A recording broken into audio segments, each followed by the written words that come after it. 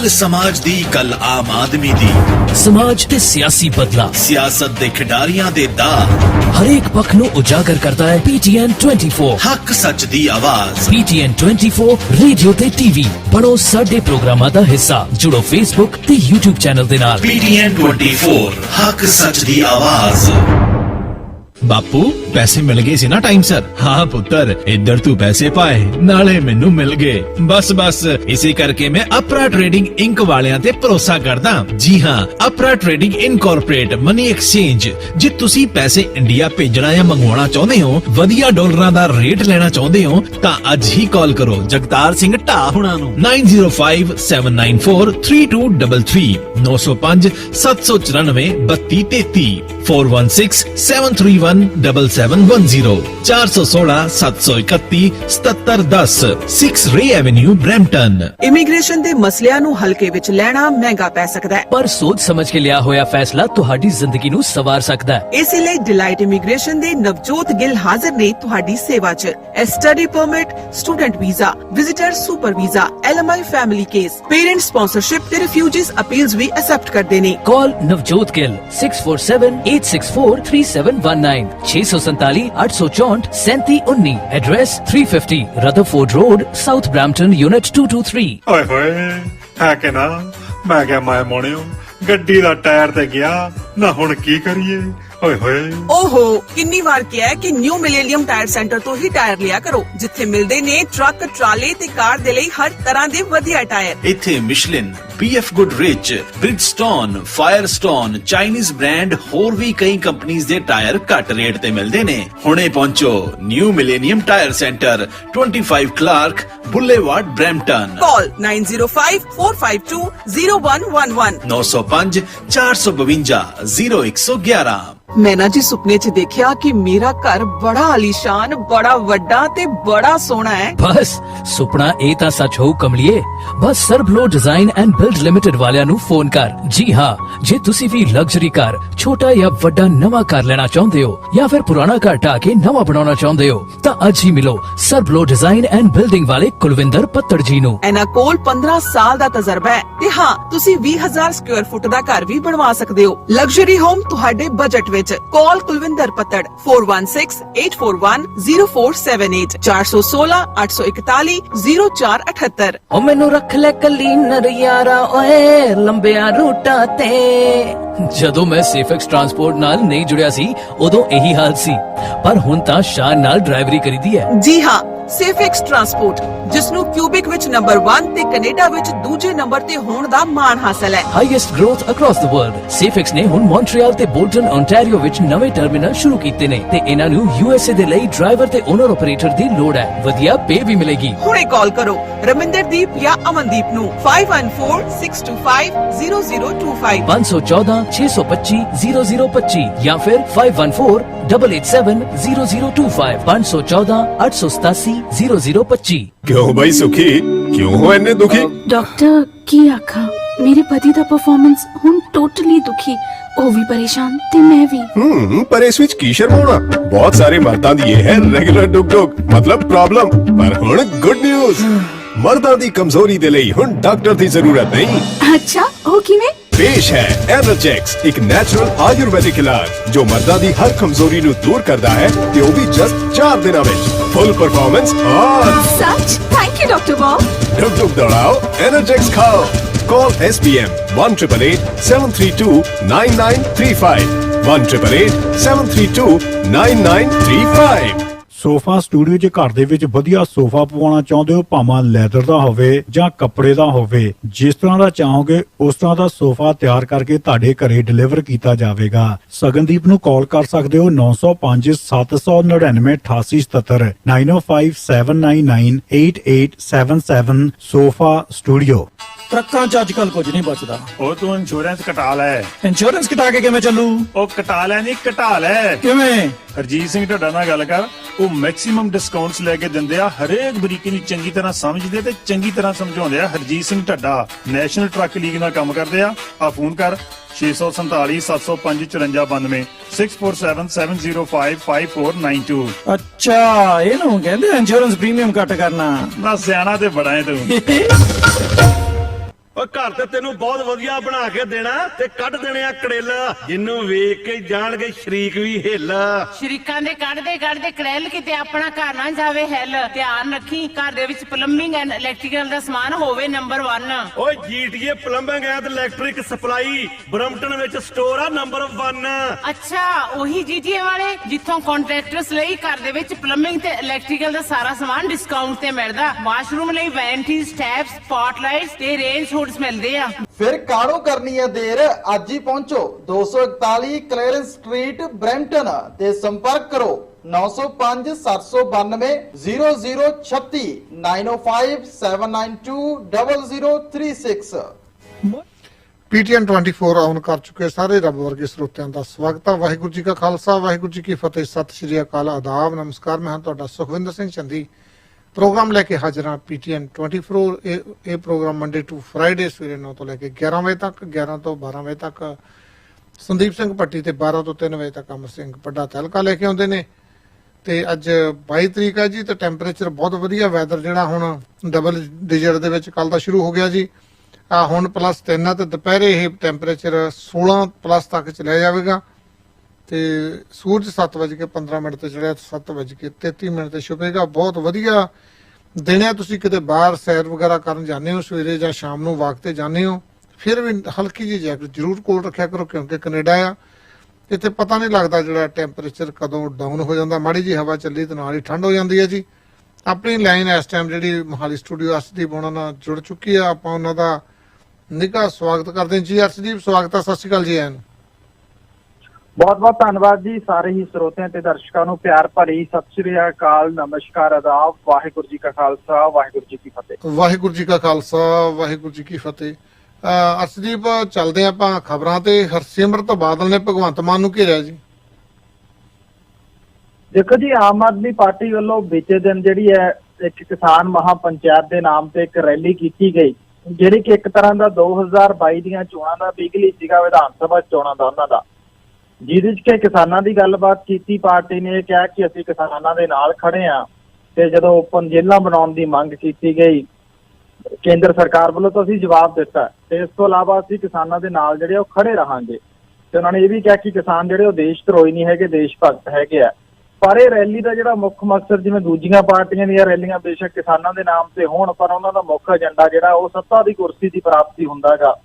ਤਾਂ ਉਸੇ ਤਰ੍ਹਾਂ ਆਮ ਆਦਮੀ ਪਾਰਟੀ ਵੱਲੋਂ ਵੀ 2022 ਦੀਆਂ ਵਿਧਾਨ ਸਭਾ ਚੋਣਾਂ ਲਈ ਜ਼ੋਰ ਅਜਮਾਇਸ਼ ਜਿਹੜੀ ਆਪਣੀ ਦਿਖਾਈ ਗਈ, ਕਿਉਂਕਿ ਅਰਵਿੰਦ ਕੇਜਰੀਵਾਲ ਕਰੀਬ 4 ਸਾਲ ਬਾਅਦ ਹੀ ਮੈਨੂੰ ਲੱਗਦਾ ਪੰਜਾਬ ਆਏ ਹੋਣਗੇ। ਪਿਛਲੀਆਂ ਵਿਧਾਨ ਸਭਾ ਚੋਣਾਂ ਤੋਂ ਬਾਅਦ ਓਫੀਸ਼ੀਅਲੀ ਕਿਸੇ ਪ੍ਰੋਗਰਾਮ ਦੇ ਵਿੱਚ ਉਹਨਾਂ ਨੇ ਹਿੱਸਾ ਜਿਹੜਾ ਉਹ ਨਹੀਂ ਲਿਆ।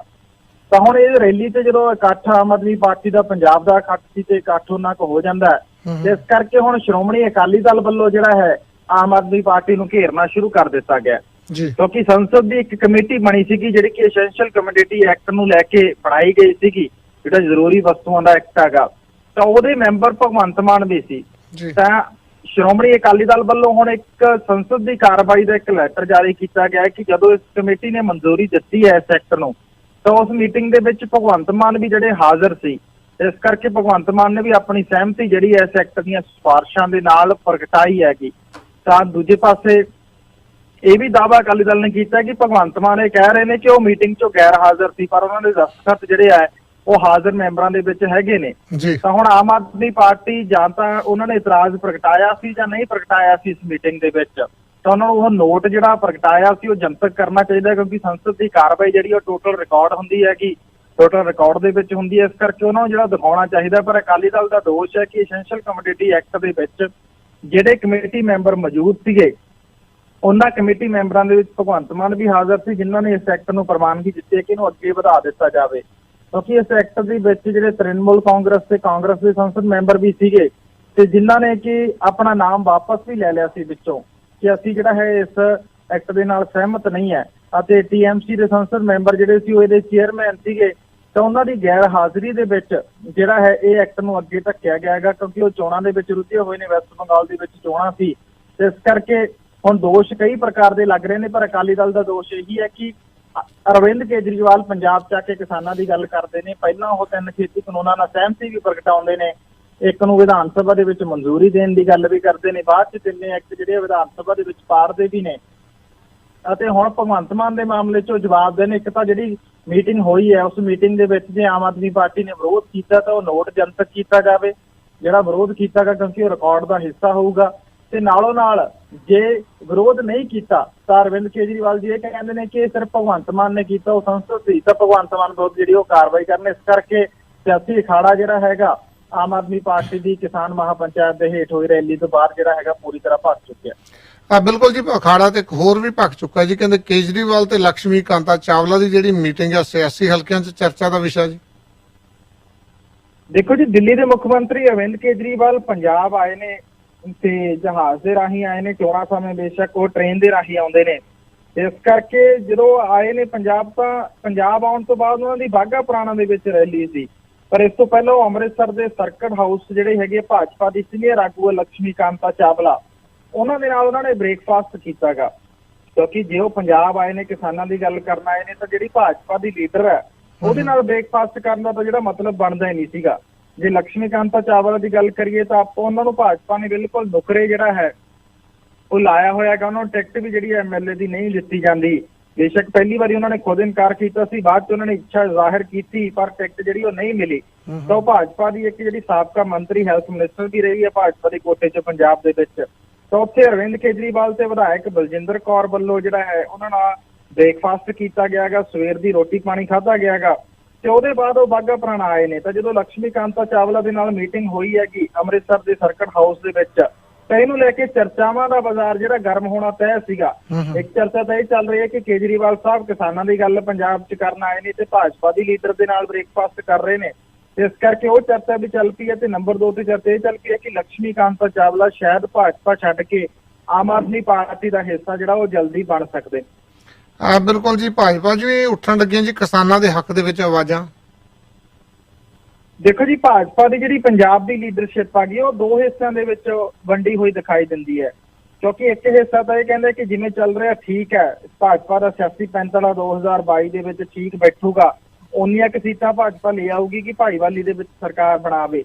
ਪਰ ਜਿਹੜੀਆਂ ਲੋਕਲ ਬਾਡੀਜ਼ ਦੇ ਨਤੀਜੇ ਆਏ ਨੇ ਉਸ ਤੋਂ ਇਸ ਤਰ੍ਹਾਂ ਨਹੀਂ ਲੱਗਦਾ। ਉਹਦੇ ਤੋਂ ਇਹੀ ਲੱਗਦਾ ਹੈ ਕਿ ਸ਼ਹਿਰੀ ਵੋਟਰ ਵੀ ਜਿਹੜਾ ਹੈ ਭਾਜਪਾ ਦੇ ਨਾਲ ਨਾਰਾਜ਼ ਹੈਗਾ। ਤਾਂ 2022 ਦੀਆਂ ਤਿਆਰੀਆਂ ਨੂੰ ਲੈ ਕੇ ਤੇ ਕਿਸਾਨਾਂ ਦਾ ਜਿਸ ਹਿਸਾਬ ਦਾ ਗੁੱਸਾ ਹੈਗਾ ਉਹਨੂੰ ਲੈ ਕੇ ਇੱਕ ਵੱਡੀ ਮੀਟਿੰਗ ਜਿਹੜੀ ਹੈ ਕਾਰਜਕਾਰਨੀ ਦੀ ਮੀਟਿੰਗ ਭਾਜਪਾ ਵੱਲੋਂ ਸੱਦੀ ਗਈ ਸੀ। ਤਾਂ ਇਸ ਮੀਟਿੰਗ ਦੇ ਵਿੱਚ ਸਾਬਕਾ ਮੰਤਰੀ ਅਨਿਲ ਜੋਸ਼ੀ ਵੀ ਪਹੁੰਚੇ।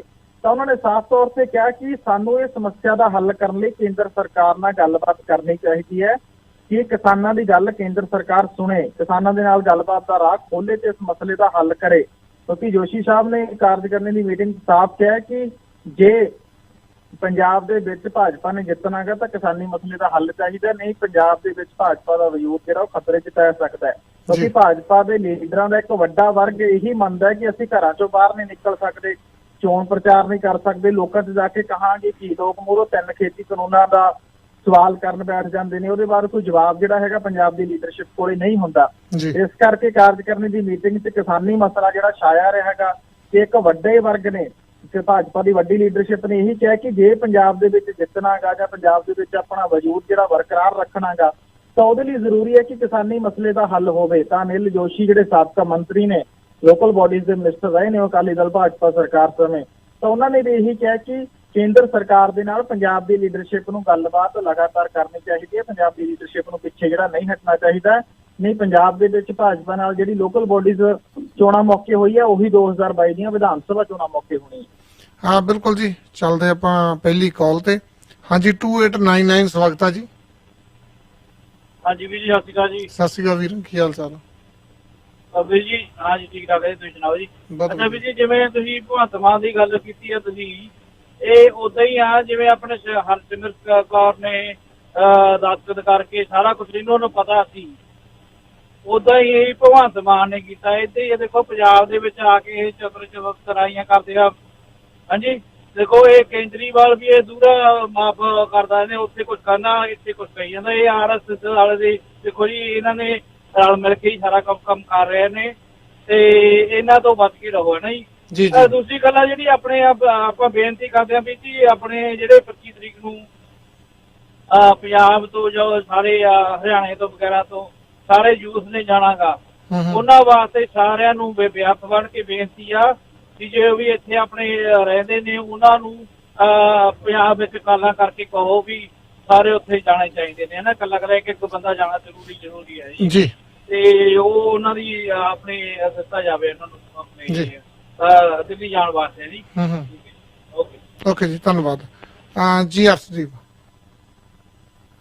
ਦੇਖੋ ਜੀ, ਇਹ ਗੱਲ ਤਾਂ ਹੈ ਕਿ ਜਿਹੜੇ ਪੰਜਾਬ ਦੀ ਲੀਡਰਸ਼ਿਪ ਜੇ ਕਿਸਾਨਾਂ ਦੇ ਹੱਕ ਦੇ ਵਿੱਚ ਖੜ ਰਹੀ ਹੈ ਤਾਂ ਉਹਨਾਂ ਦੀ ਸਿਆਸੀ ਮਜਬੂਰੀ ਵੀ ਹੈ, ਕਿਉਂਕਿ ਵਿਧਾਨ ਸਭਾ ਚੋਣਾਂ 'ਚ 1 ਸਾਲ ਤੋਂ ਘੱਟ ਦਾ ਸਮਾਂ ਰਹਿ ਗਿਆ ਤੇ ਜੇ ਵਿਧਾਨ ਸਭਾ ਚੋਣਾਂ ਜਿੱਤਣੀਆਂ ਤਾਂ ਕਿਸਾਨੀ ਸਭ ਤੋਂ ਵੱਡਾ ਵੋਟ ਬੈਂਕ ਹੈ। ਕਿਸਾਨੀ ਦੇ ਨਾਲ ਖੇਤ ਮਜ਼ਦੂਰ ਵੀ ਜੁੜਿਆ ਹੋਇਆ ਹੈਗਾ, ਉਹ ਵੀ ਇੱਕ ਵੱਡਾ ਵੋਟ ਬੈਂਕ ਹੈ। ਤਾਂ ਇਸ ਕਰਕੇ ਜਿਹੜਾ ਸ਼ਹਿਰੀ ਵਰਗ ਉਹ ਵੀ ਕਿਸਾਨੀ ਤੇ ਨਿਰਭਰ ਆ ਗਿਆ, ਕਿਉਂਕਿ ਪੰਜਾਬ ਦਾ ਸਰਕਲ ਜਿਹੜਾ ਉਹ ਕਿਸਾਨੀ ਦੇ ਨਾਲ ਚੱਲਦਾ ਗਾ, ਆਰਥਿਕ ਸਰਕਲ।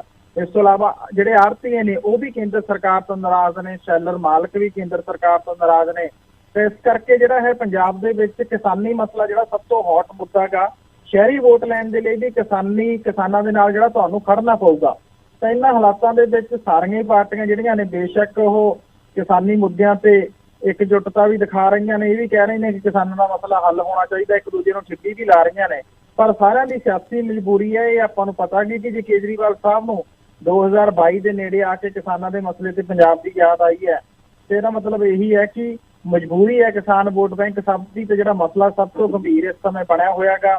ਤੇ ਸਾਰੀਆਂ ਧਿਰਾਂ ਨੂੰ ਪਤਾ ਹੈ ਕਿ ਜੇ ਕਿਸਾਨਾਂ ਦੇ ਹੱਕ 'ਚ ਆਵਾਜ਼ ਬੁਲੰਦ ਕਰਾਂਗੇ ਤਾਂ ਹੀ ਵੋਟ ਜਿਹੜੀ ਇੱਕ ਅੱਧੀ ਮਿਲ ਸਕਦੀ ਨਹੀਂ। ਇਸ ਵਾਰ ਲੋਕਾਂ ਨੇ ਸਵਾਲ ਜਿਹੜੇ ਹੈ ਉਹ ਜਨਤਕ ਇਕੱਠਾਂ 'ਚ ਖੜਾ ਕੇ ਪੁੱਛਣੇ ਆ। ਬਿਲਕੁਲ ਜੀ, ਚੱਲਦੇ ਆਪਾਂ ਨੈਕਸਟ ਕਾਲ ਤੇ।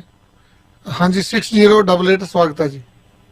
ਹਾਂਜੀ, ਸਤਿ ਸ਼੍ਰੀ ਅਕਾਲ ਜੀ। ਸਤਿ ਸ਼੍ਰੀ ਅਕਾਲ ਵੀਰ ਜੀ। ਹਾਂਜੀ ਸਰ ਜੀ, ਮੈਂ ਕਿਹਾ ਜੀ ਜਦੋਂ ਆਮ ਆਦਮੀ ਪਾਰਟੀ ਆਈ ਅਸੀਂ ਵੀ ਬੜੀ ਹੈਲਪ ਕੀਤੀ ਇਹਦੀ, ਪੈਸੇ ਵੀ ਚਲੋ ਦਿੱਤੇ। ਭਗਵੰਤ ਮਾਨ ਵੀ ਸਾਡੇ ਫ੍ਰਿਜਨੋ ਸ਼ਹਿਰ 'ਚ ਆਏ ਜੀ। ਜਦੋਂ ਮਨਪ੍ਰੀਤ ਵੀ ਆਇਆ ਸਾਡੇ ਸ਼ਹਿਰ 'ਚ ਆਇਆ, ਉਦੋਂ ਨਾਲ ਹੋ ਕੇ ਉਹਨੂੰ ਪੈਸੇ ਵੀ ਦਿੱਤੇ।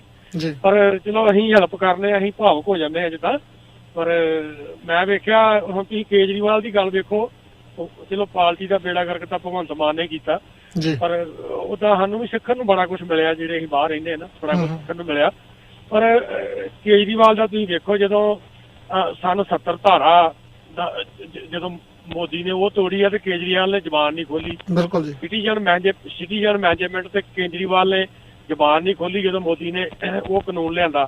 ਤੇ ਜਦੋਂ ਹੁਣ ਦਿੱਲੀ ਦੇ ਵਿੱਚ ਉਹ ਜ਼ਿਆਦਾ ਕਾਨੂੰਨ ਗਵਰਨਰ ਨੂੰ ਦੇ ਰਹੇ ਤੇ ਹੁਣ ਉਹਨੂੰ ਚੇਤਾ ਆਇਆ ਉਹਨੂੰ ਕੇਜਰੀਵਾਲ ਨੂੰ ਹੁਣ ਦਿੱਲੀ 'ਚ ਧਰਨੇ ਲਾਉਣ ਬਾਰੇ ਸੋਚਦਾ। ਪਰ ਚਲੋ ਚੰਗੇ ਕੰਮ ਕੀਤੇ ਹੋਣਗੇ ਦਿੱਲੀ 'ਚ ਕੇਜਰੀਵਾਲ ਨੇ, ਪਰ ਪੰਜਾਬ ਨਾਲ ਤੇ ਗਦਾਰੀ ਹੀ ਕੀਤੀ ਇਹਨੇ, ਗਦਾਰੀ ਕੀਤੀ ਇਹਨੇ ਜੀ।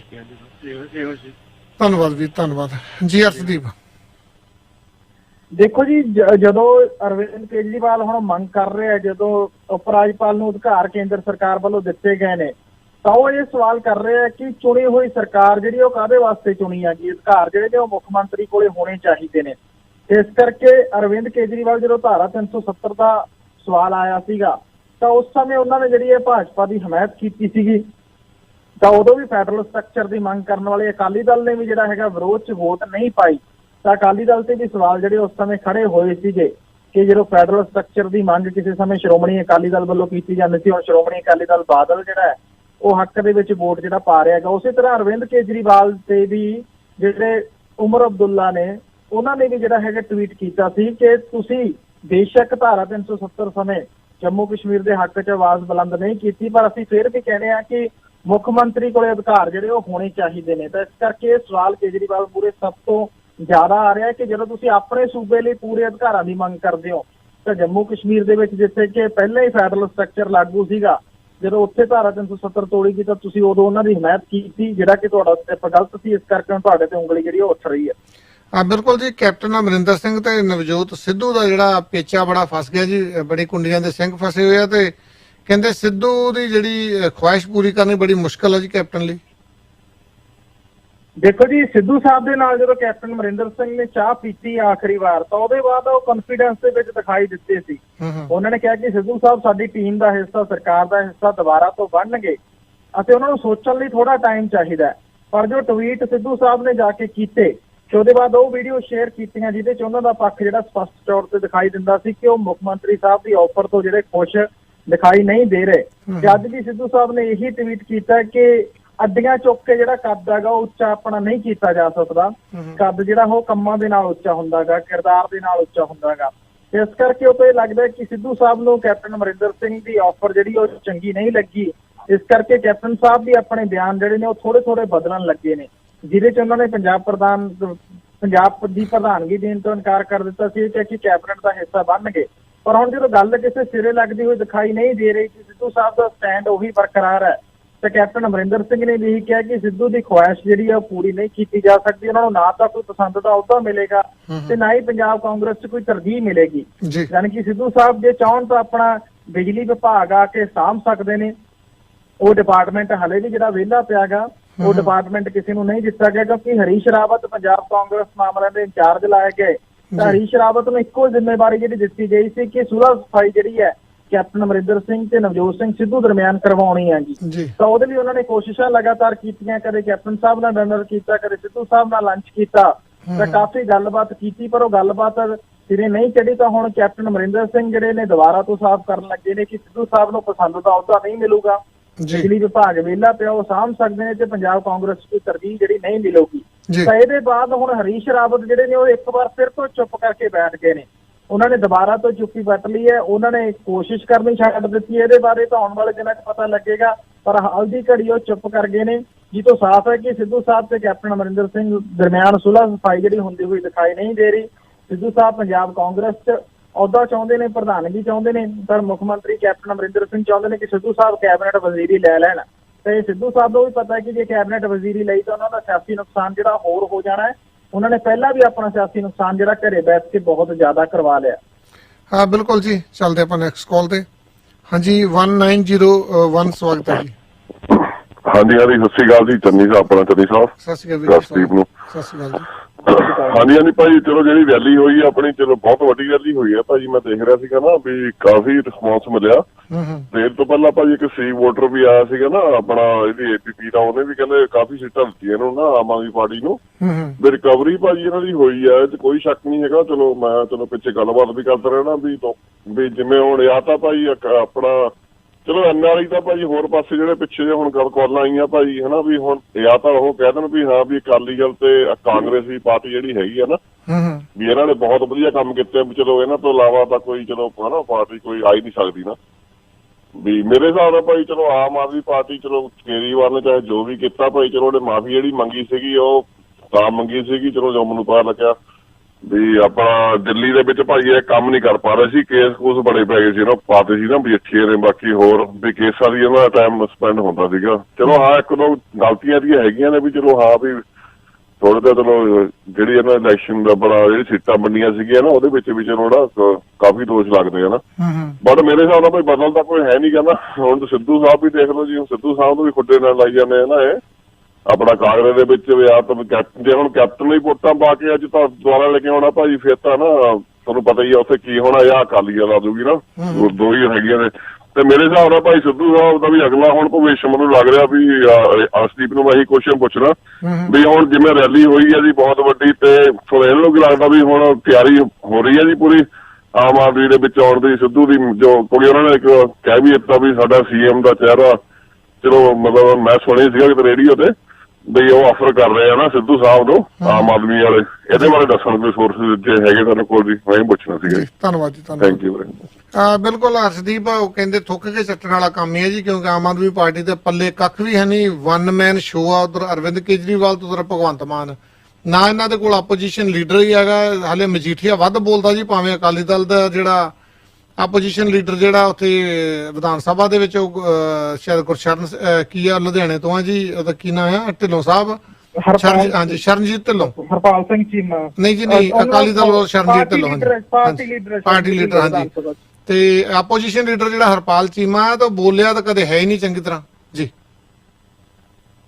ਦੇਖੋ ਜੀ ਆਪੋਜੀਸ਼ਨ ਲੀਡਰ ਜਿਹੜਾ ਹੈਗਾ, ਜਦੋਂ ਸੁਖਪਾਲ ਖਹਿਰੇ ਦੀ ਆਪਾਂ ਗੱਲ ਕਰਦੇ ਹਾਂ ਤਾਂ ਸੁਖਪਾਲ ਖਹਿਰੇ ਦਾ ਜਿਹੜਾ ਡਿਬੇਟ ਕਰਨ ਦਾ ਅੰਦਾਜ਼ ਹੈ ਜਾਂ ਜਿੰਨੇ ਤੱਕੜੇ ਉਹ ਸਪੀਕਰ ਨੇ, ਉਸ ਦੇ ਕੰਪੈਰੀਜ਼ਨ ਜਦੋਂ ਤੁਸੀਂ ਹਰਪਾਲ ਚੀਮਾ ਨੂੰ ਲੀਡਰ ਆਫ ਆਪੋਜੀਸ਼ਨ ਬਣਾਓਗੇ ਤਾਂ ਉਹ ਤਾਂ ਤੈਅ ਹੈ ਕਿ ਤੁਹਾਡੀ ਆਪੋਜੀਸ਼ਨ ਵਾਲੀ ਸ਼ਾਖ ਜਿਹੜੀ ਆ ਉਹ ਵਿਧਾਨ ਸਭਾ ਦੇ ਵਿੱਚ ਉਸ ਤਰ੍ਹਾਂ ਦੀ ਦਿਖਾਈ ਨਹੀਂ ਦੇਣੀ, ਕਿਉਂਕਿ ਇੱਕ ਤਾਂ ਚਰਚਿਤ ਚਿਹਰਾ ਜਿਹੜਾ ਆਪੋਜੀਸ਼ਨ ਲੀਡਰ ਹੋਣਾ ਚਾਹੀਦਾ ਗਾ। ਜੇ ਉਹ ਚਰਚਿਤ ਹੈ ਨਹੀਂ ਤਾਂ ਉਹਦੇ 'ਚ ਕਾਬਲੀਅਤ ਹੋਣੀ ਚਾਹੀਦੀ ਹੈ ਕਿ ਉਹ ਕੁਰਸੀ ਮਿਲਣ ਤੋਂ ਬਾਅਦ ਓਪੋਜੀਸ਼ਨ ਲੀਡਰ ਦੀ ਉਹ ਚਰਚਿਤ ਚਿਹਰਾ ਬਣ ਜੇ। ਪਰ ਹਰਪਾਲ ਚੀਮਾ ਜਿਹੜੇ ਹੈਗੇ ਨੇ ਇਹਦੇ 'ਚ ਨਾਕਾਮਯਾਬ ਰਹੇ ਨੇ, ਕਿਉਂਕਿ ਨਾ ਤਾਂ ਉਹ ਇੱਡੀ ਬੁਲੰਦ ਆਵਾਜ਼ ਦੇ ਸਪੀਕਰ ਨੇ ਕਿ ਉਹ ਜਿਹੜਾ ਹੈਗਾ ਚਰਚਿਤ ਚਿਹਰਾ ਬਣ ਸਕਣ, ਤੇ ਇਸ ਕਰਕੇ ਓਪੋਜੀਸ਼ਨ ਅਕਾਲੀ ਦਲ ਵੱਧ ਦਿਖਾਈ ਦਿੰਦਾ ਗਾ, ਕਿਉਂਕਿ ਉਹ ਚਰਚਿਤ ਚਿਹਰੇ ਨੇ ਉਹਨਾਂ ਕੋਲੇ ਨੰਬਰ 1 ਤੇ, ਤਾਂ ਨੰਬਰ 2 ਤੇ ਉਹਨਾਂ ਨੂੰ ਪਤਾ ਗਾ ਅੰਦਾਜ਼ ਕਿ ਕਿੱਥੇ ਆ ਕੇ ਕਿਹੜੀ ਗੱਲ ਜਿਹੜੀ ਬੋਲਣੀ ਹੈ, ਜਿਹੜੀ ਚਰਚਾ ਦਾ ਵਿਸ਼ਾ ਬਣੂਗੀ। ਇਸ ਕਰਕੇ ਸੁਖਪਾਲ ਸਿੰਘ ਖਹਿਰਾ ਕੋਲੇ ਉਹ ਅੰਦਾਜ਼ ਸੀ, ਉਹਨਾਂ ਨੂੰ ਪਤਾ ਸੀ ਕਿ ਕਿਹੜੀ ਗੱਲ ਬੋਲਣੀ ਹੈ ਜਿਹਦੇ ਨਾਲ ਆਮ ਆਦਮੀ ਪਾਰਟੀ ਵੀ ਚਰਚਾ 'ਚ ਰਹੂਗੀ, ਤੇ ਸੁਖਪਾਲ ਸਿੰਘ ਖਹਿਰਾ ਤਾਂ ਰਹਿੰਦੇ ਜਿਹੜੇ ਚਰਚਾ ਦੇ ਵਿੱਚ ਨੇ। ਤੇ ਇਸ ਕਰਕੇ ਅਕਾਲੀ ਦਲ ਜਿਹੜਾ ਹੈ ਉਹ ਵੱਧ ਦਿਖਾਈ ਦਿੱਤਾ। ਤਾਂ ਜੇ ਪੰਜਾਬ ਦੇ ਸਿਆਸੀ ਹਾਲਾਤਾਂ ਦੀ ਗੱਲ ਕਰੀਏ ਜਾਂ ਸਿੱਧੂ ਸਾਹਿਬ ਦੀ ਗੱਲ ਇਹਨਾਂ ਨੇ ਕੀਤੀ ਹੈ, ਤਾਂ ਸਿੱਧੂ ਸਾਹਿਬ ਦੀ ਸਮੱਸਿਆ ਇਹ ਹੈ ਕਿ ਉਹ ਨੈਸ਼ਨਲ ਪਾਰਟੀ 'ਚ ਰਹਿਣਾ ਪਸੰਦ ਕਰਦੇ ਨੇ। ਆਮ ਆਦਮੀ ਪਾਰਟੀ 'ਚੋਂ 2017 ਵੇਲੇ ਦੀ ਆ ਸਕਦੇ ਸੀ, ਭਗਵੰਤ ਮਾਨ ਤੋਂ ਬਾਹਰ ਵੀ ਹੋ ਕੇ ਅਰਵਿੰਦ ਕੇਜਰੀਵਾਲ ਥਰੂ ਆ ਸਕਦੇ ਸੀ, ਪਰ ਉਦੋਂ ਵੀ ਜਿਹੜੀ ਸੀ ਇਹ ਸੀ ਕਿ ਚੀਫ ਮਿਨਿਸਟਰ ਕੈਂਡੀਡੇਟ ਮੈਨੂੰ ਐਲਾਨਿਆ ਜਾਵੇ। ਤਾਂ ਹੁਣ ਵੀ ਸਿੱਧੂ ਸਾਹਿਬ ਜਿਹੜੇ ਨੇ ਕਾਂਗਰਸ ਦੇ ਵਿੱਚ ਲੜਾਈ ਉਹਨਾਂ ਦੀ ਚੀਫ ਮਿਨਿਸਟਰ ਕੈਂਡੀਡੇਟ ਦੀ ਹੋਈ ਹੈ ਕਿ ਮੈਨੂੰ ਜਿਹੜਾ ਹੈਗਾ ਚੀਫ ਮਿਨਿਸਟਰ ਕੈਂਡੀਡੇਟ ਬਣਾਇਆ ਜਾਵੇ। ਤੁਸੀਂ ਉਪ ਮੁੱਖ ਮੰਤਰੀ ਦਾ ਵਾਅਦਾ ਕੀਤਾ ਸੀ, ਜੇ ਉਹ ਪੂਰਾ ਨਹੀਂ ਕੀਤਾ ਤਾਂ 2022 ਦੇ ਵਿੱਚ ਚੀਫ ਮਿਨਿਸਟਰ ਕੈਂਡੀਡੇਟ ਜਿਹੜੇ ਆ ਸਿੱਧੂ ਸਾਹਿਬ ਹੋਣੇ ਚਾਹੀਦੇ ਨੇ। ਤੇ ਇਸ ਕਰਕੇ ਆਮ ਆਦਮੀ ਪਾਰਟੀ ਵੀ 2 ਹਫ਼ਤਿਆਂ ਦੇ ਵਿੱਚ ਵੱਡੇ ਧਮਾਕੇ ਦੀ ਗੱਲ ਕਰ ਰਹੀ ਹੈ। ਇਧਰ ਸਿੱਧੂ ਸਾਹਿਬ ਦੇ ਸੁਰ ਵੀ ਜਿਹੜੇ ਉਹ ਨਰਮ ਨਹੀਂ ਹੋ ਰਹੇ, ਇਸ ਕਰਕੇ ਚਰਚਾਵਾਂ ਦਾ ਬਾਜ਼ਾਰ ਗਰਮ ਹੈ। ਪਰ ਫਿਲਹਾਲ ਦੀ ਘੜੀ ਸਿੱਧੂ ਸਾਹਿਬ ਜਿਹੜੇ ਕਾਂਗਰਸ ਦੇ ਵਿੱਚ ਨੇ ਤੇ ਉਹਨਾਂ ਨੇ ਇੱਕ ਵੀ ਇਸ਼ਾਰਾ ਜਿਹੜਾ ਉਹ ਨਹੀਂ ਕੀਤਾ। ਫਿਲਹਾਲ ਉਹ ਆਪਣਾ ਇੱਕ ਵੀ ਪੱਤਾ ਜਿਹੜਾ ਉਹ ਨਹੀਂ ਖੋਲ ਰਹੇ ਕਿ ਉਹ ਕਿੱਧਰ ਨੂੰ ਜਾਣਗੇ। ਤਾਂ ਫਿਲਹਾਲ ਇਹੀ ਹੈ ਕਿ ਉਹ ਕਾਂਗਰਸ ਦੇ ਵਿੱਚ ਲੜਾਈ ਲੜ ਰਹੇ ਨੇ ਤੇ ਉਹ ਲੜਾਈ ਉਹ ਹਾਰਦੇ ਹੋਏ ਦਿਖਾਈ ਦੇ ਰਹੇ ਨੇ, ਕਿਉਂਕਿ ਕੈਪਟਨ ਅਮਰਿੰਦਰ ਸਿੰਘ ਦੀ ਪਕੜ ਜਿਹੜੀ ਆ ਪੰਜਾਬ ਕਾਂਗਰਸ ਤੇ ਬਹੁਤ ਜ਼ਿਆਦਾ ਮਜ਼ਬੂਤ ਹੈ ਤੇ ਹਾਈ ਕਮਾਂਡ ਹਮੇਸ਼ਾ ਹੀ ਪੰਜਾਬ ਦੇ ਵਿੱਚ ਕਮਜ਼ੋਰ ਰਹੀ ਹੈ, ਹੁਣ ਤਾਂ ਨੈਸ਼ਨਲ ਪੱਧਰ ਤੇ ਕਮਜ਼ੋਰ ਹੈ। ਇਸ ਕਰਕੇ ਕੈਪਟਨ ਅਮਰਿੰਦਰ ਸਿੰਘ ਉਹਨਾਂ ਦੀ ਗੱਲ ਜਿਹੜੀ ਹੈ ਛੇਤੀ ਕਿਤੇ ਮੰਨਣ ਵਾਲੇ ਨਹੀਂ ਹੈ, ਜਾਂ ਇਹ ਕਹਿ ਲਓ ਕਿ ਮੰਨਣ ਵਾਲੀ ਨਹੀਂ ਹੈ। ਤਾਂ ਇਹਨਾਂ ਹਾਲਾਤਾਂ ਦੇ ਵਿੱਚ ਇਹ ਹੈ ਕਿ ਜੇ ਸਿੱਧੂ ਸਾਹਿਬ ਦੀ ਐਂਟਰੀ ਆਮ ਆਦਮੀ ਪਾਰਟੀ 'ਚ ਹੁੰਦੀ ਹੈ ਤਾਂ ਆਮ ਆਦਮੀ ਪਾਰਟੀ ਨੂੰ ਵੱਡਾ ਬਲ ਜਿਹੜਾ ਮਿਲੂਗਾ, ਕਿਉਂਕਿ ਸਾਇਲੈਂਟ ਵੋਟ ਇਸ ਵਾਰ ਪੰਜਾਬ 'ਚ ਬਹੁਤ ਪੈਣੀ ਹੈ। ਜੇ ਕੋਈ ਖੇਤਰੀ ਧਿਰ ਜਿਹੜੀ ਉਹ ਖੜੀ ਨਾ ਹੋਈ, ਖੇਤਰੀ ਪਾਰਟੀ ਖੜੀ ਨਾ ਹੋਈ, ਤਾਂ ਫਿਲਹਾਲ ਸਿੱਧੂ ਸਾਹਿਬ ਕਾਂਗਰਸ 'ਚ ਲੜਾਈ ਲੜਨ ਦੇ ਮੂਡ 'ਚ ਨੇ। ਇਹਦੇ ਬਾਅਦ ਕਿਸੇ ਹੋਰ ਫਰੰਟ ਤੋਂ ਆ ਕੇ ਖੇਡਦੇ ਆ ਕਿ ਨਹੀਂ, ਇਹ ਹਲੇ ਅੱਗੇ ਦੀਆਂ ਗੱਲਾਂ ਨੇ। ਪਰ ਆਮ ਆਦਮੀ ਪਾਰਟੀ ਹਮੇਸ਼ਾ ਹੀ ਮੁੱਖ ਮੰਤਰੀ ਦੀ ਆਫਰ ਤਾਂ ਉਹਨਾਂ ਨੂੰ ਮੀਡੀਆ ਜਾ ਕੇ ਤਾਂ ਕਰਦੀ ਰਹੀ ਹੈ, ਪਰ ਜਿਹੜੀ ਮੀਟਿੰਗ ਅਰਵਿੰਦ ਕੇਜਰੀਵਾਲ ਦੇ ਨਾਲ ਸਿੱਧੂ ਸਾਹਿਬ ਦੀ ਹੋਈ ਸੀ, ਉਸ ਮੀਟਿੰਗ ਬਾਰੇ ਜਿੰਨਾ ਕੁ ਸਾਹਮਣੇ ਆਇਆ ਕਿ ਉਸ ਮੀਟਿੰਗ ਦੇ ਵਿੱਚ ਮੁੱਖ ਮੰਤਰੀ ਦੀ ਆਫਰ ਸਿੱਧੂ ਸਾਹਿਬ ਨੂੰ ਨਹੀਂ ਦਿੱਤੀ ਗਈ ਸੀ। ਉਸ ਮੀਟਿੰਗ ਦੇ ਵਿੱਚ ਟਿਕਟ ਦੀ ਆਫਰ ਵੀ ਸਿੱਧੂ ਸਾਹਿਬ ਨੂੰ ਨਹੀਂ ਦਿੱਤੀ ਗਈ ਸੀ। ਟਿਕਟ ਦੀ ਆਫਰ ਵੀ ਉਹਨਾਂ ਦੀ ਧਰਮ ਪਤਨੀ ਨੂੰ ਦਿੱਤੀ ਗਈ ਸੀ ਕਿ ਉਹ ਚੋਣ ਲੜਨਗੇ ਤੇ ਉਹ ਉਪ ਮੁੱਖ ਮੰਤਰੀ ਬਣਨਗੇ, ਸਿੱਧੂ ਸਾਹਿਬ ਜਿਹੜੇ ਨੈਸ਼ਨਲ ਰਾਜਨੀਤੀ ਸਾਂਭਣਗੇ। ਤੇ ਇਸ ਕਰਕੇ ਪਹਿਲਾਂ ਉਹਨਾਂ ਦੇ ਹਾਲਾਤ ਖਰਾਬ ਰਹਿ ਚੁੱਕੇ ਨੇ ਆਮ ਆਦਮੀ ਪਾਰਟੀ ਦੇ ਨਾਲ ਮੀਟਿੰਗਾਂ 'ਚ। ਤਾਂ ਫਿਲਹਾਲ ਉਹ ਕਾਂਗਰਸ ਦੀ ਜ਼ੋਰ ਅਜਮਾਇਸ਼ ਕਰਕੇ ਦੇਖਣਗੇ। ਬਿਲਕੁਲ ਜੀ, ਚੱਲਦੇ ਆਪਾਂ ਨੈਕਸਟ ਕਾਲ ਤੇ। ਉਸ ਤੋਂ ਬਾਅਦ ਬ੍ਰੇਕ ਦਾ ਸਮਾਂ ਹੋ ਗਿਆ ਜੀ। ਹਾਂਜੀ, 6276 ਸਵਾਗਤ ਹੈ ਜੀ। ਹੈਲੋ, ਸਤਿ ਸ਼੍ਰੀ ਅਕਾਲ ਜੀ। ਸਤਿ ਸ਼੍ਰੀ ਅਕਾਲ ਵੀਰ ਜੀ। ਹਾਂਜੀ, ਮੈਂ ਨਿਊ ਜਰਸੀ ਤੋਂ ਬੋਲਦਾ, ਸੁਰਿੰਦਰ ਜੀ। ਵੀਰ ਜੀ ਸਵਾਗਤ ਹੈ ਜੀ। ਤੇ ਇਹ ਜਿਹੜੇ ਪੰਜਾਬ ਦੇ ਮਸਲੇ ਦਾ ਹੱਲ ਤਾਂ ਕੋਈ ਮਤਲਬ ਖੇਤਰੀ ਪਾਰਟੀ ਹੋਈ ਆ, ਤੇ ਜਿਵੇਂ ਇੱਕ ਜਿਹੜੇ ਲੋਕ ਅਧਿਕਾਰ ਵਾਲੇ ਆ ਉਹਨਾਂ ਦੀ ਵੀ ਵਿਚਾਰ ਕੁਝ ਵਧੀਆ ਲੱਗਦੇ ਆ, ਉਹਨਾਂ ਦੀ ਵੀ ਗੱਲ ਸ਼ਾਇਦ ਸੁਣਨੀ ਚਾਹੀਦੀ ਆ ਲੋਕਾਂ ਨੂੰ। ਤੇ ਇੱਕ ਮੈਂ ਇਹਨਾਂ ਨੂੰ ਇਹ ਪੁੱਛਣੀ ਸੀ, ਜਿਹੜਾ ਆਹ ਜ਼ਰੂਰੀ ਵਸਤਾਂ ਦੇ ਐਕਟ ਬਾਰੇ ਭਗਵੰਤ ਮਾਨ ਦਾ ਰੋਲ ਲਿਆ, ਜਿਹੜੀਆਂ 16, 18 ਤੇ 20 ਦੀਆਂ ਮੀਟਿੰਗਾਂ ਹੋਈਆਂ, ਉਹਦੇ 'ਚ ਭਗਵੰਤ ਮਾਨ ਦਾ ਕੀ ਰੋਲ ਸੀਗਾ ਜੀ, ਉਹਦੇ ਬਾਰੇ ਜੀ? ਧੰਨਵਾਦ ਜੀ। ਜੀ ਅਰਸ਼ਦੀਪ, ਦੇਖੋ ਜੀ, ਭਗਵੰਤ ਮਾਨ ਦਾ ਜਿੰਨਾ ਕੁ ਵਰਜਨ ਸਾਹਮਣੇ ਆਉਂਦਾ ਹੈ ਕਿ ਉਹ ਕਹਿੰਦੇ ਮੈਂ ਉਹਨਾਂ ਮੀਟਿੰਗਾਂ 'ਚੋਂ ਗੈਰ ਹਾਜ਼ਰ ਰਹਾਂਗਾ, ਤੇ ਜਿਹੜੀ ਇਹ ਜ਼ਰੂਰੀ ਵਸਤੂ ਐਕਟ ਵਾਲੀ ਮੀਟਿੰਗ ਹੈ ਇਹਦੇ 'ਚ ਗੱਲਬਾਤ ਜਿਹੜੀ ਉਹ ਨਹੀਂ ਸੁਣੀ ਗਈ, ਉਹ ਗੈਰ ਹਾਜ਼ਰ ਸੀ, ਪਰ ਉਹਨਾਂ ਦੇ ਦਸਤਖਤ ਜਿਹੜੇ ਹਾਜ਼ਰ ਮੈਂਬਰਾਂ 'ਚ ਹੈਗੇ ਨੇ। ਤੇ ਇਸ ਕਰਕੇ ਉਹ ਕਹਿ ਰਹੇ ਨੇ ਕਿ ਮੈਂ ਪਹਿਲਾਂ ਵਾਲੀਆਂ ਮੀਟਿੰਗਾਂ 'ਚੋਂ ਗੈਰ ਹਾਜ਼ਰ ਸੀਗਾ ਤੇ ਧੱਕੇ ਦੇ ਨਾਲ, ਕਿਉਂਕਿ ਜਿਹੜੇ ਕਮੇਟੀ ਦੇ ਚੇਅਰਮੈਨ ਸੀਗੇ ਉਹ ਵੀ ਮੀਟਿੰਗ 'ਚ ਹਾਜ਼ਰ ਨਹੀਂ ਸੀਗੇ। ਸੰਦੀਪ ਬਦੋਪਾਧਿਆਏ ਜਿਹੜੇ ਕਿ TMC ਦੇ ਸੰਸਦ ਮੈਂਬਰ ਨੇ, ਤਾਂ ਉਹਨਾਂ ਦੀ ਚੇਅਰਮੈਨ ਦੀ ਗੈਰ ਹਾਜ਼ਰੀ ਦੇ ਵਿੱਚ ਬਿੱਲ ਜਿਹੜਾ ਅੱਗੇ ਵਧਾਇਆ ਗਿਆ ਕਮੇਟੀ ਤੋਂ। ਇਸ ਕਰਕੇ ਉਹ ਕਹਿੰਦੇ ਕਿ ਸਾਡੀ ਕਿਸੇ ਦੀ ਵੀ ਨਹੀਂ ਸੁਣੀ ਗਈ। ਪਰ ਇਸ ਕਰਕੇ ਇਹ ਹੈ ਕਿ ਜਿਹੜੀਆਂ ਕਮੇਟੀਆਂ ਹੁੰਦੀਆਂ ਨੇ ਸੰਸਦ ਦੀਆਂ, ਉਹ ਔਨ ਰਿਕਾਰਡ ਹੁੰਦੀਆਂ ਨੇ। ਇਸ ਕਰਕੇ ਆਮ ਆਦਮੀ ਪਾਰਟੀ ਨੂੰ ਚਾਹੀਦਾ ਕਿ ਆਪਣਾ ਪੱਖ ਫਿਰ ਰਿਕਾਰਡ ਦੇ ਆਧਾਰ ਤੇ ਜਿਹੜਾ ਰੱਖਿਆ ਜਾਵੇ। ਸੰਸਦ 'ਚ ਜਿਹੜੀ ਮੀਟਿੰਗ ਹੋਈ ਹੈ ਕਮੇਟੀ ਦੀ, ਉਹਦਾ ਰਿਕਾਰਡ ਜਿਹੜਾ ਸਾਹਮਣੇ ਰੱਖਿਆ ਜਾਵੇ ਕਿ ਉੱਥੇ ਇਤਰਾਜ਼ ਜਿਹੜਾ ਆਮ ਆਦਮੀ ਪਾਰਟੀ ਨੇ ਪ੍ਰਗਟਾਇਆ ਸੀ ਜਾਂ ਨਹੀਂ ਪ੍ਰਗਟਾਇਆ ਸੀ। ਅਰਸ਼ਦੀਪ, ਧੰਨਵਾਦ ਜੀ ਤੁਹਾਡਾ ਬਹੁਤ ਬਹੁਤ ਜੀ ਅੱਜ ਵਾਸਤੇ। ਤੇ ਆਪਾਂ ਬ੍ਰੇਕ ਤੋਂ ਬਾਅਦ ਜਿਹੜਾ ਫਿਰ ਹਰਜਿੰਦਰ ਧਨੋਆ ਹੋਣਾ ਨਾਲ ਜੁੜਦੇ ਹਾਂ ਜੀ। ਧੰਨਵਾਦ ਜੀ।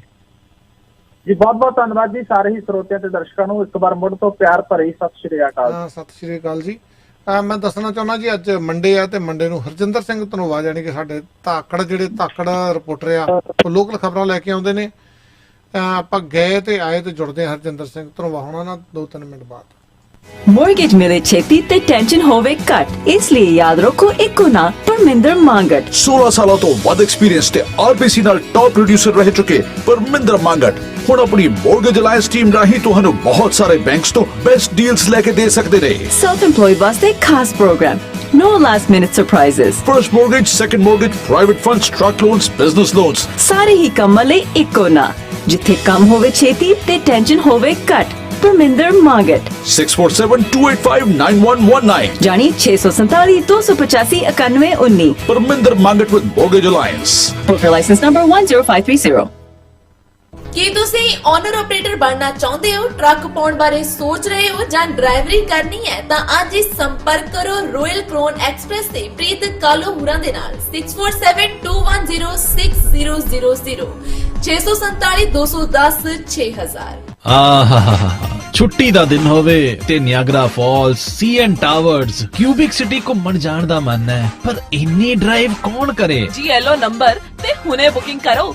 Best Canadian ride service Toronto तो मॉन्ट्रियल ते मॉन्ट्रियल तो टोरंटो, जिथे भी घुम्मण दा मन होवे बस एक कॉल ते हाजिर ते सोने ते सुहागा पार्सल्स भी डिलीवर करते ने हर रोज मॉर्निंग, आफ्टरनून एंड इवनिंग, सवेरे दोपहर शाम 24 घंटे सर्विस। कॉल 5145606613। ਜਦੋਂ ਸਵਾਦ ਖਾਣੇ ਦੀ ਕ੍ਰੇਵਿੰਗ ਹੋਵੇ ਤਾਂ ਇੱਕੋ ਨਾਮ ਯਾਦ ਆਵੇ, ਬਾਬਾ ਢਾਬਾ, ਜਿੱਥੇ ਮਿਲਦੀ ਏ ਖਾਣੇ ਦੀ ਹਿਊਜ ਵੈਰਾਈਟੀ। ਇਹ 2 ਲੋਕੇਸ਼ਨਸ ਤੋਂ ਸਰਵ ਕਰਦੇ ਨੇ। ਤਾਜ਼ਾ ਤੇ ਸਵਾਦਲਾ ਖਾਣਾ ਖਾਣ ਲਈ ਜ਼ਰੂਰ ਆਓ। Baba Dhaba restaurant 255 Rutherford Road, South Brampton. Service 2 location. Call Mahavir बाट 9054994314 905 499 4314।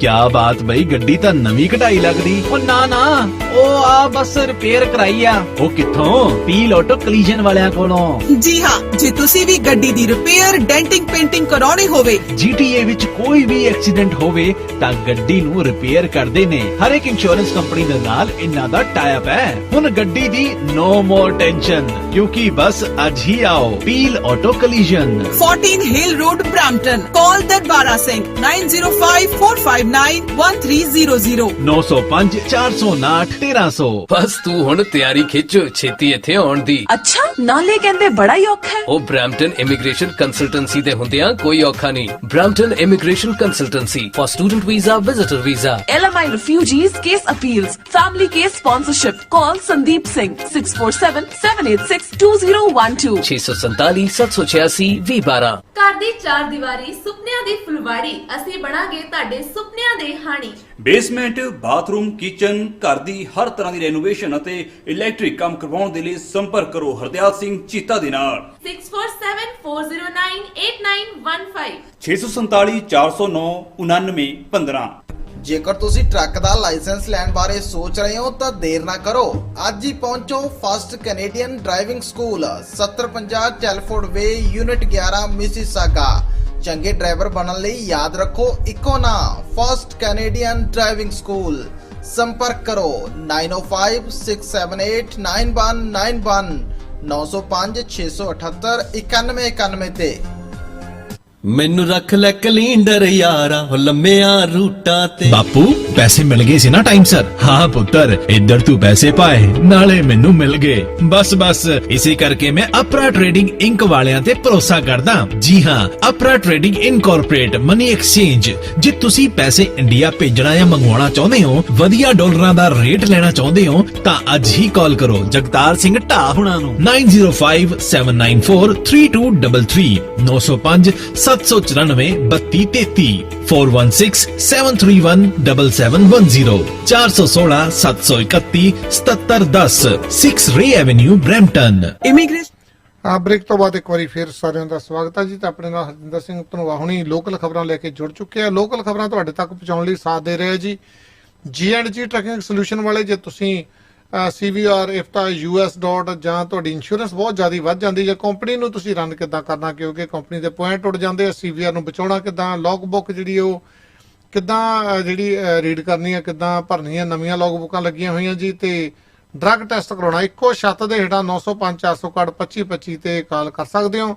ਨਵੇਂ ਆਏ ਹੋ, ਜੌਬ ਨਹੀਂ ਹੈਗੀ, ਹਜ਼ਾਰਾਂ ਦੇ ਹਿਸਾਬ ਦੇ ਨਾਲ ਜੌਬਾਂ ਜੀ। ਜੌਬ ਇਨ GTA 416 213 0092 ਤੇ ਤੇ ਨਾਲ ਹੀ ਜੇ ਤੁਸੀਂ ਮੌਂਟਰੀਅਲ ਦੇ ਵਿੱਚ IPTV ਬਾਕਸ ਲਵਾਉਣਾ ਜੀ ਤੇ 514 566 0055 ਤੇ ਕਾਲ ਕਰ ਸਕਦੇ ਹੋ। 514 566 0055 ਤੇ ਆਪਾਂ ਸਵਾਗਤ ਕਰਦੇ ਹਰਜਿੰਦਰ ਸਿੰਘ ਧਨੋਆ ਹੋਣਾ ਦਾ। ਜੀ ਧਨੋਆ ਸਾਹਿਬ ਸਵਾਗਤ ਹੈ, ਸਤਿ ਸ਼੍ਰੀ ਅਕਾਲ ਜੀ ਆਇਆਂ ਨੂੰ। ਹਾਂਜੀ ਚੰਦੀ ਸਾਹਿਬ ਤੇ ਜਿੰਨੇ ਵੀ ਆਪਣੇ PTN 24 ਦੇ ਨਾਲ ਸਰੋਤੇ ਜੁੜੇ ਆ ਸਾਰਿਆਂ ਨੂੰ ਜੀ ਦੋਵੇਂ ਹੱਥ ਜੋੜ ਕੇ ਸਤਿ ਸ਼੍ਰੀ ਅਕਾਲ ਜੀ। ਸਤਿ ਸ਼੍ਰੀ ਅਕਾਲ ਜੀ। ਹਾਂਜੀ ਚੰਦੀ ਸਾਹਿਬ ਆਪਾਂ ਖਬਰਾਂ ਨੂੰ ਜਾਣਦੇ ਹਾਂ। ਜੇ ਆਪਾਂ ਹੁਣ ਸੈਚਰਡੇ ਦੀ ਗੱਲ ਕੀਤੀ ਜਾਵੇ ਤਾਂ ਸੈਚਰਡੇ ਜਿਹੜੇ ਕੇਸ ਆ ਬੜੇ ਵੱਧ ਗਏ ਸੀਗੇ। 1829 ਕੇਸ ਜਿਹੜੇ ਸੈਚਰਡੇ ਆਏ ਸੀ ਤੇ ਮੌਤਾਂ ਜਿਹੜੀਆਂ 11 ਹੋਈਆਂ ਸੀ ਜੀ। ਜੇ ਦੇਖਿਆ ਜਾਵੇ ਫਰਵਰੀ 1 ਨੂੰ ਜਿਹੜਾ ਆਪਣੇ 2021 ਦੇ ਵਿੱਚ ਇੰਨੇ ਕੇਸ ਉਦੋਂ ਆਏ ਸੀ ਤੇ ਅੱਜ ਹੁਣ ਫਰਵਰੀ ਹੈਗਾ ਜੀ 22। ਦੇਖ ਲਓ ਜੀ ਹੁਣ ਆਲਮੋਸਟ ਪੌਣੇ 2 ਮਹੀਨੇ ਆਪਾਂ ਪਿੱਛੇ ਚੱਲ ਗਏ। ਜਿਹੜੇ ਆਪਣੇ 1 ਫਰਵਰੀ ਨੂੰ ਆਪਣੀ ਸਥਿਤੀ ਸੀਗੀ ਇਸ ਵੇਲੇ ਆਪਾਂ ਉੱਥੇ ਸਟੈਂਡ ਹੋਏ ਆ। ਆਪਾਂ ਕੁਝ ਜਿਹੜਾ ਗੇਨ ਸੋ ਫar ਆਪਾਂ ਕੁਝ ਨਹੀਂ ਕੀਤਾ ਜੀ ਅਜੇ ਤੱਕ। ਤੇ ਜੇ ਆਪਾਂ ਟੋਟਲ ਟੈਸਟ ਦੀ ਗੱਲ ਕੀਤੀ ਜਾਵੇ ਤਾਂ 52100 ਜਿਹੜੇ ਟੋਟਲ ਟੈਸਟ ਹੋਏ ਇਸ ਦੇ ਟੋਰਾਂਟੋ ਦੇ ਵਿੱਚ 593 ਤੇ ਪੀਲ ਦੇ ਵਿੱਚ 287 ਯਾਰਕ ਰੀਜਨ ਦੇ ਵਿੱਚ 157 ਜਿਹੜੇ ਇਹ ਆਏ ਸੀਗੇ। ਜੇ ਆਪਾਂ ਸੰਡੇ ਦੀ ਗੱਲ ਕੀਤੀ ਜਾਵੇ ਸੰਡੇ ਜਿਹੜੇ 3-4000 ਜਿਹੜੇ ਟੈਸਟ ਘੱਟ ਹੋਏ ਸੀ ਪਰ ਟੋਟਲ ਜਿਹੜੇ ਆ ਗਿਣਤੀ ਆ ਜਿਹੜੀ 1791 ਜਿਹੜੇ ਆ ਉਹ ਨਵੇਂ ਕੇਸ ਆਏ ਸੀਗੇ ਤਾਂ 18 ਮੌਤਾਂ ਹੋਈਆਂ ਸੀ ਤਾਂ ਟੋਟਲ ਟੈਸਟ ਜਿਹੜੇ ਆ 49200 ਹੋਏ ਸੀ। ਜੇ ਆਪਾਂ ਪੋਜ਼ਿਟਿਵਿਟੀ ਰੇਟ ਦੀ ਆਪਾਂ ਗੱਲ ਕਰੀਏ ਤਾਂ 3.7% ਤੇ ਇਸ ਵੇਲੇ ਹੈਗਾ ਜੀ ਇਹ ਟੋਰਾਂਟੋ ਦੇ ਵਿੱਚ 495, ਪੀਲ ਦੇ ਵਿੱਚ 350 ਤੇ ਯਾਰਕ ਰੀਜਨ ਦੇ ਵਿੱਚ 177। ਜੇ ਡਰਹਮ ਦੀ ਗੱਲ ਕੀਤੀ ਜਾਵੇ ਤਾਂ 106 ਕੇਸ ਜਿਹੜੇ ਇੱਥੇ ਆਏ ਆ।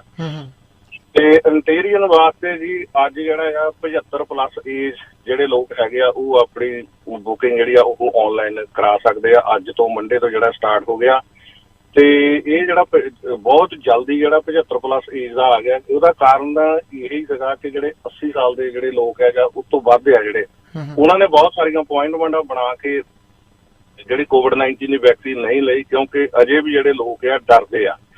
ਤੇ ਇਹ ਹੀ ਆ ਜੀ ਪਹਿਲਾਂ ਵੇਚ ਐਂਡ ਵਾਟ ਵਾਲੀ ਗੱਲ ਕਰਦੇ ਆ ਕਿ ਪਹਿਲਾਂ ਦੇਖੋ ਦੂਸਰੇ ਲੋਕ ਲਵਾਉਂਦੇ ਉਹਨਾਂ ਨੂੰ ਕੀ ਪ੍ਰੋਬਲਮਸ ਆਉਂਦੀਆਂ। ਇਸ ਕਰਕੇ ਜਿਹੜਾ 75+ ਏਜ ਵਾਲਿਆ ਉਹਨਾਂ ਦਾ ਨੰਬਰ ਜਿਹੜਾ ਬਹੁਤ ਜਲਦੀ ਆਇਆ। ਤੇ ਇਹ ਆਪਣੇ ਡਾਕਟਰ ਨੇ ਕਿਹਾ ਆ 60+ ਏਜ ਦੇ ਜਿਹੜੇ 60 ਸਾਲ ਤੋਂ ਉੱਤੇ ਆ ਉਹ ਆਪਣੀਆਂ ਜਿਹੜੀਆਂ ਅਪੁਆਇੰਟਮੈਂਟ ਆ ਉਹ ਆਪਣੇ ਫਾਰਮੇਸੀ ਦੇ ਨਾਲ ਬਣਾਉਣ ਤੇ ਉਹ ਜਿਹੜੀ ਉਹਨਾਂ ਨੂੰ ਲਾਉਣਗੇ ਜੀ ਉਹ। ਤੇ ਟੋਰਾਂਟੋ ਦਾ ਇੱਕ ਆਦਮੀ ਤੇ ਇੱਕ ਔਰਤ ਨੂੰ ਡਰਹਮ ਰੀਜਨ ਨੇ ਜਿਹੜਾ ਅਰੈਸਟ ਕੀਤਾ ਹੈ ਹਿਊਮਨ ਟ੍ਰੈਫਿਕਿੰਗ ਦੇ ਵਿੱਚ ਜਿਹੜੀ ਇਨਵੈਸਟੀਗੇਸ਼ਨ ਚੱਲ ਰਹੀ ਸੀ।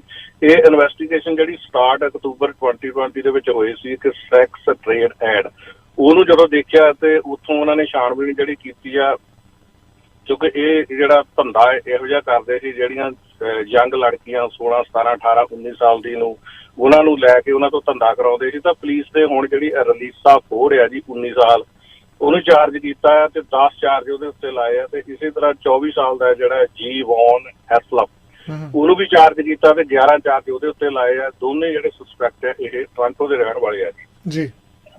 ਤੇ ਟੋਰਾਂਟੋ ਪੁਲਿਸ ਨੇ ਇੱਕ ਚਾਰਜ ਲੇਡ ਕੀਤਾ GTA ਦੇ ਵਿੱਚ ਵਾਈਟ ਫੇਕ ਟੈਕਸੀ ਫਰਾਡ ਜਿਹੜਾ ਹੁਣ ਤੱਕ ਪੁਲਿਸ ਨੇ ਜਿਹੜੇ 3 ਲੋਕ ਅਰੈਸਟ ਕੀਤੇ ਆ। ਚੌਥਾ ਜਿਹੜਾ ਉਹਦੇ ਵਾਰੰਟ ਇਸ਼ੂ ਕੀਤੇ ਆ ਤੇ ਪੀਲ ਰੀਜਨਲ ਪੁਲਿਸ ਨੇ ਜਿਹੜਾ ਇਹ ਛਾਣਬੀਣ ਜਿਹੜੇ ਕਰ ਰਹੇ ਆ ਬੜੇ ਆ ਲੋਕ ਇਹ ਫਰਾਡ ਜਿਹੜੇ ਹੋਏ ਆ ਟੋਰਾਂਟੋ, ਹਾਲਟਨ, ਹੈਮਿਲਟਨ ਤੇ ਯਾਰਕ ਰੀਜਨ ਦੇ ਵਿੱਚ ਹੋਏ ਆ। ਤੇ ਹੁਣ ਤੱਕ ਪੁਲਿਸ ਦੇ ਕੋਲ ਜਿਹੜੇ 35 ਕੇਸ ਇਹੋ ਜਿਹੇ ਆ ਗਏ ਆ ਜਿਹੜਾ ਡੈਬਿਟ ਕਾਰਡ ਨੂੰ ਲੈ ਕੇ ਜਾਂ ਆਪਣੇ ਦੂਸਰੇ ਕਾਰਡ ਜਿਹੜੇ ਵੀਜ਼ਾ ਕਾਰਡ ਜਾਂ ਮਾਸਟਰ ਕਾਰਡ ਉਹਨਾਂ ਨੂੰ ਲੈ ਕੇ ਜਿਹੜਾ ਫਰਾਡ ਆ। ਇਹ ਜਿਵੇਂ ਫੇਕ ਟੈਕਸੀ ਆ ਰਪਲੀਸਾ ਟੈਕਸੀ ਆ। ਇਹ ਇਸ ਤਰ੍ਹਾਂ ਹੁੰਦਾ ਕਿ ਗੂਗਲ ਦੇ ਉੱਤੇ ਬਹੁਤ ਸਾਰੀਆਂ ਕੰਪਨੀਆਂ ਤੁਸੀਂ ਆਪਣਾ ਹੀ ਨਾਮ ਪਾ ਕੇ ਫੋਨ ਨੰਬਰ ਦੇ ਕੇ ਤੁਸੀਂ ਉੱਥੇ ਕਰਦੇ ਹੋ। ਫਿਰ ਲੋਕ ਕੀ ਕਰਦੇ ਆ ਕਿ ਜਿਸ ਨੂੰ ਟੈਕਸੀ ਦਾ ਕੋਈ ਨਹੀਂ ਨੰਬਰ ਪਤਾ ਹੁੰਦਾ ਏਰੀਆ ਦਾ ਗੂਗਲ ਤੇ ਜਾ ਕੇ ਸਰਚ ਕਰਦੇ ਆ। ਜਦੋਂ ਇਹ ਥੋੜੇ ਜਿਹੇ ਪੈਸੇ ਗੂਗਲ ਨੂੰ ਜ਼ਿਆਦਾ ਦੇ ਕੇ ਇਹ ਜਦੋਂ ਇਹਨਾਂ ਦਾ ਨੰਬਰ ਜਿਹੜਾ ਸਭ ਤੋਂ ਪੌਪ ਅਪ ਕਰੋ ਤਾਂ ਸਭ ਤੋਂ ਪਹਿਲਾਂ ਆ ਜਾਂਦਾ। ਇਸ ਤਰ੍ਹਾਂ ਦਾ ਇਹ ਫਰਾਡ ਆ। ਇਹ ਜਿਹੜੀਆਂ ਫੇਕ ਟੈਕਸੀ ਆ ਇਹ ਜਦੋਂ ਵੀ ਕਸਟਮਰ ਇਹਨਾਂ ਦੇ ਕੋਲ ਆਉਂਦਾ ਸੀ ਇਹ ਮੈਂ ਆਪਣੇ ਸਰੋਤਿਆਂ ਨੂੰ ਵੀ ਕਹਿੰਦਾ ਵੀ ਥੋੜਾ ਜਿਹਾ ਧਿਆਨ ਰੱਖਿਆ ਜਾਵੇ। ਤਾਂ ਉਹ ਕਸਟਮਰ ਨੂੰ ਇਹੀ ਕਹਿੰਦੇ ਸੀਗੇ ਬੈਠ ਰਿਹਾ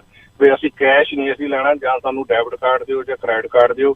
ਆਈ ਡੋਨਟ ਨੋ ਇਹਨਾਂ ਨੇ ਮਸ਼ੀਨ ਦੇ ਉੱਤੇ ਕੀ ਕੀਤਾ ਸੀ ਜਾਂ ਉਹਨਾਂ ਨੇ ਗੱਡੀ ਦੇ ਵਿੱਚ ਇਹੋ ਜਿਹਾ ਸਿਸਟਮ ਲਾਇਆ ਸੀ। ਉਹ ਸਾਰਾ ਕੁਝ ਜਿਹੜਾ ਕ੍ਰੈਡਿਟ ਕਾਰਡ ਸੀਗਾ ਉਹਦੀ ਉਹ ਕਾਪੀ ਕਰ ਲੈਂਦੇ ਸੀ। ਉਸ ਤੋਂ ਬਾਅਦ ਇਹਨਾਂ ਨੂੰ ਬਹੁਤ ਵੱਡੇ ਚਾਰਜ ਜਿਹੜੇ ਉਹ ਪਾਏ ਗਏ ਆ ਜੀ ਉਹ। ਤੇ ਇਸ ਕਰਕੇ ਹੁਣ ਤੱਕ ਜਿਹੜੇ ਆ ਇਹ ਲੋਕ ਆਏ ਆ ਇਹਨਾਂ ਨੇ ਆਪਣੀਆਂ ਵੱਖਰੀਆਂ ਜਿਹੜੀਆਂ ਸਟੋਰੀਆਂ ਦੱਸੀਆਂ ਕਿੱਦਾਂ ਹੋਇਆ। 37,000 ਜਿਹੜਾ ਡਾਲਰ ਆ ਹੁਣ ਤੱਕ ਇਹ ਜਿਹੜੀ ਟੈਕਸੀ ਫਰਾਡ ਦੇ ਵਿੱਚ ਇਹ ਕੀਤਾ ਗਿਆ। ਤੇ ਇਹ ਜਿਹੜੇ ਚਾਰੇ ਵਿਅਕਤੀ ਆ ਇਹ ਬਰੈਂਪਟਨ ਦੇ ਰਹਿਣ ਵਾਲੇ ਆ। ਜੇ ਮੈਂ ਇਹਨਾਂ ਦੀ ਥੋੜੀ ਜਿਹੀ ਇਨਫੋਰਮੇਸ਼ਨ ਦੇਖਾਂ, 22 ਸਾਲ ਦਾ ਇਮਰਾਨ ਕਿਆਨੀ, ਇਹ ਵੀ ਬਰੈਂਪਟਨ ਦਾ ਰਹਿਣ ਵਾਲਾ। ਹਸੈਨ 30 ਈਅਰ ਓਲਡ, ਇਹ ਵੀ ਬਰੈਂਪਟਨ ਦਾ। ਤੇ 17 ਸਾਲ ਦਾ ਮੇਲ ਯੂਥ ਜਿਹੜਾ ਹੈਗਾ, ਕਿਉਂਕਿ ਉਹਨਾਂ ਨੇ ਇਹਨਾਂ ਦਾ ਨਾਂ ਨਹੀਂ ਦੱਸਿਆ ਕਿ ਅੰਡਰ ਏਜ ਹੈ ਜੀ। ਇਹ ਕੰਮ ਤਾਂ ਇਹ ਵੱਡੇ ਕਰ ਰਹੇ ਆ, ਤੇ ਮੇਰੇ ਹਿਸਾਬ ਨਾਲ ਇਹਨਾਂ ਦਾ ਨਾਂ ਰਿਲੀਜ਼ ਜ਼ਰੂਰ ਕਰਨਾ ਚਾਹੀਦਾ। ਇਹਨਾਂ ਨੂੰ ਲਾਅ ਦੇ ਵਿੱਚ ਥੋੜੀ ਚੇਂਜ ਕਰਨੀ ਚਾਹੀਦੀ ਆ। ਤੇ ਇਹ ਵੀ ਬਰੈਂਪਟਨ ਦਾ ਰਹਿਣ ਵਾਲਾ ਆ, ਤੇ 44 ਚਾਰਜ ਇਹਨਾਂ ਤੇ ਲਾਏ ਆ, ਤੇ ਇੱਕ ਦੇ ਉੱਤੇ ਜਿਹੜਾ ਚੌਥਾ ਆ ਉਹਨਾਂ ਦੇ ਵਾਰੰਟ ਇਸ਼ੂ ਕੀਤੇ ਆ। ਸੈਯਦ ਅਲੀ ਹਸੈਨ, ਇਹਦੀ 28 ਸਾਲ ਦੀ ਉਮਰ ਆ ਜੀ। ਤੇ ਅਗਲੀ ਖਬਰ ਤੇ ਜਾਂਦੇ ਆ ਵੀ ਟੋਰਾਂਟੋ ਪੁਲਿਸ ਜਿਹੜੀ ਆ ਉਹ ਇੱਕ ਸਸਪੈਕਟ ਦੀ ਭਾਲ ਕਰ ਰਹੇ ਆ। TTC ਟ੍ਰੇਨ ਦੇ ਵਿੱਚ ਬੇ ਸਟੇਸ਼ਨ ਦੇ ਉੱਤੇ ਇੱਕ ਔਰਤ ਨੂੰ ਜਿਹੜਾ ਆ ਰੌਬ ਕੀਤਾ ਗਿਆ, ਉਹਨੂੰ ਅਸੌਲਟ ਕੀਤਾ ਗਿਆ। ਤੇ ਜਦੋਂ ਅਗਲਾ ਸਟੇਸ਼ਨ ਬੈਡਫੋਰਡ ਰੋਡ ਤੇ ਸੈਂਟ ਜਾਰਜ ਸਟੇਸ਼ਨ ਆਇਆ, ਤੇ ਇਹ ਜਿਹੜਾ ਸੀਗਾ ਆਦਮੀ ਇਹ ਉਹਦਾ ਪਰਸ ਲੈ ਕੇ ਉੱਥੋਂ ਜੰਪ ਕਰਕੇ ਭੱਜ ਗਿਆ। ਤੇ ਇਹ ਬਲੈਕ ਮੇਲ ਹੈ ਜੀ, 5 ਫੁੱਟ 8 ਇੰਚ। ਤੇ ਪੁਲਿਸ ਦੇ ਦੱਸਣ ਦੇ ਮੁਤਾਬਕ ਜੇ ਕਿਸੇ ਨੇ ਕੋਈ ਦੇਖਿਆ ਤੇ ਜ਼ਰੂਰ ਇਹਨੂੰ ਪੁਲਿਸ ਨੂੰ ਦੱਸਿਆ ਜਾਵੇ। ਤੇ ਵਿਲੋਡੇਲ ਦੇ ਵਿੱਚ ਵੀ ਨਾਈਫ ਪੁਆਇੰਟ ਦੇ ਉੱਤੇ ਕਾਰ ਜੈਕਿੰਗ ਆਫ ਟੈਕਸੀ ਵਾਲੇ ਨੂੰ ਵੀ ਲੁੱਟਣ ਦੀ ਕੋਸ਼ਿਸ਼ ਕੀਤੀ ਗਈ। ਇਹ ਹੈਪਨ ਆਪਣੇ ਵੀਕਐਂਡ ਤੇ ਹੋਇਆ ਯੰਗ ਸਟਰੀਟ ਐਂਡ ਐਂਪਰੈਸ। ਇਹ ਜਿਹੜੀ ਐਂਪਰੈਸ ਆ on young between finch and shepherd ਦੇ ਵਿਚਾਲੇ ਇਹ ਪੈਂਦੀ ਹੈ ਜੀ। ਤੇ ਟੈਕਸੀ ਵਾਲੇ ਨੂੰ ਫਲੈਗ ਕੀਤਾ ਗਿਆ। ਸ਼ੋਰ ਹੈ ਜੀ ਜਦੋਂ ਹੁਣ ਟੈਕਸੀ ਵਾਲੇ ਨੂੰ ਫਲੈਗ ਹੁੰਦਾ ਉਹਨਾਂ ਨੇ ਖੜਾਉਣਾ ਹੀ ਆ। ਤੇ ਜਦੋਂ ਕਾਰ ਖੜਾਈ ਤੇ ਇਹ ਪਰਸਨ ਗੱਡੀ ਦੇ ਅੰਦਰ ਆਇਆ, ਤੇ ਆਉਂਦੇ ਸਾਰ ਹੀ ਇਹਨੇ ਪੈਸੇ ਦੀ ਮੰਗ ਡਰਾਈਵਰ ਤੋਂ ਕੀਤੀ ਹੈ। ਤੇ ਡਰਾਈਵਰ ਨੇ ਆਬਵੀਅਸਲੀ ਸੀਗਾ ਕਿ ਪੈਸੇ ਤਾਂ ਡਰਾਈਵਰ ਨੇ ਉਹਦੇ ਕੋਲੋਂ ਲੈਣੇ ਆ, ਤੇ ਉਹ ਦੂਸਰੇ ਹੈਗਾ ਕਿ ਇਹਦੇ ਕੋਲੋਂ ਡਰਾਈਵਰ ਕੋਲੋਂ ਮੰਗ ਰਿਹਾ। ਤੇ ਜਦੋਂ ਤੂੰ ਮੈਂ ਉੱਥੇ ਹੋਈ, ਉਹਨੇ ਟਰਾਈ ਕੀਤਾ ਕਿ ਨਾਈਫ ਦੇ ਨਾਲ ਉਹ ਡਰਾਈਵਰ ਨੂੰ ਸਟੈਬ ਕੀਤਾ ਜਾਵੇ। ਡਰਾਈਵਰ ਲੱਕੀ ਇਸ ਕਰਕੇ ਸੀਗਾ, ਉਹਨਾਂ ਦੇ ਜਿਹੜੀ ਸ਼ੀਲਡ ਹੁੰਦੀ ਆ ਵਿਚਾਲੇ ਉਹ ਲੱਗੀ ਹੋਈ ਸੀ, ਤਾਂ ਉਹਦੇ ਉੱਤੇ ਜਦੋਂ ਮਾਰੀ ਤਾਂ ਡਰਾਈਵਰ ਡਰ ਗਿਆ, ਤੇ ਡਰਾਈਵਰ ਗੱਡੀ ਚੋਂ ਐਗਜ਼ਿਟ ਕਰਕੇ ਤਾਂ ਭੱਜਿਆ। ਇਹ ਜਿਹੜਾ ਸਸਪੈਕਟ ਸੀਗਾ ਤੇ ਇਹਦੇ ਉਹ ਗੱਡੀ ਉਹਦੀ ਟੈਕਸੀ ਲੈ ਕੇ ਉੱਥੋਂ ਭੱਜ ਗਿਆ। ਤੇ ਥੋੜੀ ਦੂਰ ਜਾ ਕੇ ਪੁਲਿਸ ਨੇ ਇਸ ਆਦਮੀ ਨੂੰ ਫੜ ਕੇ ਇਹਦੇ ਉੱਤੇ ਚਾਰਜ ਲਗਾਏ ਆ ਆਪਣੇ 32 ਡਿਵੀਜ਼ਨ ਦੀ ਪੁਲਿਸ ਨੇ ਜੀ। ਇਹਦਾ ਨਾਮ ਹੈਗਾ ਜੀ ਅਲੀ ਰੇਜ਼ਾ ਕਿਤਾਬ ਸਫਾ। ਜਿੱਡਾ ਵੱਡਾ ਨਾਂ ਹੈ ਜੀ ਉੱਡੇ ਵੱਡੇ ਕੰਮ ਹੈ। ਤੇ ਪੁਲਿਸ ਨੇ ਹੁਣ 6 ਚਾਰਜ ਇਹਨਾਂ ਦੇ ਉੱਤੇ ਜਿਹੜੇ ਲਾਏ ਗਏ ਆ ਜੀ। ontario ਦੇ ਵਿੱਚ ਟੋਰਾਂਟੋ ਤੇ ਪੀਚ ਨੂੰ ਲੈ ਕੇ ਇਹਨਾਂ ਨੇ ਜਿਹੜਾ ਮੋਡੀਫਿਕੇਸ਼ਨ ਕੀਤਾ ਸੀਗਾ, ਇਹਨਾਂ ਨੂੰ ਆਊਟਡੋਰ ਡਾਈਨਿੰਗ ਨੂੰ ਲੈ ਕੇ ਵੀ ਉਹ ਹੁਣ ਖੁੱਲ ਗਈ। ਇਹ ਸੈਚਰਡੇ 12:01 ਤੋਂ ਜਿਹੜਾ ਸ਼ੁਰੂ ਹੋ ਗਿਆ ਸੀ। ਤੇ ਜਿਹੜੇ ਰੈੱਡ ਐਂਡ ਔਰੰਜ ਜ਼ੋਨ ਸੀਗੇ ਉਹਨਾਂ ਦੀ ਕੈਪੈਸਿਟੀ ਜਿਹੜੀ ਆ ਉਹ ਵਧਾ ਦਿੱਤੀ ਗਈ ਸੀਗੀ। ਤੇ ਰੈਸਟੋਰੈਂਟ ਤੇ ਬਾਹਰ ਇਹਨਾਂ ਨੇ ਡਾਕਟਰ ਨੇ ਵੀ ਕਿਹਾ ਹੈ ਕਿ ਹੈਲਥ ਅਤੇ ਸੇਫਟੀ ਦੇ ਮੇਜਰ ਨੂੰ ਲੈ ਕੇ ਹੀ ਧਿਆਨ ਦੇ ਵਿੱਚ ਰੱਖਿਆ ਜਾਵੇ। ਜੇ ਰੈੱਡ ਜ਼ੋਨ ਦੀ ਆਪਾਂ ਗੱਲ ਕੀਤੀ ਜਾਵੇ ਤਾਂ ਕੈਪੈਸਿਟੀ ਜਿਹੜੀ ਆ 50% ਇਹਨਾਂ ਨੇ ਕਰ ਦਿੱਤੀ ਸੀ। ਵੱਧ ਤੋਂ ਵੱਧ ਰੈਸਟੋਰੈਂਟ ਦੇ ਵਿੱਚ ਰੈੱਡ ਜ਼ੋਨ ਵਾਲੇ 50 ਬੰਦੇ ਮੈਕਸਿਮਮ ਜਾ ਸਕਦੇ ਆ। ਜੇ ਆਪਾਂ ਔਰੰਜ ਜ਼ੋਨ ਦੀ ਗੱਲ ਕੀਤੀ ਜਾਵੇ ਤਾਂ ਇਹਦੀ ਕੈਪੈਸਿਟੀ ਵਧਾ ਕੇ ਜਿਹੜੇ 100 ਲੋਕਾਂ ਦੀ ਕਰ ਦਿੱਤੀ ਗਈ ਆ। ਤੇ ਇਸ ਤੋਂ ਪਹਿਲਾਂ ਰੈੱਡ ਜ਼ੋਨ ਦੇ ਵਿੱਚ 10 ਤੇ ਔਰੰਜ ਜ਼ੋਨ ਦੇ ਵਿੱਚ 50 ਲੋਕ ਰੈਸਟੋਰੈਂਟ ਦੇ ਵਿੱਚ ਜਾ ਸਕਦੇ ਸੀ। ਇੱਥੇ ਦੇਖਣ ਵਾਲੀ ਗੱਲ ਹੈ ਕਿ ਬਹੁਤ ਸਾਰੇ ਮੈਂ ਇੱਥੇ ਪੜ੍ਹਿਆ ਵੀ ਹੈ ਤੇ ਐਕਸਪਰਟ ਦੀਆਂ ਵੀ ਗੱਲਾਂ ਸੁਣੀਆਂ ਆ। ਤੇ ਜਿਹੜੇ ਇਨਫੈਕਟੀਅਸ ਡਿਸੀਜ਼ ਸਪੈਸ਼ਲਿਸਟ ਡਾਕਟਰ ਆ ਆਈਸੈਕ ਬੋਗਚ, ਉਹਨਾਂ ਦਾ ਵੀ ਕਹਿਣਾ ਤੇ ਬਹੁਤ ਸਾਰੇ ਐਕਸਪਰਟ ਦਾ ਵੀ ਕਹਿਣਾ ਹੈ ਜਦੋਂ ਤੁਸੀਂ ਇੰਡੋਰ ਡਾਈਨਿੰਗ ਤੇ ਜਾਂਦੇ ਆ, ਮੈਂ ਰੈੱਡ ਤੇ ਜਿਹੜੇ ਔਰੰਜ ਜ਼ੋਨ ਦੀ ਗੱਲ ਕਰਦਾ 50 ਤੇ 100 ਬੰਦਾ ਜਾ ਸਕਦਾ, ਬਹੁਤ ਵੱਡੀ ਉੱਥੇ ਗਿਣਤੀ ਬਣ ਜਾਂਦੀ ਆ। ਉਹਨਾਂ ਦੇ ਡਾਕਟਰਾਂ ਦਾ ਐਕਸਪਰਟ ਦਾ ਇਹੀ ਕਹਿਣਾ ਕਿ ਜਦੋਂ ਆਪਾਂ ਬਹਿ ਕੇ ਟੇਬਲ ਦੇ ਉੱਤੇ ਖਾਣਾ ਮਾਸਕ ਤਾਂ ਆਪਾਂ ਨੂੰ ਲਾਉਣਾ ਪੈਣਾ, ਇਸ ਕਰਕੇ ਜਿਹੜਾ ਇਹ ਸਪਰੈਡ ਆ ਇਹ ਬਹੁਤ ਫਾਸਟ ਹੋਊਗਾ ਜੀ ਇਹ। ਤੇ ਅਗਲੀ ਖਬਰ ਤੇ ਚੱਲਦੇ ਆ ਤੇ ਜਸਟਿਨ ਟਰੂਡੋ ਨੇ ਟਵੀਟ ਕਰਕੇ ਆਪਣੀ ਅਪਡੇਟ ਜਿਹੜੀ ਆ ਦਿੱਤੀ ਆ COVID-19 ਵੈਕਸੀਨ ਨੂੰ ਲੈ ਕੇ। ਉਹਨਾਂ ਨੇ ਕਿਹਾ ਆ ਕਿ ਐਵਰੀ ਵੀਕ ਜਿਹੜੀ ਆ ਫਾਈਜ਼ਰ ਦੀ ਵੈਕਸੀਨ ਦੀ ਡੋਜ਼ ਆ 1 ਮਿਲੀਅਨ ਉਹ ਆਊਗੀ। ਇਹ ਮਾਰਚ 22 ਤੋਂ ਸਟਾਰਟ ਹੋ ਕੇ ਮਈ ਦੇ ਐਂਡ ਤੱਕ ਇਦਾਂ ਹੀ ਚੱਲਦੀ ਰਹੂਗੀ। ਜੇ ਦੇਖਿਆ ਜਾਵੇ ਤਾਂ ਹੁਣ ਕੁਛ ਦਿਨ ਇਹਦੇ ਪਾ ਕੇ ਤਾਂ 2 ਮਹੀਨੇ ਉਹ ਆ 70-71 ਦਿਨ ਬਣ ਜਾਂਦੇ ਰਫਲੀ। ਆਪਾਂ ਜੇ ਇੱਥੇ ਆਫਟਰ ਮੈਥ ਆਪਾਂ ਕਰਕੇ ਦੇਖਦੇ ਆ ਤੇ 10 ਵੀਕ ਬਣ ਜਾਂਦੇ। ਇਹਦਾ ਮਤਲਬ ਕਿ ਐਂਡ ਆਫ ਮਈ ਤੱਕ ਆਪਾਂ ਨੂੰ 10 ਮਿਲੀਅਨ ਜਿਹੜੀ ਹੈਗੀ ਡੋਜ਼ਸ ਉਹ ਮਿਲ ਜਾਣਗੀਆਂ ਜੀ। ਤੇ ਅਗਲੀ ਖਬਰ ਹੈਗੀ ਓਕਵਲ ਦੇ ਵਿੱਚ ਇੱਕ ਰੈਸਟੋਰੈਂਟ ਆ, ਉੱਥੇ ਆਊਟਬ੍ਰੇਕ ਹੋਈ ਆ। ਓਲੀਵਰ ਸਟੇਕ ਹਾਊਸ ਆ 141 ਲੇਕ ਸ਼ੋਰ ਰੋਡ ਈਸਟ ਦੇ ਉੱਤੇ ਆ। ਇਹ ਮਾਰਚ 8 ਤੋਂ ਲੈ ਕੇ ਮਾਰਚ 13 ਤੱਕ ਇਹ ਰੈਸਟੋਰੈਂਟ ਦਾ ਓਲੀਵਰ ਸਟੇਕ ਹਾਊਸ ਦਾ ਕਹਿਣਾ ਹੈ ਕਿ ਜਿਨ੍ਹਾਂ ਨੇ ਵੀ ਇੰਨੀ ਤਰੀਕ ਦੇ ਵਿੱਚ ਇੱਥੇ ਖਾਣਾ ਖਾਧਾ ਆ ਆਪਣੇ ਆਪ ਨੂੰ ਜਿਹੜਾ ਸੈਲਫ ਆਈਸੋਲੇਟ ਕੀਤਾ ਜਾਵੇ 14 ਦਿਨ ਵਾਸਤੇ। ਹੁਣ ਉਹ ਉਹਨਾਂ ਦੇ ਆ ਉਹ ਕਰਦੇ ਆ ਨਹੀਂ ਕਰਦੇ ਜੀ। ਤੇ ਪੀਲ ਤੇ ਟੋਰਾਂਟੋ ਦੀ ਜੇ ਆਪਾਂ ਗੱਲ ਕੀਤੀ ਜਾਵੇ ਤਾਂ ਕਹਿੰਦੇ ਇਹ ਜਿਹੜਾ ਇਹਨਾਂ ਨੂੰ ਮੋਡੀਫਾਈ ਕੀਤਾ ਗਿਆ ਆ ਕਿ ਜਾਂ ਜਿਹੜੇ ਰੈੱਡ ਤੇ ਔਰੰਜ ਜ਼ੋਨ ਹੈ ਤੇ ਇਹਨਾਂ ਦਾ ਡਾਕਟਰ ਦਾ ਇਹੀ ਕਹਿਣਾ ਹੈ ਵੀ ਇਹਦੇ ਨਾਲ ਜਿਹੜਾ ਇਕਨੋਮੀ ਨੂੰ ਬੂਸਟ ਜਿਹੜਾ ਬਹੁਤ ਮਿਲੂਗਾ। ਇਕਨੋਮੀ ਨੂੰ ਤਾਂ ਬੂਸਟ ਇੱਥੇ ਮਿਲ ਗਿਆ, ਪਰ ਜਦੋਂ ਇਹ ਲੋਕ ਬਿਮਾਰ ਹੋ ਗਏ ਇੰਨਾ ਘੱਟ ਹੋ ਗਿਆ ਤੇ ਜਿਹੜਾ ਹੈਲਥ ਕੇਅਰ ਦੇ ਉੱਤੇ ਬੋਝ ਪਾਉਣਾ ਉਹਦੇ ਬਾਰੇ ਕੁਝ ਨਹੀਂ ਕਹਿੰਦੇ। ਬਾਕੀ ਇਕਨੋਮੀ ਦਾ ਤਾਂ ਮੈਨੂੰ ਅਜੇ ਪਤਾ ਨਹੀਂ, ਪਰ ਪੋਲੀਟੀਸ਼ੀਅਨ ਦੀਆਂ ਜਿਹੜੀਆਂ ਵੋਟਾਂ ਆ, ਜਿਸ ਤਰ੍ਹਾਂ ਹੁਣ 18 ਚ ਇਲੈਕਸ਼ਨ ਹੋਈ ਸੀਗੀ, ਜੇ ਆਪਾਂ ਗੱਲ ਕੀਤੀ ਜਾਵੇ ਹੁਣ 22 ਦੇ ਵਿੱਚ ਇਲੈਕਸ਼ਨ ਆਉਣੀ ਆ, ਪੋਲੀਟੀਸ਼ੀਅਨ ਦੀਆਂ ਵੋਟਾਂ ਨੂੰ ਜ਼ਰੂਰ ਬੂਸਟ ਜਿਹੜਾ ਮਿਲੂਗਾ ਕਿ ਇਹ ਇਸ ਵੇਲੇ ਜਿਹੜੇ ਇੰਟੀਰੀਅਰ ਦੇ ਲੋਕ ਆ ਉਹਨਾਂ ਨੂੰ ਖੁਸ਼ ਕਰਨ ਲਈ ਲੱਗੇ ਹੋਏ ਆ, ਜਾਂ ਜਿਹੜੇ ਆ ਇੱਥੇ ਦੇ ਬਿਜ਼ਨਸਮੈਨ ਆ ਉਹਨਾਂ ਨੂੰ ਖੁਸ਼ ਕਰਨ ਲਈ ਲੱਗੇ ਹੋਏ ਆ, ਕਿਉਂਕਿ ਸਥਿਤੀ ਦੇ ਹਿਸਾਬ ਦੇ ਨਾਲ ਹੀ ਇਹਨਾਂ ਨੂੰ ਖੋਲ੍ਹਣਾ ਚਾਹੀਦਾ ਜੀ ਇਹ।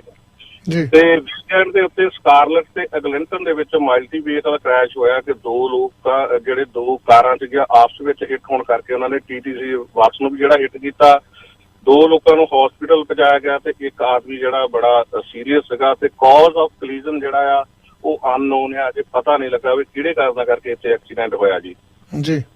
ਮਿਸਿਸਾਗਾ ਦੇ ਵਿੱਚ ਹਰਨਟੇਰੀਓ, ਜਿਹਨੂੰ ਆਪਾਂ ਹਾਈਵੇ 10 ਵੀ ਕਹਿੰਦੇ ਆ, ਹਾਈਵੇ 10 ਤੇ 403 ਦੇ ਉੱਤੇ ਇੱਕ ਅਪਾਰਟਮੈਂਟ ਬਿਲਡਿੰਗ ਆ ਜਿੱਥੇ ਅੱਗ ਲੱਗੀ ਆ ਤੇ ਇੱਕ ਪਰਸਨ ਦੀ ਉੱਤੇ, ਇੱਕ ਵਿਅਕਤੀ ਦੇ ਉੱਤੇ ਮੌਤ ਹੋਈ ਆ ਜੀ। ਟ੍ਰਾਂਜ਼ਿਟ ਕਸਟਮਰ ਤੇ ਜਿਹੜੇ ਮੈਟਰੋਲਿੰਕ ਕਸਟਮਰ ਆ ਉਹਨਾਂ ਨੂੰ ਦੱਸਿਆ ਕਿ ਤੁਸੀਂ ਫੋਲੋ ਆਲ ਪਬਲਿਕ ਜਿਹੜੇ ਹੈਲਥ ਗਾਈਡਲਾਈਨ ਨੇ ਉਹਨਾਂ ਨੂੰ ਰੱਖ ਕੇ ਜਦੋਂ ਵੀ ਤੁਸੀਂ ਇਹਨਾਂ ਦੇ ਸਰਵਿਸ ਲੈਣੀ ਹੈ ਜੀ, ਇਹ ਤੁਹਾਨੂੰ ਮਾਸਕ ਜਿਹੜਾ ਪਾਉਣਾ ਪਊਗਾ। ਈਵਨ ਯੂਜ਼ਿੰਗ ਜਿਹੜਾ ਟ੍ਰਾਂਜ਼ਿਟ ਸਰਵਿਸ, ਜੇ ਕਿਸੇ ਨੇ COVID-19 ਦੀ ਵੈਕਸੀਨ ਆਲਰੇਡੀ ਲਈ ਆ ਉਹਨਾਂ ਨੂੰ ਵੀ ਸਟਿਲ ਜਿਹੜਾ ਮਾਸਕ ਪਾ ਕੇ ਹੀ ਇਹ ਜਿਹੜੀਆਂ ਸੇਵਾਵਾਂ ਜਿਹੜੀ ਸਰਵਿਸ ਹੈ ਉਹਨਾਂ ਨੂੰ ਲੈਣੀ ਪਊਗੀ ਜੀ ਇਹ। ਤੇ ਅਗਲੀ ਖਬਰ ਤੇ ਚੱਲਦੇ ਆ ਕਿ NDP ਦੇ ਜਿਹੜੇ ਲੀਡਰ ਆ ਆਪਣੇ ਜਗਮੀਤ ਸਿੰਘ, ਉਹਨਾਂ ਨੇ ਕਿਹਾ ਆ ਕਿ ਆਉਣ ਵਾਲੀਆਂ ਇਲੈਕਸ਼ਨਾਂ ਦੇ ਵਿੱਚ ਇਹ ਜ਼ਿਆਦਾ ਕਰਕੇ ਇਹਨਾਂ ਨੇ ਜਿਹੜੇ ਯੰਗ ਵੋਟਰ ਆ ਉਹਨਾਂ ਨੂੰ ਭਰਮਾਇਆ ਆ। ਇਹਨਾਂ ਦੇ ਕਹਿਣਾ ਕਿ ਅਪ ਟੂ $20,000 ਟਿਊਸ਼ਨ ਫੀਸ ਜਿਹੜੀ ਅਸੀਂ ਕੈਂਸਲ ਕਰ ਦਿਆਂਗੇ ਤੇ ਫੈਡਰਲ ਸਟੂਡੈਂਟ ਲੋਨ ਦੀ ਪੇਮੈਂਟ ਆ ਉਹਨਾਂ ਨੂੰ ਵੀ ਕਹਿੰਦੇ ਅਸੀਂ ਫਰੀਜ਼ ਕਰ ਦਾਂਗੇ ਅੰਟਲ ਦੀ ਕੋਵਿਡ ਜਿਹੜਾ ਪੈਂਡੈਮਿਕ ਆ ਜਿੰਨਾ ਚਿਰ ਉਹ ਘਟਦਾ ਨਹੀਂ। And eliminate interest on student at. ਇਹ ਜਿੰਨੀਆਂ ਜਗਮੀਤ ਸਿੰਘ ਨੇ ਸਾਰੀਆਂ ਗੱਲਾਂ ਕੀਤੀਆਂ ਇਹ ਪੂਰੀਆਂ ਕਦੋਂ ਹੋਣਗੀਆਂ? ਜਦੋਂ ਉਹ ਅਗਲੇ ਪ੍ਰਾਈਮ ਮਿਨਿਸਟਰ ਕੈਨੇਡਾ ਦੇ ਬਣਨਗੇ ਉਦੋਂ ਇਹ ਸਾਰੀਆਂ ਜਿਹੜੀਆਂ ਚੀਜ਼ਾਂ ਪੂਰੀਆਂ ਹੋਣਗੀਆਂ। ਤੇ ਡੋਨਲਡ ਟਰੰਪ ਆ ਜੀ, ਜਿੱਦਾਂ ਕਹਿੰਦੇ ਮੈਨੂੰ ਬੜੇ ਲੋਕ ਤੰਗ ਕਰਦੇ ਆ ਕਿ ਮੈਨੂੰ ਸੋਸ਼ਲ ਮੀਡੀਆ ਤੋਂ ਵੀ ਪਾਸੇ ਰੱਖਿਆ ਜਾਂਦਾ, ਤੇ ਉਹਨਾਂ ਦਾ ਹੁਣ ਆਪਣਾ ਉਹ ਜਿਹੜਾ ਜੀ ਆ ਓਨ ਸੋਸ਼ਲ ਮੀਡੀਆ ਨੈਟਵਰਕ ਉਹ ਆਪਣਾ ਲਿਆ ਰਹੇ ਆ। ਕਹਿੰਦੇ will go live in ਫਿਊ month, ਅਗਲੇ 2 ਮਹੀਨਿਆਂ ਦੇ ਵਿੱਚ ਕਹਿੰਦੇ ਲਾਈਵ ਹੋ ਜਾਊਗਾ। ਉਹਦੇ ਤੇ ਖੁੱਲ ਕੇ ਕਹਿੰਦਾ ਮੈਂ ਆਪਣੇ ਜਿਹੜੇ ਵਿਚਾਰ ਆ ਬਿਆਨ ਆ ਮੈਂ ਜ਼ਰੂਰ ਦਊਂਗਾ ਉਹਦੇ ਉੱਤੇ ਜੀ। ਤੇ TTC ਨੇ ਜੀ ਆਪਣਾ ਨਿਊ ਟੋਰਾਂਟੋ ਬੱਸ ਗਰਾਜ ਸਕਾਰਬਰੋ ਦੇ ਵਿੱਚ ਖੋਲਣ ਜਾ ਰਹੇ ਆ, ਜਿਹੜਾ ਕਿ ਇਹ 28 ਮਾਰਚ ਨੂੰ ਖੋਲਿਆ ਜਾਊਗਾ। ਕੈਨੇਡੀ ਤੇ ਮੈਕਨੀਕਲ ਦੇ ਉੱਤੇ ਹੋਊਗਾ ਜੀ। ਇਹ ਕੈਨੇਡੀ ਸਟੇਟ ਤੋਂ ਸਾਊਥ ਨੂੰ ਪੈਂਦੀ ਹੈ ਮੈਕਨੀਕਲ, ਇਹ ਉੱਤੇ ਹੋਊਗਾ। ਇਹਨਾਂ ਦੇ ਦੱਸਣ ਦੇ ਮੁਤਾਬਕ, ਆਪਣੇ ਜੌਨ ਟੋਰੀ ਦੇ ਦੱਸਣ ਦੇ ਮੁਤਾਬਕ, north part of the city ਇਹਦੀ ਬੱਸ ਸਰਵਿਸ ਜਿਹੜੀ ਆ ਬਹੁਤ ਜ਼ਿਆਦਾ ਜਿਹੜੀ ਇੰਪਰੂਵ ਹੋ ਜਾਊਗੀ ਤੇ store up to 250 vehicle at a time, ਇੱਕੋ ਟਾਈਮ ਦੇ ਵਿੱਚ 250 ਬੱਸਾਂ ਜਿਹੜੀਆਂ ਇੱਥੇ ਆ ਸਕਦੀਆਂ। ਇਸ ਤੋਂ ਪਹਿਲਾਂ ਇਹਨਾਂ ਨੇ 2008 ਦੇ ਵਿੱਚ ਇੱਕ ਨਵਾਂ ਜਿਹੜਾ ਟੋਰਾਂਟੋ ਦੇ ਵਿੱਚ ਇਹਨਾਂ ਨੇ ਖੋਲਿਆ ਸੀਗਾ ਤੇ ਇਹ ਜਿਹੜਾ 29,000 ਸਕੁਅਰ ਮੀਟਰ ਫੈਸਿਲਿਟੀ ਹੈਗੀ ਆ। ਬੱਸ ਕਲੀਨਿੰਗ ਸਟੇਸ਼ਨ ਵੀ ਇਹਦੇ ਵਿੱਚ ਬਣਾਇਆ ਗਿਆ। 600 ਟਰਾਂਸਪੋਰਟੇਸ਼ਨ ਜਿਹੜੇ ਹੈਗੇ ਸਟਾਫ ਤੇ 100 ਮੇਨਟੇਨੈਂਸ ਆਫੀਸਰ ਇਹਦੇ ਵਿੱਚ ਹੋਣਗੇ ਜੀ। USA ਐਂਡ ਕੈਨੇਡਾ ਦੇ ਵਿੱਚ ਬਹੁਤ ਸਾਰੀਆਂ ਰੈਲੀਜ਼ ਅਕ੍ਰੋਸ ਦ ਕੰਟਰੀ ਆ ਵਾਇਲੈਂਸ ਨੂੰ ਲੈ ਕੇ ਅਗੇਂਸਟ ਏਸ਼ੀਅਨ ਅਮਰੀਕਨ। ਯਾਦ ਹੋਣਾ ਕਿ ਪਿਛਲੇ ਦਿਨ ਐਟਲਾਂਟਾ ਦੇ ਵਿੱਚ ਜਿਹੜੀ ਸਪਾ ਦੇ ਉੱਤੇ ਬਾਹਰ 3 ਵੱਖਰੇ ਉੱਥੇ ਸ਼ੂਟ ਕਰਕੇ ਜਿਹੜੇ 8 ਲੋਕਾਂ ਨੂੰ ਮਾਰ ਦਿੱਤਾ ਗਿਆ ਸੀ। ਤਾਂ ਇਸੇ ਤਰ੍ਹਾਂ ਮੈਂ ਦੇਖ ਰਿਹਾ ਸੀ ਤਾਂ Asian Canadian member of parliament, ਜੇ ਮੈਂ ਜੈਨੀ ਕੁਐਨ ਦੀ ਗੱਲ ਕਰਾਂ, ਇਹ ਆਪਣੇ ਵੈਨਕੂਵਰ ਤੋਂ ਹੈਗੇ ਆ ਜੀ। ਹੈਨ ਡੋਂਗ ਇਹ ਆਪਣੇ ਡੌਨ ਵੈਲੀ ਤੋਂ ਇੱਥੇ ਹੈਗੇ ਆ। ਤੇ ਮਾਈਕਲ ਚੌਂਗ ਜਿਹੜੇ ਆਪਣੇ PC ਪਾਰਟੀ ਤੋਂ ਆ, ਇਹਨਾਂ ਨੇ ਵੀ ਸਪੀਕ ਅਗੇਂਸਟ ਰੇਸਿਜ਼ਮ। ਇਹਨਾਂ ਨੇ ਕਿਹਾ ਕਿ ਇਹ ਬਹੁਤ ਵੱਧਦਾ ਜਾਂਦਾ। ਈਵਨ ਕਹਿੰਦੇ ਅਸੀਂ ਮੈਂਬਰ ਆਫ ਪਾਰਲੀਮੈਂਟ ਜ਼ਰੂਰ ਹੈਗੇ ਆ ਪਰ ਸਾਨੂੰ ਵੀ ਇਹਨਾਂ ਦਾ ਜਿਹੜਾ ਸਾਹਮਣਾ ਕਰਨਾ ਪੈਂਦਾ। ਤੇ ਇਹਨਾਂ ਨੇ ਇੱਥੇ ਜ਼ਿਕਰ ਵੀ ਕੀਤਾ ਹੈ ਕਿ ਜੇ ਆਪਾਂ ਫਾਰਮਰ ਪ੍ਰੈਜ਼ੀਡੈਂਟ ਡੋਨਲਡ ਟਰੰਪ ਦੀ ਗੱਲ ਕੀਤੀ ਜਾਵੇ ਤਾਂ ਜਦੋਂ ਵਾਇਰਸ ਸ਼ੁਰੂ ਹੋਇਆ ਸੀ ਲੋਕਾਂ ਦੇ ਦਿਮਾਗ ਦੇ ਵਿੱਚ ਸੀਗਾ ਇਹ ਜਿਹੜੀ ਸ਼ੁਰੂਆਤ ਚਾਈਨਾ ਤੋਂ ਹੋਈ ਆ। ਤਾਂ ਉਹਨਾਂ ਨੇ ਤਾਂ ਡੋਨਲਡ ਟਰੰਪ ਵੀ ਕਹਿ ਰਿਹਾ ਸੀਗਾ, ਕਦੀ ਉਹਨਾਂ ਨੇ ਕਿਹਾ ਨਹੀਂ ਸੀ ਕਰੋਨਾ ਵਾਇਰਸ, ਇਹ ਆਲਵੇਜ਼ ਕਹਿੰਦੇ ਸੀ ਚਾਈਨਾ ਵਾਇਰਸ। ਚਾਈਨਾ ਵਾਇਰਸ ਹੈ ਜਿਹੜਾ ਉੱਥੋਂ ਅਮਰੀਕਾ ਤੋਂ ਆਇਆ। ਕਹਿੰਦੇ ਇਸ ਤਰ੍ਹਾਂ ਦੀਆਂ ਗੱਲਾਂ ਜਿਹੜੇ ਇਹਨਾਂ ਦੇ ਸਰੋਤੇ ਆ ਸੁਣ ਕੇ ਜਿਹੜਾ ਦਿਨ ਬਰ ਦਿਨ ਜਿਹੜਾ ਰੇਸਿਜ਼ਮ ਜਿਹੜਾ ਉਹ ਵੱਧਦਾ, ਇਹ ਵੀ ਇੱਕ ਉਹਨਾਂ ਦਾ ਕਾਰਨ ਹੈ ਜੀ ਇਹ। ਤੇ ਟੋਰਾਂਟੋ ਦੇ ਵਿੱਚ ਲੋਅਰ ਸਿੰਗਟਨ ਥੀਏਟਰ ਹੈ ਜੀ। ਇਹ ਆਪਣੇ ਜੇ ਰਫਲੀ ਆਪਾਂ ਦੇਖਿਆ ਜਾਵੇ ਤਾਂ ਬਾਥਰਸਟ ਤੇ ਬਲੂਰ ਦੇ ਕੋਲ ਆ। ਉਹਨਾਂ ਨੇ ਅਨਾਉਂਸ ਕੀਤਾ ਕਿ ਪਰਮਾਨੈਂਟਲੀ ਆਪਣੀਆਂ ਡੋਰਾਂ ਜਿਹੜੀਆਂ ਉਹ ਬੰਦ ਕਰਨ ਜਾ ਰਹੇ ਆ ਪੈਂਡੈਮਿਕ ਨੂੰ ਲੈ ਕੇ। ਇਹਨਾਂ ਦਾ ਕਹਿਣਾ ਹੈ ਕਿ ਵੀ ਟਰਾਈ ਓਪਨ ਐਜ਼ ਲੌਂਗ ਐਜ਼ ਪੋਸੀਬਲ, ਪਰ ਕਹਿੰਦੇ ਕਿਰਾਇਆ ਇੰਨਾ ਜ਼ਿਆਦਾ ਆ ਕਿ ਅਸੀਂ ਹੁਣ 1 ਸਾਲ ਹੋ ਗਿਆ ਤੇ ਅਸੀਂ ਅਫੋਰਡ ਕਰਦਿਆਂ ਨੂੰ, ਪਰ ਹੁਣ ਸਾਡੇ ਹੱਥੋਂ ਬਾਹਰ ਆ, ਵੀ ਕੈਨੋਟ ਅਫੋਰਡ ਇਟ। ਇਸ ਕਰਕੇ ਪਰਮਾਨੈਂਟ ਦੀ ਜਿਹੜਾ ਥੀਏਟਰ ਹੈ ਇਹਨੂੰ ਬੰਦ ਕਰਨ ਜਾ ਰਹੇ ਆ। ਅਗਲੀ ਖਬਰ ਹੈ ਜੀ ਆਪਣੇ ਲੈਸਲੀ ਐਗਲਿੰਟਨ, ਉੱਥੇ ਇੱਕ ਆਦਮੀ ਜਿਹੜਾ ਰੇਲਵੇ ਟਰੈਕ ਦੇ ਉੱਤੇ ਵਾਕ ਕਰ ਰਿਹਾ ਸੀਗਾ ਤੇ ਹੈੱਡਫੋਨ ਉਹਦੇ ਲੱਗੇ ਹੋਏ ਸੀ, ਕੰਨਾਂ ਨੂੰ ਆਵਾਜ਼ ਨਹੀਂ ਆਈ ਟ੍ਰੇਨ ਦੀ, ਤਾਂ ਟ੍ਰੇਨ ਨੇ ਇਹਨੂੰ ਹਿੱਟ ਕੀਤਾ ਤੇ ਬੜਾ ਸੀਰੀਅਸਲੀ ਇੰਜਰਡ ਹੈ ਜੀ, ਜ਼ਿੰਦਗੀ ਮੌਤ ਦੀ ਲੜਾਈ ਲੜ ਰਿਹਾ ਜੀ, ਇਹਨੂੰ ਹਸਪੀਟਲ ਪਹੁੰਚਾਇਆ ਗਿਆ। ਬਹੁਤ ਸਾਰੇ ਲੋਕ ਜਿਹੜੇ ਆ ਜਦੋਂ ਰੋਡ ਦੇ ਉੱਤੇ ਆਪਣਾ ਫੋਨ ਯੂਜ਼ ਕਰਦੇ ਆ ਤੇ ਜਿਹੜੇ ਦੋਨੋਂ ਕੰਨਾਂ ਦੇ ਵਿੱਚ ਲਾਇਆ ਹੁੰਦਾ ਹੈ, ਕਿਉਂਕਿ ਜਦੋਂ ਦੋਨੋਂ ਕੰਨਾਂ ਦੇ ਵਿੱਚ ਲਾ ਕੇ ਤੁਸੀਂ ਕਿਸੇ ਨਾਲ ਗੱਲਾਂ ਕਰਦੇ ਜਾਂ ਮਿਊਜ਼ਿਕ ਸੁਣਦੇ ਆ, ਤੁਹਾਨੂੰ ਆਲੇ ਦੁਆਲੇ ਦਾ ਆਊਟਸਾਈਡ ਦਾ ਕੁਝ ਨਹੀਂ ਪਤਾ ਲੱਗਦਾ। ਹਾਂ, ਤੇ ਇਹ ਈਵਨ ਤੁਸੀਂ ਕਾਰ ਦੇ ਵਿੱਚ ਜਾਂ ਬਾਹਰ ਆ, ਸਿਰਫ ਤੁਸੀਂ ਇੱਕ ਕੰਨ ਦਾ ਹੀ ਇਸਤੇਮਾਲ ਕਰੋ, ਇੱਕ ਦੇ ਨਾਲ ਤੁਸੀਂ ਆਪਣੀਆਂ ਗੱਲਾਂ ਬਾਤਾਂ ਕਰੋ, ਮਿਊਜ਼ਿਕ ਸੁਣੋ। ਦੂਸਰਾ ਜਿਹੜਾ ਬਾਹਰ ਤੁਹਾਡੇ ਕੀ ਹੋ ਰਿਹਾ ਤੁਹਾਨੂੰ ਉਹ ਵੀ ਪਤਾ ਹੋਣਾ ਚਾਹੀਦਾ ਜੀ। ਇਸ ਤਰ੍ਹਾਂ ਦੀਆਂ ਜਿਹੜੀਆਂ ਖਬਰਾਂ ਬਹੁਤ ਆਉਂਦੀਆਂ ਰਹਿੰਦੀਆਂ ਜੀ। ਅਗਲੀ ਖਬਰ ਤੇ ਚੱਲਦੇ ਆ ਤੇ ਜਿਹੜੀ ਕੰਜ਼ਰਵੇਟਿਵ ਪਾਰਟੀ ਆ ਉਹਨਾਂ ਦੀ ਕਨਵੈਨਸ਼ਨ ਹੋਈ ਸੀਗੀ ਤੇ ਉਹ ਕਨਵੈਨਸ਼ਨ ਦੇ ਵਿੱਚ ਪੀਟਰ ਮੈਕੇ ਨੇ ਤਾਂ ਪਹਿਲਾਂ ਹੀ ਕਹਿਤਾ ਸੀ ਕਿ ਮੇਰੇ ਕੋਲ ਟਾਈਮ ਹੈ ਨਹੀਂਗਾ, I am busy with my work and busy with my young family ਦੇ ਨਾਲ ਆ। ਤੇ ਇਹਨਾਂ ਦੇ ਹੁਣ ਜਿਹੜੇ 4 ਸਰਵੇ ਸੀਗੇ ਜਿਹੜੇ ਪੀਸੀ ਪਾਰਟੀ ਦੇ ਆਲਵੇਜ਼ ਜਿਹੜੇ ਆ 28, 29, 30 ਤੋਂ ਥੱਲੇ ਜਿਹੜੇ ਇਹਨਾਂ ਦੇ ਰਹਿੰਦੇ ਆ। ਇਹਨਾਂ ਨੇ ਕਿਹਾ ਹੈ ਕਿ ਜੇ ਹੁਣ ਅਗਲੀਆਂ ਇਲੈਕਸ਼ਨਾਂ ਜਿੱਤਣੀਆਂ we have to do something different. ਇਹਨਾਂ ਨੇ ਵੀ ਹੁਣ ਜਿਹੜੀ ਕਲਾਈਮੇਟ ਚੇਂਜ ਦੀ ਗੱਲ, ਜਦੋਂ ਪਿਛਲੀ ਇਲੈਕਸ਼ਨਾਂ ਦੀ ਆਪਾਂ ਗੱਲ ਕਰਨੇ ਆ, ਜਸਟਿਨ ਟਰੂਡੋ ਨੇ ਵੀ ਉਦੋਂ ਕਲਾਈਮੇਟ ਚੇਂਜ ਦੀ ਗੱਲ ਕੀਤੀ ਸੀ, ਤਾਂ ਇਹ ਵੀ ਹੁਣ ਇਹ ਕਹਿਣ ਲੱਗ ਗਿਆ ਵਾਕਿਆ ਜਿਹੜੀ ਕਲਾਈਮੇਟ ਚੇਂਜ ਦੀ ਜਿਹੜੀ ਕਲਾਈਮੇਟ ਦੀ ਇੱਥੇ ਪ੍ਰੋਬਲਮ ਹੈਗੀ ਆ। ਕਿਉਂਕਿ ਉਹ ਇਹਨਾਂ ਨੇ ਜਿਹੜੇ ਇੱਥੇ ਦੇ ਲੀਡਰ ਆ ਆਪਣੇ ਪੀਸੀ ਪਾਰਟੀ ਦੇ ਮਾਈਕਲ ਐਰੋਨ ਟੂਲ, ਉਹਨਾਂ ਨੇ ਇਹ ਹੀ ਕਿਹਾ ਆ ਕਿ ਜਿਹੜੀਆਂ ਜਸਟਿਨ ਟਰੂਡੋ ਨੇ ਇਲੈਕਸ਼ਨਾਂ ਜਿੱਤੀਆਂ ਸੀ ਉਹ ਕਲਾਈਮੇਟ ਚੇਂਜ ਕਰਕੇ ਹੀ ਜਿੱਤੀਆਂ ਸੀ। ਤਾਂ ਇਹ ਵੀ ਹੁਣ ਆਈ ਡੋਨਟ ਨੋ ਪ੍ਰੋਬਲਮ ਹੈ ਜਾਂ ਨਹੀਂ ਹੈ। ਪੋਲੀਟੀਸ਼ੀਅਨ ਦੇਖਦੇ ਆ ਕਿ ਸਾਨੂੰ ਵੋਟਾਂ ਵੱਧ ਕਿੱਧਰੋਂ ਮਿਲਦੀਆਂ ਜਾਂ ਜਿਹੜੀ ਦੂਸਰੀ ਪਾਰਟੀ ਨੂੰ ਵੋਟਾਂ ਮਿਲਦੀਆਂ ਉਹਨਾਂ ਨੂੰ ਬਲੌਕ ਕਿੱਦਾਂ ਕਰਨਾ ਜੀ, ਉਹ ਉਸ ਪਾਲਿਸੀ ਤੇ ਆ ਗਿਆ ਜੀ ਉਹ ਜੀ। ਤੇ ਅਗਲੀ ਖਬਰ ਆਪਣੇ ਰੈਪਟਰ ਦੇ ਕੋਚ ਹੈ ਜੀ ਨਿਕ ਨਰਸ। ਤੁਹਾਨੂੰ ਪਤਾ ਕਿ ਜਦੋਂ ਗੇਮ ਹੁੰਦੀ ਹੈ ਇਹਨਾਂ ਦੀ NBA ਦੀ, ਰੈਪਟਰ ਦੀ ਗੇਮ, ਬੜੇ ਭਾਵੁਕ ਹੋ ਜਾਂਦੇ ਆ ਤੇ NBA ਨੇ ਇਹਨਾਂ ਨੂੰ $50,000 ਜਿਹੜਾ ਉਹ ਫਾਈਨ ਕੀਤਾ। ਕਾਰਨ ਕੀ ਹੋਇਆ ਕਿ ਗੇਮ ਚੱਲਦੀ ਸੀ, ਬੜਾ ਭਾਵੁਕ ਹੋ ਗਿਆ, ਪੁਆਇੰਟ ਉੱਤੇ ਥੱਲੇ ਜਦੋਂ ਜਾਂਦੇ ਆ ਤੇ ਇਹਨਾਂ ਨੇ ਆਪਣਾ ਜਿਹੜਾ ਮਾਸਕ ਆ ਲਾ ਕੇ ਜਿਹੜਾ ਸਕੋਰ ਬੋਰਡ ਹੁੰਦਾ ਉਹਦੇ ਪਿੱਛੇ ਛੱਡਤਾ। ਇਹ ਨਹੀਂ ਸੀ ਪਤਾ ਵੀ ਇੱਥੇ ਪੈਂਡੈਮਿਕ ਤੇ ਚੱਲਦਿਆਂ ਅੰਦਰ ਮਾਸਕ ਸਭ ਨੂੰ ਪਹਿਨਣਾ ਪੈਣਾ। ਤੇ ਵੈਸੇ ਵੀ ਉਹ ਜਿਹੜਾ ਸੀਗਾ ਕੋਚ ਅਪਸੈਟ ਹੋ ਗਿਆ, ਗੇਮ ਵੀ ਲਾਸਟ ਕਰ ਗਿਆ। 115 ਦੇ ਮੁਕਾਬਲੇ 112 ਪੁਆਇੰਟ ਆਏ। ਜਿਹੜਾ ਜੂਟਾ ਜੈਜ਼ ਇਹਨਾਂ ਦੀ ਗੇਮ ਸੀ ਤੇ $50,000 ਦਾ ਫਾਈਨ ਵੀ ਹੋ ਗਿਆ ਤੇ ਗੇਮ ਵੀ ਹਾਰ ਗਏ ਜੀ ਇਹ।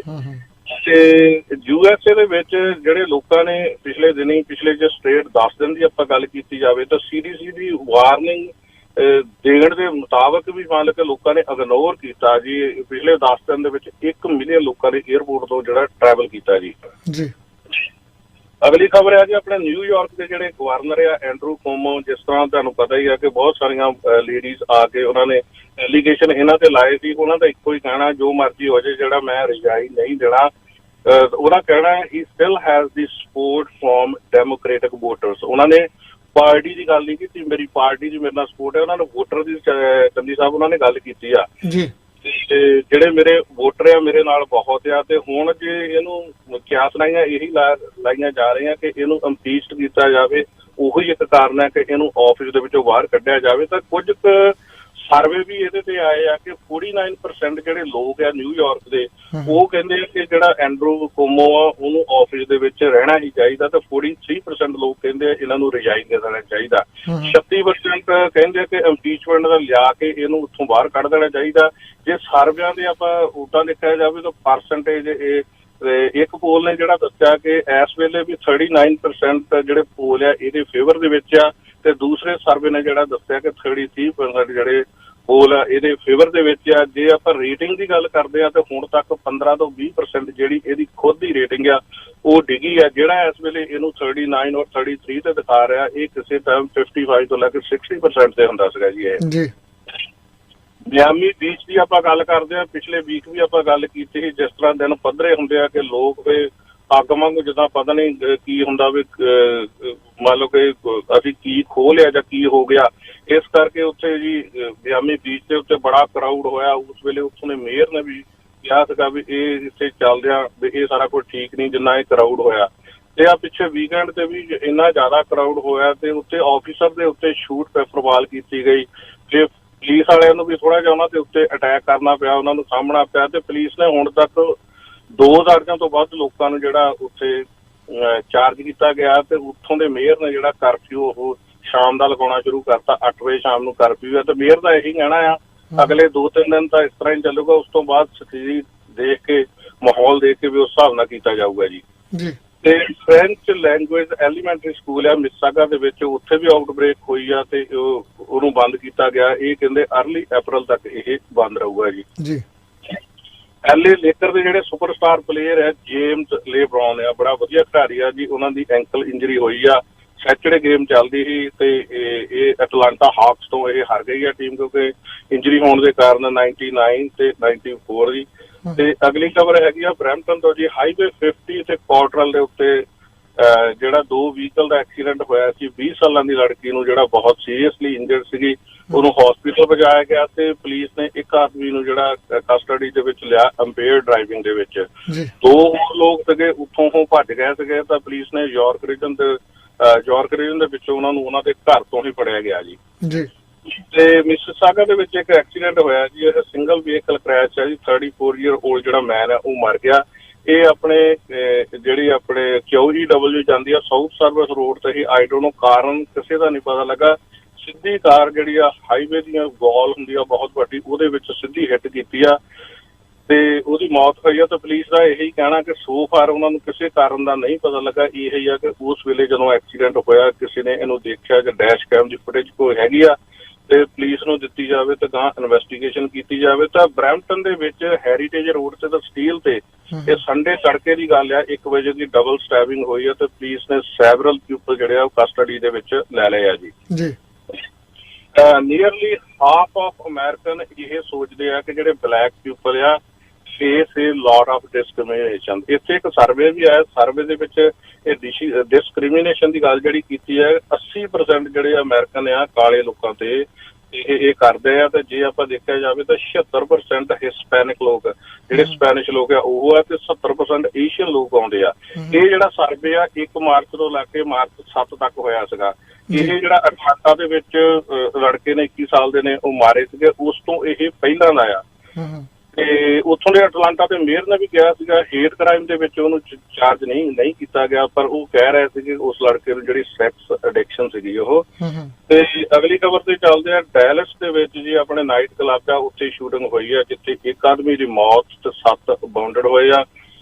ਅੱਜ ਤੜਕੇ 1 ਵਜੇ ਸਵੇਰੇ ਜੀ ਔਸ਼ਵਾ ਦੇ ਵਿੱਚ ਰੋ ਹਾਊਸ ਫਾਇਰ ਹੋਈ ਆ। 5 ਲੋਕਾਂ ਨੂੰ ਜਿਹੜਾ ਉਹ ਹਸਪੀਟਲ ਪਹੁੰਚਾਇਆ ਗਿਆ, ਜਿਹਦੇ ਵਿੱਚ ਇੱਕ 10 ਸਾਲ ਦਾ ਬੱਚਾ ਆ। ਸਥਿਤੀ ਉਹਨਾਂ ਦੀ ਬੜੀ ਨਾਜ਼ੁਕ ਆ ਤੇ 4 ਲੋਕ ਅਜੇ ਮਿਸਿੰਗ ਆ, ਉਹ ਲੱਭ ਨਹੀਂ ਜੀ ਰਹੇ। ਅਗਲੀ ਖਬਰ ਹੈ ਜੀ ਆਪਣੇ ਬਲੂਜ਼ ਐਸਿੰਗਟਨ ਤੋਂ ਇੱਕ ਕਾਰ ਚੋਰੀ ਹੋਈ ਆ ਤੇ 10:30 ਵਜੇ ਦੀ ਗੱਲ ਆ ਕੱਲ ਸ਼ਾਮੀ।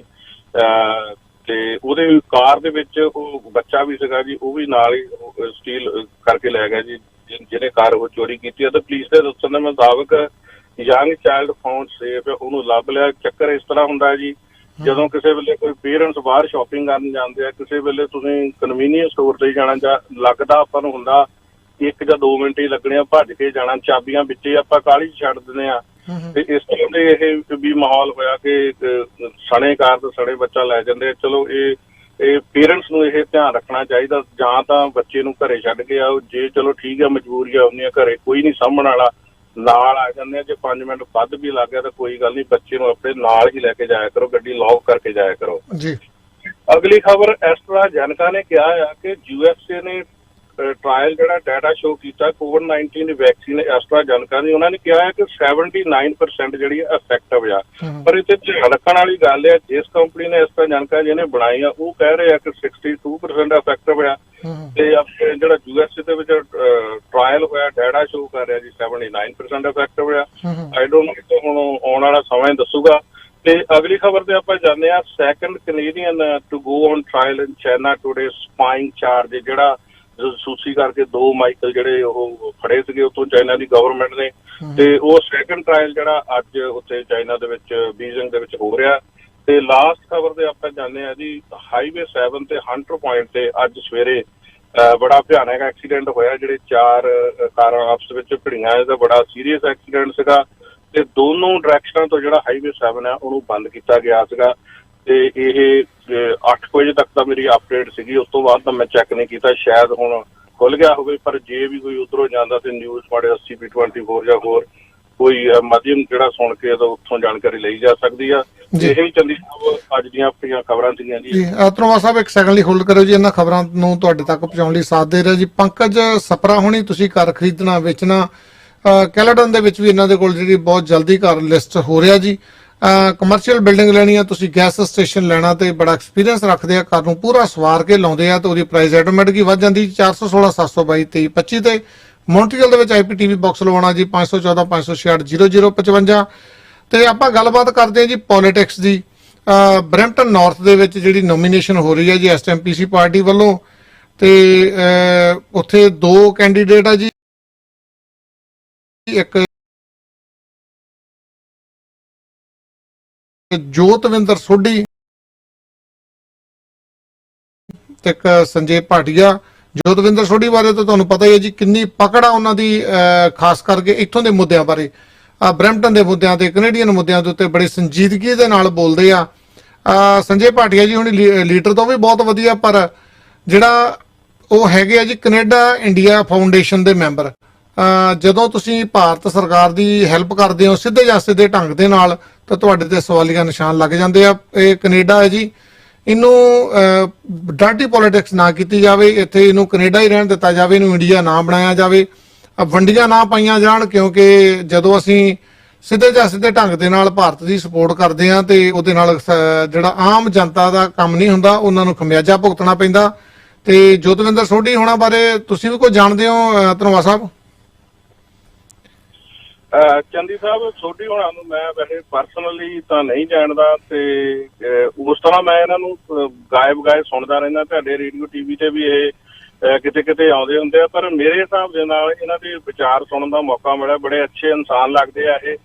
ਤੇ ਬਾਕੀ ਇਹ ਜਦੋਂ ਵੀ ਕੋਈ ਵੀ ਬਰੈਂਪਟਨ ਦਾ ਮਸਲਾ ਹੁੰਦਾ ਤੇ ਸਭ ਤੋਂ ਪਹਿਲਾਂ ਜਾ ਕੇ ਇਹ ਉਠਾਉਂਦੇ ਆ। ਪਿਛਲੇ ਦਿਨੀ ਇਹਨਾਂ ਨੇ ਕੋਈ ਵੀ ਮੀਟਿੰਗ ਬਰੈਂਪਟਨ ਦੇ ਵਿੱਚ ਹੋਵੇ, ਹਰ ਮੀਟਿੰਗ ਦੇ ਵਿੱਚ ਇਹ ਜਾਂਦੇ ਆ, ਲੋਕਾਂ ਨੂੰ ਆ ਕੇ ਜਾਣਕਾਰੀ ਵੀ ਦਿੰਦੇ ਆ।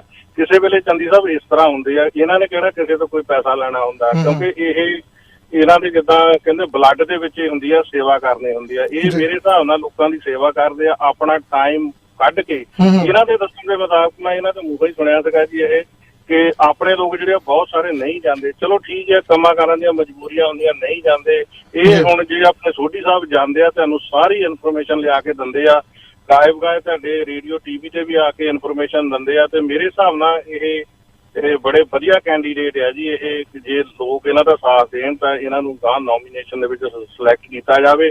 ਤੇ ਜਿਹੜੇ ਦੂਸਰੇ ਆ ਉਹਨਾਂ ਬਾਰੇ ਤਾਂ ਮੈਂ ਜਾਣਦਾ ਨਹੀਂ, ਪਰ ਤੁਸੀਂ ਜਿਹੜੀ ਆ ਗੱਲ ਦੱਸੀ ਆ ਕਿ ਬਈ ਜੇ ਆਪਾਂ ਨੂੰ ਇੰਡੀਆ ਦੀਆਂ ਆਪਾਂ ਗੱਲਾਂ ਕਰਦੇ ਆ ਤੇ ਆਪਾਂ ਨੂੰ ਜੇ ਇੰਡੀਆ ਇੰਨਾ ਹੀ ਚੰਗਾ ਸੀ ਤਾਂ ਆਪਾਂ ਉੱਥੋਂ ਛੱਡ ਕੇ ਕਿਉਂ ਆਏ ਆ? ਬਈ ਇੰਡੀਆ ਨੂੰ ਇੰਡੀਆ ਹੀ ਰਹਿਣ ਦਿਓ, ਕੈਨੇਡਾ ਨੂੰ ਕੈਨੇਡਾ ਰਹਿਣ ਦਿਓ ਚੰਦੀ ਸਾਹਿਬ। ਤੇ ਮੇਰੇ ਹਿਸਾਬ ਨਾਲ ਇਹ ਬਾਕੀ ਪਰਸਨਲ ਕਿਤੇ ਮੌਕਾ ਮਿਲਿਆ ਤਾਂ ਜ਼ਰੂਰ ਵੀਰ ਦੇ ਨਾਲ ਆਪਾਂ ਮਿਲਾਂਗੇ ਜ਼ਰੂਰ ਚੰਦੀ ਸਾਹਿਬ। ਪਰ ਇਹ ਮੈਨੂੰ ਬੜੇ ਚੰਗੇ ਪੜ੍ਹੇ ਲਿਖੇ ਇਨਸਾਨ ਲੱਗਦੇ ਆ ਕਿ ਆਪਾਂ ਨੂੰ ਜਿਹੜੇ ਵੀ ਇਹਨਾਂ ਦੇ ਉੱਥੇ ਹੈਗੇ ਆ ਵੱਧ ਤੋਂ ਵੱਧ ਸਪੋਰਟ ਕਰਕੇ ਨੋਮੀਨੇਸ਼ਨ ਦੇ ਵਿੱਚ ਚੰਗੇ ਕੈਂਡੀਡੇਟ ਨੂੰ ਆਪਾਂ ਅੱਗੇ ਲੈ ਕੇ ਆਉਣਾ ਚਾਹੀਦਾ ਚੰਦੀ ਸਾਹਿਬ। ਆਪਾਂ ਜੇ ਪਿੱਛੇ ਹੁਣ ਲਿਬਰਲ ਦੀ ਗੱਲ ਕਰ ਲਓ ਤਾਂ PC ਦੀ ਗੱਲ ਕਰ ਲਓ, ਕਿ ਬਹੁਤ ਸਾਰੇ ਲੋਕ ਜਿਹੜੇ ਆਪਣੇ ਆ ਉਹਨਾਂ ਨੇ ਕੀਤਾ ਕਰਿਆ ਕੁਝ ਵੀ ਨਹੀਂ ਹੁੰਦਾ, ਪਰ ਉਹ MP ਮੈਂਬਰ ਆਫ ਪਾਰਲੀਮੈਂਟ ਜਾਂ ਹੋਰ ਵੱਡੀਆਂ ਪੋਜੀਸ਼ਨਾਂ ਤੇ ਚੱਲ ਜਾਂਦੇ ਆ। ਜਿਹਨਾਂ ਲੋਕਾਂ ਨੇ ਕੰਮ ਕੀਤਾ ਹੁੰਦਾ ਉਹ ਲੋਕ ਜਿਹੜੇ ਪਿੱਛੇ ਰਹਿ ਜਾਂਦੇ ਹੁੰਦੇ ਆ। ਮੈਂ ਇਹ ਵੀਰ ਨੇ ਵੀ ਸ਼ਾਇਦ 1-2 ਇਲੈਕਸ਼ਨਾਂ ਮੇਰੇ ਹਿਸਾਬ ਦੇ ਨਾਲ ਸ਼ਾਇਦ ਲੜੀਆਂ, ਪਰ ਇਹ ਸਫਲਤਾ ਨਹੀਂ ਪ੍ਰਾਪਤ ਕਰ ਸਕੇ। ਮੈਂ ਇਹੀ ਚੰਦੀ ਸਾਹਿਬ ਤੁਹਾਡੇ ਮਾਧਿਅਮ ਰਾਹੀਂ ਬੇਨਤੀ ਕਰਨੀ ਚਾਹੁੰਦਾ ਕਿ ਇਹੋ ਜਿਹੇ ਇਨਸਾਨ ਦਾ ਸਾਥ ਜ਼ਰੂਰ ਚੰਦੀ ਸਾਹਿਬ ਦੇਣਾ ਚਾਹੀਦਾ ਹੈ, ਕਿ ਜਿਹੜਾ ਤੁਹਾਡੇ ਲਈ ਇੰਨਾ ਵੱਧ ਚੜ ਕੇ ਕੰਮ ਕਰਦਾ ਹੈ। ਜੇ ਇਹ ਇਲੈਕਟ ਚੰਦੀ ਸਾਹਿਬ ਹੋ ਗਏ ਤਾਂ ਸ਼ੋਰ ਹੈ ਵੀ ਇਹ ਵੱਧ ਤੋਂ ਵੱਧ ਕੰਮ ਜ਼ਰੂਰ ਕਰਨਗੇ ਜੀ ਉਹ। ਨਹੀਂ ਤਾਂ ਹੁਣ ਤੁਸੀਂ ਤੁਹਾਡੇ ਰੇਡੀਓ ਤੇ ਆਉਂਦੇ ਆ, ਆਪਾਂ ਇਹੋ ਜਿਹੇ ਵੀਰ ਨੂੰ ਤਾਂ ਆਪਾਂ ਜਿੱਦਾਂ ਕਹਿੰਦੇ ਧੱਕੇ ਦੇ ਨਾਲ ਵੀ ਰੇਡੀਓ ਤੇ ਲਿਆ ਕੇ ਭਾਈ ਤੁਸੀਂ ਆਹ ਪ੍ਰੋਮਿਸ ਕੀਤੇ ਸੀ, ਤੁਸੀਂ ਇਹ ਫੁੱਲਫਿਲ ਨਹੀਂ ਕੀਤੇ, ਹੈ ਨਾ ਜੀ। ਤੇ ਜਿਸ ਤਰ੍ਹਾਂ ਹੁਣ ਮੈਂ ਥੋੜਾ ਜਿਹਾ ਚੰਦੀ ਸਾਹਿਬ ਹੁਣ ਤੁਸੀਂ ਗੱਲ ਸ਼ੁਰੂਆਤ ਕੀਤੀ ਹੈ ਕਿ ਮੈਂ ਆਪਣੇ ਤੁਹਾਡੇ ਵਾਰਡ 9 ਤੇ 10 ਇੱਥੋਂ ਦੀ ਗੱਲ ਕੀਤੀ ਆ, ਉੱਥੇ ਵੀ ਇੱਕ ਸਕੂਲ ਟਰਸਟੀ ਲਈ ਆ ਵਿਚਾਰਾ, ਇੱਕ ਬਹੁਤ ਪੁਰਾਣੇ ਸਮੇਂ ਤੋਂ ਮੈਂ ਆਈ ਡੋਨਟ ਨੋ ਮੈਂ ਨਾਂ ਲੈਣਾ ਚਾਹੀਦਾ ਕਿ ਨਹੀਂ ਲੈਣਾ ਚਾਹੁੰਦਾ, ਵਿਚਾਰਾ ਉਹ ਬੜੇ ਚਿਰਾਂ ਤੋਂ ਟੱਕਰਾਂ ਮਾਰਦਾ। ਮੈਨੂੰ ਲੱਗਦਾ ਮਿਲਿਆ ਮੈਂ ਉਸ ਵੀਰ ਨੂੰ ਵੀ ਨਹੀਂ ਗਾ, ਪਰ ਉਹ ਬੰਦਾ ਮੈਨੂੰ ਚੰਗਾ ਲੱਗਦਾ ਜੀ, ਜਿੱਦਾਂ ਗੱਲਾਂ ਬਾਤਾਂ ਉਹਨਾਂ ਦੀ ਠੀਕ ਹੁੰਦੀਆਂ। ਪਰ ਉਹਨਾਂ ਨੇ ਕਿਸੇ ਹੋਰ ਨੂੰ ਸਕੂਲ ਟਰਸਟੀ ਜਿਹੜਾ ਚੁਣ ਲਿਆ। ਮੈਨੂੰ ਨਹੀਂ ਲੱਗਦਾ ਜਿਸ ਤਰ੍ਹਾਂ ਉੱਥੋਂ ਗੁਰਪ੍ਰੀਤ ਢਿੱਲੋਂ ਵੀਰ ਆਪਣੇ ਕੰਮ ਵਧੀਆ ਕਰਦੇ ਆ, ਜਾਂ ਗੁਰਪ੍ਰੀਤ ਹੈ ਜਾਂ ਹਰਪ੍ਰੀਤ ਹੈ ਦੂਸਰਾ ਜਿਹੜਾ ਕਾਉਂਸਲਰ ਆ ਜੀ, ਉਹ ਵਧੀਆ ਕੰਮ ਕਰਦੇ ਆ। ਸਕੂਲ ਟਰਸਟੀ ਦਾ ਤਾਂ ਕਦੀ ਸੁਣਿਆ ਹੀ ਨਹੀਂ ਉਹ ਜੀ, ਕਿਉਂਕਿ ਜਿਸ ਤਰ੍ਹਾਂ ਆਪਾਂ ਚੋਣ ਗਲਤ ਕਰ ਲੈਂਦੇ ਆ ਨਾ, ਉਸ ਵੇਲੇ ਚੰਗੇ ਕੈਂਡੀਡੇਟ ਪਿੱਛੇ ਧੱਕੇ ਜਾਂਦੇ ਆ, ਉਹਨਾਂ ਦਾ ਹੌਸਲਾ ਟੁੱਟ ਜਾਂਦਾ। ਮੈਂ ਤਾਂ ਇਹੀ ਜਿਹੜੇ ਵੀ ਉਹਨਾਂ ਦੇ ਜਿੱਥੋਂ ਵੀ ਇਹ ਖੜੇ ਆ ਨਾਰਥ ਰਾਈਡਿੰਗ ਤੋਂ, ਤੁਸੀਂ ਚੰਦੀ ਸਾਹਿਬ ਦੱਸਿਆ ਕਿ ਉੱਥੋਂ ਦੇ ਲੋਕਾਂ ਨੂੰ ਵੱਧ ਚੜ ਕੇ ਇਹ ਸੋਢੀ ਸਾਹਿਬ ਦਾ ਸਹਿਯੋਗ ਦੇਣਾ ਚਾਹੀਦਾ ਆ ਤੇ ਬਾਕੀ ਪ੍ਰਮਾਤਮਾ ਕਰੇ ਇਹਨਾਂ ਨੂੰ ਕਾਮਯਾਬੀਆਂ ਮਿਲਣ। ਚੰਦੀ ਸਾਹਿਬ ਜੀ ਧੰਨਵਾਦ ਜੀ, ਧੰਨਵਾਦ ਹਰਜਿੰਦਰ ਧਨੋਆ ਜੀ ਇੰਨੀ ਭਰਪੂਰ ਜਾਣਕਾਰੀ ਦੇਣ ਲਈ ਤੇ ਸੋਢੀ ਸਾਹਿਬ ਲਈ ਬੋਲਣ ਵਾਸਤੇ ਬਹੁਤ ਬਹੁਤ ਧੰਨਵਾਦ ਜੀ ਤੁਹਾਡਾ। ਜੀ ਧੰਨਵਾਦ ਜੀ। ਇਹ ਸਨ ਹਰਜਿੰਦਰ ਧਨੋਆ ਜੀ ਹੁਣੀ। ਮੰਡੇ ਤੇ ਬੁੱਧਵਾਰ ਨੂੰ ਜਾਣੀ ਕਿ ਆਉਂਦੇ। ਤੁਸੀਂ ਦੇਖਿਆ ਇਹ ਕਿੰਨੀ ਪਕੜਾ ਜੀ ਲੋਕਲ ਨਿਊਜ਼ ਦੇ ਉੱਤੇ। ਸ਼ਾਇਦ ਹੀ ਕਿਸੇ ਚੈਨਲ ਦੇ ਕੋਲ ਇੰਨੀ ਜ਼ਿਆਦਾ ਨਿਊਜ਼ ਹੋਵੇ ਜਿੰਨੀ ਹਰਜਿੰਦਰ ਧਨੋਆ ਉਹਨਾਂ ਦੇ ਕੋਲ ਇੰਨੀ ਭਰਪੂਰ ਜਾਣਕਾਰੀ ਹੁੰਦੀ ਹੈ। ਚੱਲਦੇ ਜੀ ਆਪਾਂ ਕਾਲਾਂ ਤੇ। ਹਾਂਜੀ 2156 ਸਵਾਗਤ ਹੈ ਜੀ। ਹਾਂਜੀ ਸਤਿ ਸ੍ਰੀ ਅਕਾਲ ਜੀ। ਸਤਿ ਸ੍ਰੀ ਅਕਾਲ ਜੀ। ਬਹੁਤ ਵਧੀਆ ਖਬਰ ਹੈ ਜੀ। ਜੀ ਖੁਲਾਸੇ ਖੋਲਦੇ ਪੂਰੇ ਜੀ। Thank you. ਇੱਕ ਇਹਨਾਂ ਨੂੰ ਧਨੋਆ ਨੂੰ ਪੁੱਛਿਓ ਵੀ ਐਸਾ ਜਾਣਕਾ ਅਮਰੀਕਾ ਚ ਉਹਨਾਂ ਨੇ ਕਿੰਨੇ ਕੁ ਲੋਕਾਂ ਦੇ ਲਾਇਆ, ਜਿਹੜਾ ਉਹ ਕਹਿੰਦੇ ਇਹਦਾ ਸੇਠੀ ਸਾਹਿਬ ਕੇ ਕਿੰਨਾ ਇਹਦੀ ਪਕੜ ਹੈਗੀ ਆ। ਬਣਾਉਣੇ ਵਾਲੇ ਕਹਿੰਦੇ ਥੋੜੀ ਹੈ ਤੋਂ, ਤੇ ਉਹਨਾਂ ਨੇ ਆਪਣੇ ਕਿੰਨੇ ਲੋਕਾਂ ਦੇ ਲਾਇਆ, ਜੇ ਨਹੀਂ ਲਾਇਆ ਤਾਂ ਉਹ ਕਿਉਂ ਨਹੀਂ ਲਾਇਆ ਜੀ।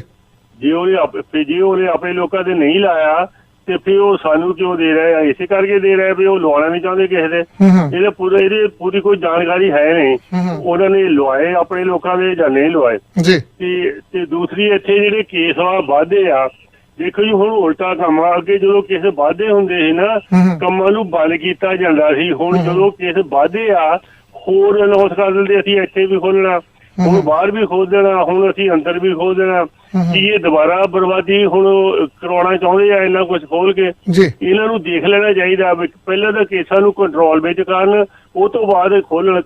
ਤੇ ਜ਼ਿਆਦਾ ਨਹੀਂ ਤਾਂ ਅੱਧਿਆਂ ਲੋਕਾਂ ਦੇ ਤਾਂ ਟੀਕੇ ਲੱਗ ਜਾਣ ਨਾ, ਫਿਰ ਇਹ ਕਹਿ ਦੇਣ ਜਿਨ੍ਹਾਂ ਨੇ ਇੰਜੈਕਸ਼ਨ ਲਵਾ ਲਿਆ ਵਾ ਡਬਲ ਇੰਜੈਕਟ 2 ਲੱਖ ਚੁੱਕੇ ਆ, ਉਹ ਰੈਸਟੋਰੈਂਟ ਜਾ ਸਕਦਾ ਆ। ਇਹ ਤਾਂ ਸੈਂਸ ਬਣਦੀ ਆ। ਇੱਕ ਫੈਕਟਰੀ ਬੰਦਾ ਰੈਸਟੋਰੈਂਟ 'ਚ ਚੱਲ ਜਾਊਗਾ, ਭਾਵੇਂ ਉੱਥੇ 5 ਬੰਦੇ ਹੀ ਆ, ਉਹਨੇ 5 ਨੂੰ ਤਾਂ ਲੈ ਲੈਣਾ ਨਾ, ਤੇ ਉਹ ਗਾਹਾਂ ਜਾ ਕੇ ਹੋਰ ਨਾਲ ਬਿਮਾਰ ਕਰੂਗੇ। ਸ਼ੁਰੂ 'ਚ ਤੁਸੀਂ ਦੇਖ ਲਓ, ਚਾਈਨਾ ਤੋਂ 2-3 ਬੰਦੇ ਆਏ ਸੀ ਨਾ, ਪੂਰੇ ਕੈਨੇਡਾ ਹੀ ਭਰਸੂ ਪਾਤਾ ਉਹਨਾਂ ਨੇ ਗਾਹਾਂ ਤੇ ਗਾਹਾਂ। 1 ਤੋਂ 2 ਤੋਂ 4 ਇਹਦਾ ਵੱਧਦੇ ਗਏ ਅੱਜ ਤੱਕ। ਜਿੱਥੇ ਹੁਣ 1800 ਬੰਦਾ ਰੋਜ਼ ਆ, ਉਹ ਕੀ ਕਰੂਗਾ? ਜਦੋਂ ਚੈੱਕ ਕਰਦੇ ਵੀ ਅੱਜ 1800 ਬੰਦੇ ਨੂੰ ਪੋਜ਼ਿਟਿਵ ਆਇਆ, ਫਿਰ ਉਹ 1800 ਬੰਦੇ ਨੂੰ ਕਿਤੇ ਵੱਖਰਾ ਥੋੜਾ ਰੱਖਦੇ ਆ। ਉਹਨੂੰ ਘਰ ਜਾ ਕੇ ਕਹਿੰਦੇ ਤੁਸੀਂ ਆਰਾਮ ਨਾਲ ਰਿਓ, ਜਿੱਦਾਂ ਪਹਿਲਾਂ ਕਹਿੰਦੇ ਸੀ 3 ਬੰਦੇ, ਉਹ 3 ਬੰਦੇ ਆਰਾਮ ਨਾਲ ਨਹੀਂ ਰਹਿ ਸਕਦੇ ਘਰ, ਤੇ 1800 ਬੰਦਾ ਕਿੱਦਾਂ ਰਹਿ ਲੂਗਾ? ਉਹ ਜ਼ਰੂਰ 3600 ਹੋਰ ਨੂੰ ਫੈਕਟਰ ਕਰੂਗਾ। ਕੋਈ ਵੀ ਪੱਕਾ ਇੰਤਜ਼ਾਮ ਹੈ ਨਹੀਂ। ਜਿਹੜਾ ਉਹ ਟੈਸਟ ਕਰਾਉਂਦਾ, ਉਹ ਘਰ ਨੂੰ ਤਾਂ ਬੱਸ 'ਚ ਹੀ ਜਾਂਦਾ ਨਾ, ਉਹ ਕਈਆਂ ਲੋਕਾਂ ਨੂੰ ਰਾਹ ਕਰ ਸਕਦਾ, ਹੋਰ ਕਿਤੇ ਹੱਥ ਲਾਊਗਾ, ਕਿਤੇ ਉਹ ਮੂੰਹ ਤੇ ਹੱਥ ਫੇਰੂਗਾ, ਭਾਵੇਂ ਮਾਸਕ ਪਾਈਓਗਾ। ਪਰ ਜਿਹੜੇ ਬੰਦਿਆਂ ਨੂੰ ਟੀਕੇ ਲੱਗ ਚੁੱਕੇ ਆ, ਉਹੋ ਹੀ ਰੈਸਟੋਰੈਂਟ ਦੀ ਜਾਣਦਾ ਠੀਕ ਵਾ, ਉਹਦੇ ਬੰਦਿਆਂ ਲਈ ਖੋਲ੍ਹਣਾ। ਔਰ ਜਿਹੜੇ ਅੰਦਰ ਸਰਵ ਕਰਦੇ ਆ, ਉਹਨਾਂ ਨੂੰ ਵੀ ਇੰਜੈਕਸ਼ਨ ਲੱਗੇ ਹੋਣੇ ਚਾਹੀਦੇ, ਫਿਰ ਤਾਂ ਸੈਂਸ ਬਣਦੀ ਆ। ਉਹ ਅੱਧੇ ਬੰਦੇ ਫੈਕਟਰੀ ਵੀ ਆ, ਦੂਸਰੇ ਵੀ ਅੰਦਰ ਜਾ ਕੇ ਇਹਦੇ ਇੱਕ ਦੂਸਰੇ ਦੇ ਵਿੱਚ ਵੱਜੂਗੇ, ਤੇ ਫੇਰ ਵਧਣਾ ਹੈ ਜੀ, ਘਟਣਾ ਨਹੀਂ ਹੈਗਾ। ਮੈਨੂੰ ਤਾਂ ਲੱਗਦਾ ਵੋਟਾਂ ਤੱਕ ਏਦਾਂ ਹੀ ਆਪਣੀ ਇਹ ਨਾ ਪਪੂਲੈਰਿਟੀ ਖੱਟਣੀ ਚਾਹੁੰਦੇ ਆ, ਪੈਸੇ ਬਣ ਕੇ ਵੋਟਾਂ ਤੱਕ ਇਹ ਬੰਦ ਨਾ ਹੋਵੇ ਕਰੋਨਾ। ਤੇ ਦੂਸਰਾ ਇਹ ਆ ਵੀ ਜੇ ਕਿਤੇ ਕੋਈ ਇੱਕ MP ਉਹ ਛੱਡ ਜਾਂਦਾ, ਜਾਂ ਉਹਨੂੰ ਲਾ ਦਿੰਦੇ, ਜਾਂ ਉਹਨੂੰ ਕੁਛ ਹੋ ਜਾਂਦਾ, ਉਹ ਇੱਕ MP ਨੇ ਉੱਥੇ ਕਿਹੜੀ ਉੱਥੇ ਬਹੁਮਤ ਬਣ ਜਾਣੀ ਆਟਮਾ ਜਿਹਨਾਂ ਦੀ। ਇਹ ਜਿਹੜਾ ਲੋਕਾਂ ਦਾ ਪੈਸਾ ਬਰਬਾਦ ਕਰਦੇ, ਕਿਸੇ ਹੋਰ ਪਾਸੇ ਲਾ ਸਕਦਾ। ਕਿਤੇ ਸੜਕ ਦੇ ਟੋਏ ਭਰ ਦਿਓ, ਕੋਈ ਨਵੀਂ ਸੜਕ ਬਣਾ ਦਿਓ। ਇੱਕ MP ਨੂੰ ਇਲੈਕਟ ਹੋਰ ਕਰ ਲਓ ਜੀ, ਇੱਕ ਲੈ ਗਿਆ, ਉਹ ਪਹਿਲਾਂ ਕਿਹੜਾ ਉਹਨੇ ਤੀਰ ਮਾਰਤਾ ਕਦੋਂ ਜੇ ਇੱਕ MP ਘੱਟ ਵੀ ਹੋ ਜਾਊਗਾ, ਕੋਈ ਫਰਕ ਨਹੀਂ ਪੈਣਾ। ਕੰਮ ਉੱਥੇ 2-4 ਕਰਦੇ ਹੁੰਦੇ ਆ। ਇਹ ਪੈਸੇ ਜਿਹੜੇ ਆ ਇਹ ਹੋਰ ਪਾਸੇ ਲੱਗਣੇ ਚਾਹੀਦੇ। ਜਦੋਂ ਇਲੈਕਸ਼ਨ ਦੁਬਾਰਾ ਆਉਂਦੀਆਂ, ਉਹ ਉਦੋਂ ਖੜਾ ਹੋ ਜਾਵੇ, ਨਾਮੀਨੇਟ ਕਰ ਲਓ, ਪਰ ਉਹਦੀ ਇਲੈਕਸ਼ਨ ਨਾ ਲੜਾਓ। ਜੇ ਕੋਈ ਇੱਕ ਬੰਦਾ ਹਟ ਜਾਂਦਾ ਆ, ਉਹਦੇ ਨਾਲ ਖਰਚਾ ਵੱਧਦਾ ਆ। ਹੁਣ ਟਰੂਡੋ ਸਾਹਿਬ ਦਾ ਇੱਕ ਬੰਦਾ ਜੇ ਰਹਿ ਗਿਆ, ਦੂਏ ਪਾਸੇ ਹੁਣ ਉਹ ਲਿਬਰਲ ਨੂੰ 2 ਬੰਦੇ ਹੋਰ ਵੀ ਮਿਲ ਗਏ ਰਹਿਣੀ ਦੇ, ਉਹਨਾਂ ਦੀ ਫੇਰ ਵੀ ਉਹਨੇ ਬਹੁਮਤ ਤਾਂ ਬਣੀ ਨਹੀਂ ਜਾਣੀ। ਰਹਿਣੇ ਦਾ ਫੇਰ ਵੀ ਦੂਸਰੇ ਨਾਲ ਰਲ ਕੇ ਕੰਮ ਕਰਨਾ ਪੈਣਾ। ਉਹ ਪੈਸੇ ਬਚਾਏ ਜੀ, ਇੱਕ ਲੀਡਰ ਦੇ ਨਾਲ ਉਹਨਾਂ ਦੀ ਬਹੁਮਤ ਹੁੰਦੀ ਆ, ਫੇਰ ਕਰਾ ਲੈਣਾ ਚਾਹੀਦਾ ਜੀ। ਧੰਨਵਾਦ ਜੀ। ਆਪਾਂ ਕਰਦੇ ਇਸ ਵਿਸ਼ੇ ਤੇ ਵੀ ਗੱਲਬਾਤ, ਤੇ ਆਪਣੇ ਨਾਲ ਜੋਤਵਿੰਦਰ ਸੋਢੀ ਹੋਣੀ ਜੁੜ ਚੁੱਕੇ, ਉਹਨਾਂ ਦਾ ਸਵਾਗਤ ਕਰਦੇ ਜੀ। ਜੋਤਵਿੰਦਰ ਜੀ ਸਵਾਗਤ ਹੈ ਤੁਹਾਡਾ। ਸਤਿ ਸ਼੍ਰੀ ਅਕਾਲ ਜੀ ਆਇਆਂ ਨੂੰ। ਹੈਲੋ, ਸਤਿ ਸ਼੍ਰੀ ਅਕਾਲ ਭਾਜੀ। 1690 ਪ੍ਰੋਗਰਾਮ ਤੇ ਤੁਹਾਡਾ ਸਰੋਤਿਆਂ ਦਾ ਬਹੁਤ ਬਹੁਤ ਭਾਜੀ ਧੰਨਵਾਦ, ਮੈਨੂੰ ਸਰੋਤਿਆਂ ਦੇ ਰੂਬਰੂ ਕਰਨ ਦਾ। ਤੇ ਮੈਂ ਤਾਂ ਸਿਰਫ 2 ਮਿੰਟ ਲਈ ਕਹ ਲਓ ਵੀ 30-40 ਸੈਕਿੰਡ ਦੀ ਬੇਨਤੀ ਕਰ ਦੇਣੀ ਆ ਜੀ। ਮੇਰਾ ਜੋਤਵਿੰਦਰ ਸੋਢੀ ਨਾਂ ਹੈ ਜੀ। 20 ਸਾਲ ਹੋ ਗਏ ਕਮਿਊਨਿਟੀ ਚ ਐਕਟਿਵ ਨੂੰ। 11 ਸਾਲ ਮੈਂ ਸਕੂਲ ਕੌਂਸਲ ਚੇਅਰ ਰਿਹਾ ਜੀ। ਉੱਥੇ ਬੱਚਿਆਂ ਦੀ ਭਲਾਈ ਲਈ, ਬਿਹਤਰੀ ਪੜ੍ਹਾਈ ਲਈ ਕੰਮ ਕੀਤਾ। ਫਿਰ ਚਾਹੇ ਰੋਡ ਸੇਫਟੀ ਹੈ, ਚਾਹੇ ਪਬਲਿਕ ਸੇਫਟੀ ਹੈ, ਚਾਹੇ ਯੂਨੀਵਰਸਿਟੀ ਹੈ, ਚਾਹੇ ਹਸਪੀਟਲ ਦਾ ਇਸ਼ੂ ਹੈ, ਚਾਹੇ ਟੈਰੀਓਨ ਦਾ, ਚਾਹੇ ਕੰਜ਼ਿਊਮਰ ਰਾਈਟ ਦਾ, ਚਾਹੇ ਤੁਹਾਡੇ ਟੈਕਸਿਸ ਦਾ, ਚਾਹੇ ਤੁਹਾਡੇ ਸਿਟੀ ਨਾਲ ਮਸਲੇ ਨੇ, ਚਾਹੇ ਪ੍ਰੋਵਿੰਸ ਨਾਲ, ਚਾਹੇ ਫੈਡਰਲ ਨੇ। ਬੇਬਾਕੀ ਨਾਲ ਬੋਲੇ ਆ, ਦਿਲੋਂ ਕੰਮ ਕੀਤਾ, ਇਮਾਨਦਾਰੀ ਨਾਲ ਕੰਮ ਕੀਤਾ। ਕਦੇ ਵੀ ਇਹੋ ਜਿਹੀ ਗੱਲ ਨਹੀਂ ਹੋਈ ਕਿ ਅਸੀਂ ਜਿਹੜੀ ਸੇਵਾ ਹੈ ਉਹੀ ਕਰਨ ਆਏ ਆ, ਤੇ ਸਾਡੇ ਖਾਨਦਾਨ ਦੇ ਵਿੱਚ ਸੇਵਾ ਦਾ ਇਹ ਇੱਕ ਭਾਵਨਾ ਵੀ ਹੈਗੀ ਹੈ, ਤੇ ਸਾਨੂੰ ਉਸ ਵਾਹਿਗੁਰੂ ਦੀ ਬਖਸ਼ਿਸ਼ ਵੀ ਹੈ। ਇਹ ਮੈਂ ਤਾਂ ਬਖਸ਼ਿਸ਼ ਮੰਨਦਾ ਕਿ ਮੇਰੇ ਫਾਦਰ ਸਾਹਿਬ ਵੀ ਏਦਾਂ ਹੀ ਸੇਵਾ ਕਰ ਰਹੇ ਸੀ ਇੰਡੀਆ ਦੇ ਵਿੱਚ ਜੀ। ਮੇਰੇ ਵੱਡੇ ਭਰਾ 35 ਸਾਲ ਹੋ ਗਏ ਹਿਊਮਨ ਰਾਈਟ ਦੇ ਕੇਸ ਸੇਵਾ ਦੇ ਤੌਰ ਤੇ ਲੜਦੇ ਰਹੇ ਆ ਜੀ, ਤੇ ਹੁਣ ਵੀ ਸੇਵਾ ਕਰ ਰਹੇ ਆ। ਤੇ ਮੈਨੂੰ ਉਰੇ ਸੇਵਾ ਦਾ ਮੌਕਾ ਮਿਲਿਆ ਕੈਨੇਡਾ ਦੇ ਵਿੱਚ। ਅਸੀਂ ਤਾਂ ਆਪਣੇ ਆਪ ਨੂੰ ਵਡਭਾਗੇ ਸਮਝਦੇ ਹਾਂ ਕਿ ਸਾਨੂੰ ਸਾਡੇ ਭੈਣਾਂ ਭਰਾਵਾਂ ਦੀ, ਸਾਡੇ ਜਿਹੜੇ ਕੋਈ ਹੋਰ ਵੀ ਜਿਹਨੂੰ ਲੋੜ ਹੈ ਉਹਦੇ ਲਈ ਅਸੀਂ ਬਰਾਬਰ ਹਾਂ ਦਾ ਨਾਰਾ ਮਾਰ ਸਕੀਏ, ਉਹਨਾਂ ਲਈ ਖੜ ਕੇ। ਇਹੀ ਸਾਡਾ ਧਰਮ ਦਾ ਫਲਸਫਾ ਸਿਖਾਉਂਦਾ, ਇਹੀ ਸਾਡਾ ਜਿਹੜਾ ਕਿਰਦਾਰ ਵੀ ਇਹੀ ਸਾਨੂੰ ਮੰਗ ਕਰਦਾ ਹੈ ਕਿ ਆਪਾਂ ਇਹ ਸੇਵਾ ਕਰੀਏ। ਤੇ ਹੁਣ ਨੋਮੀਨੇਸ਼ਨ ਹੈ ਜੀ, ਬਿਲਕੁਲ ਆਪਾਂ ਨੇ ਆਪਣਾ ਨਾਮ ਲਾਸਟ ਮਿੰਟ ਤੇ ਆਏ ਆ। ਅਸੀਂ ਨੋਮੀਨੇਸ਼ਨ ਦੇ ਵਿੱਚ ਮੈਂਬਰਸ 1050 ਦੇ ਕਰੀਬ ਮੈਂਬਰ ਨੇ, ਤੇ ਸਾਡੀ ਬੇਨਤੀ ਹੈ ਅਸੀਂ ਹਰ ਇੱਕ ਦਰਵਾਜ਼ਾ ਜਿਹੜਾ ਨਾ ਉਹ ਝੋਲੀ ਅੱਡ ਕੇ ਖੜਕਾਇਆ ਕਿ ਸਾਨੂੰ ਸੇਵਾ ਦਾ ਮੌਕਾ ਦਿਓ। ਤੁਸੀਂ ਬਾਹਰੋਂ ਰਹਿ ਕੇ ਸਾਡੀ ਸੇਵਾ ਦੇਖ ਲਈ ਹੈ, ਪਰਖ ਲਈ ਹੈ।